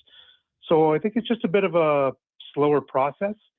That's the way I would look at it. And then there's certainly that undersized or lighter framed Swede that has ability, that has managed to make their way to North America in time and become, top 9, top 6 NHL players. So there's always that allure of the later, the birth dates into August, the frame, not playing on a national team. We're constantly scouring for value. We know he's a good player. We just thought there was extra value there. We know I don't pay too much attention to ratings or anything like that, but I know he wasn't a high-end rated player type of thing in the grand scheme of things. So we like the ability, we like the time frame, we actually like the body type. It just needs time to fill out. His brother's a player. His dad was a former player. It's a hockey family coming from, one of the most popular hockey hotbeds in the world. We just think with time, there could be some dividends here. Rick Precy joins us. Rick, when you get into the later rounds, what's historically what's your strategy and how you look to find the diamonds in the rough? Because they can be found, but obviously it's a lot harder when you look at it historically to find a player who can play in rounds 5, 6, or 7. I would say one thing, we look for overachievers. We look for jagged resumes, kids that maybe have been cut or bypassed. We look for backgrounds that suggest resiliency. We're looking for that extra motivation. Competitiveness is a must. I also think, again, environment. We look for players that have strong second halves. We look for players that, push their way into lineups. We look for good players that are on depth teams that maybe are not getting opportunity. We think that are there. And then the inverse, we look for, maybe good players that are on poor teams or non-playoff teams and just simply we're underwater every night. So I look at the analytics in terms of metrics. I want efficiency. I want to know who's doing the most with the least. I want points per 60. I want even strength points. I want non-power play points in terms of limited their numbers of how much time they're on the power play and with whom. Because I think that's the best way in our position. We have to be aggressive with our evaluation in terms of upside, and that comes with risk. We can make mistakes by overvaluing kids, but we're trying to find within their environments where we see value, and just keep mining for it. But second halves, and then again, looking for kids that we think are really good players that just are maybe burdened a bit by lack of opportunity. Yeah, that's fair. Rick, you have been scouting man for a long, long time. And you were a goalie yourself. So maybe you have an advantage, but it seems like without question, it's the hardest position to scout. Any insight as to why? Well, I wasn't a very good goalie. Let's start with that. Self-deprecation for you, but yeah. Hey man, you went to university. You still had pretty decent. Yeah, okay. I appreciate the love. I would say the volatility of the position, the inconsistency of year over year, the mental makeup, the challenges of trying the super teams, the insulated goaltender, the goaltender with the poor numbers. yet the greater grade A looks. I almost like volume. I like starters. I want to know how many times a guy, regardless of level, has played I don't know what you want to call a starter. Is it 70% of the games? Is it 68? Is it 75? I like volume. I like games played. I like pitch count. I like ups and downs. I like playoff runs. I like the delta between partner in terms of numbers. I like the numbers related save percentage to league. I just think overall it's the volatility of performance. And then if we think we have the answer in the now, like that old school, if I just like the guy who stops pucks, sometimes the answer is right in front of you, and sometimes there are guys that just stop pucks and then level to level. They prove they can do it. I like wins over numbers. I like save percentages over 30% or 30 shots on goal. I just have different ways of looking at it, and I don't think I have the answer. Clearly, my draft record would suggest that I don't. But the volatility of the position to me is the hardest thing in the mental. How do you get to the point where someone's going to be able to, and then situation and timing and all those things. I'm not looking for an easy way out on the answer. I just don't have the answer. No, that's fair. I appreciate the honesty. Yeah. I think it's incredibly difficult to do. And so, I think sometimes when there is a goalie who's a can't miss, teams should be like, damn, we got to just take this guy, because it's pretty rare to get one of those guys. And even then, though, it's difficult to know for sure. Rick, we really appreciate the rundown, man. Thanks so much for this. Enjoy some downtime a little bit. Appreciate it. Thanks for having me. And here with the kids at camp now, and spend a couple days with them, and then make way home for a little rest. Awesome. That is Rick Precy. He's Director of Amateur Scouting for the Edmonton Oilers. We'll come back. We'll get to the 2-minute warning with Cam Tate. It's the Gregor Show presented by PlayAlberta.ca. Legacy Heating and Cooling is serious about cooling. In fact, we offer multiple ways to cool your home. So you better call Legacy. Call Legacy. If you're looking for traditional air conditioning, we got you. Call Legacy. Call Legacy. Or ask us about a heat pump to help you heat and cool. Call Legacy. Call Legacy. Cool with AC or cool with a heat pump. Cool your home with Legacy Heating and Cooling. Noodle, noodle, noodle, noodle, noodle, noodle, noodle, noodle, noodle, noodle. Noodle, noodle, noodle, noodle, noodle, noodle, noodle, noodle, noodle,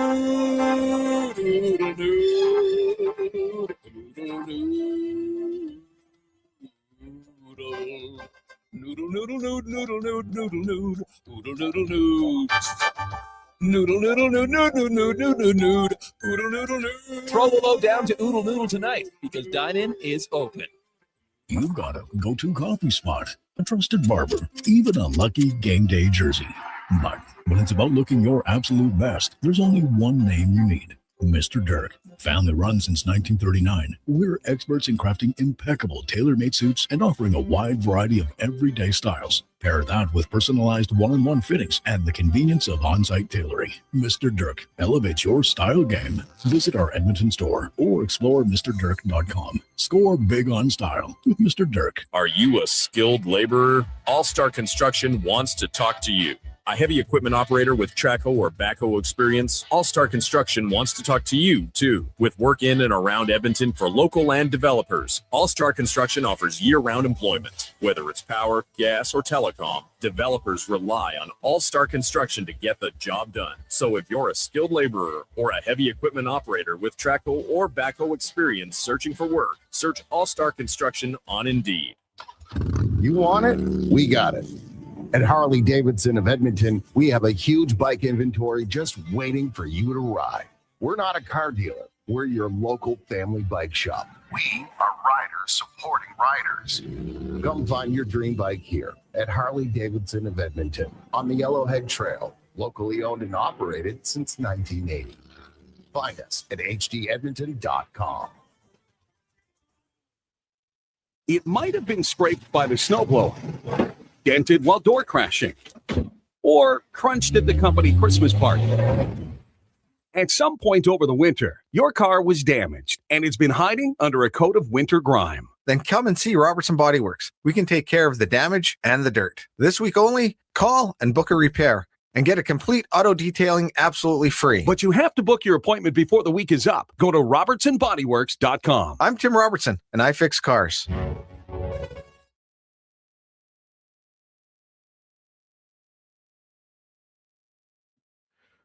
Portions of this hour brought to you by the Druid Irish Pub. Edmonton's favorite soccer home, the Druid Irish Pub, is back in the Ice District across from Rogers Place. Watch all the games with $6.50 Heineken only at the Druid Irish Pub. This is Sports 1440, where Edmonton talks sports. On YouTube, Facebook, and X. Here's Jason Gregor. Brought to you by PlayAlberta.ca.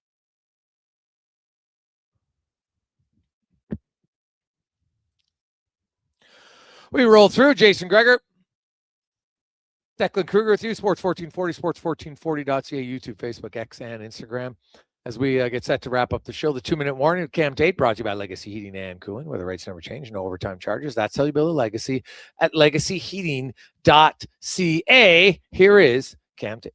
Everybody needs a break from someone or somewhere they love. You know the line, the one your favorite aunt drops on you the day the love of your life hits the highway without you. Heartbrokenness. Is that a word? Doesn't matter. You know how it goes. If you love something, set it free. Bye-bye. If it comes back, it's yours. If it doesn't, well, Tinder. Here's my credit card. First in line.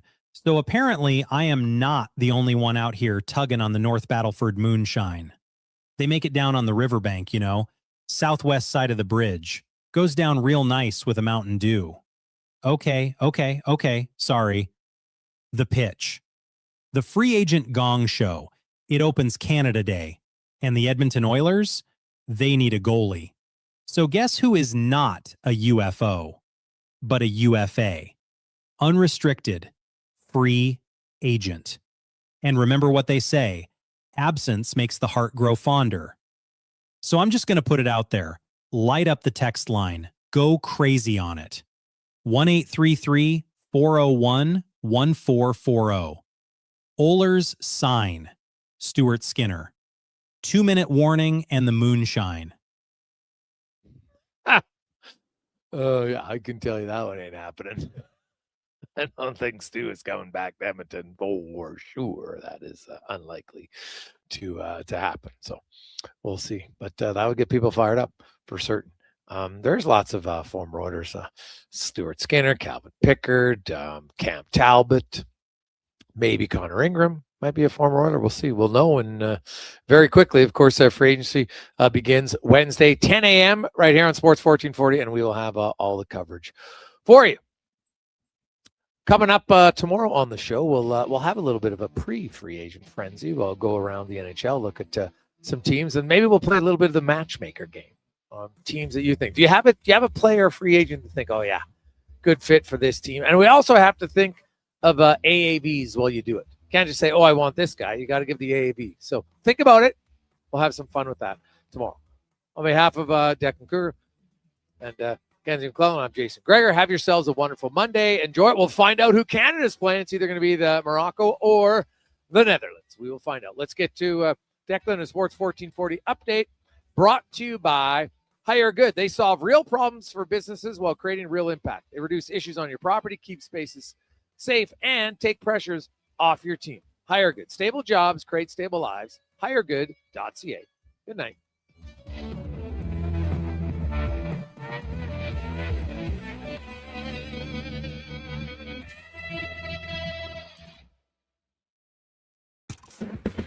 This is a Sports 1440 update. Two finals from the FIFA World Cup, round of 32, Brazil over Japan 2-1, and then just closing off a few minutes ago was Paraguay over Germany 1-1, 4-3 on penalties for Paraguay. MLB scores around the league. White Sox and Orioles tied at 2-2. Phillies lead the Pirates 5-3. Rangers and Guardians 0-0. Tigers up big on the Yankees 5-0. Red Sox lead the Nats 5-1. Reds lead the Brewers 1-0. And the Blue Jays at the end of the third lead the Mets 1-0. News from around the sporting world. Earlier today, as the Oilers issued qualifying offers to defenseman Spencer Stastny, as well as forwards Colton Dock, Robbie Urventi, and Owen Michaels. Florida Panthers acquired the rights to Radko Gudas in exchange for the rights to AJ Greer. Troy Stetcher remaining with the Toronto Maple Leafs on a 2-year extension, a $1.35 million AAV, while Matthias Michelli did not get a qualifying offer and will become a UFA. Some news from the NBA world that broke earlier today. Former NBA players Malik Beasley and Ed Davis, plus an NBA agent, among 6 defendants indicted on gambling-related charges to a scheme that targeted at least 4 games during the 23-24 season. The Oklahoma City Thunder have also picked up forward Lou Dort's $17.7 million team option, and the Memphis Grizzlies did trade star guard John Morant to the Portland Trailblazers. Jeremy Grant and Chris Murray was the return. I'm Declan Kruger. This has been a Sports 1440 update. It's Sports 1440, a Stingray radio station broadcasting on Treaty 6 territory. Download the free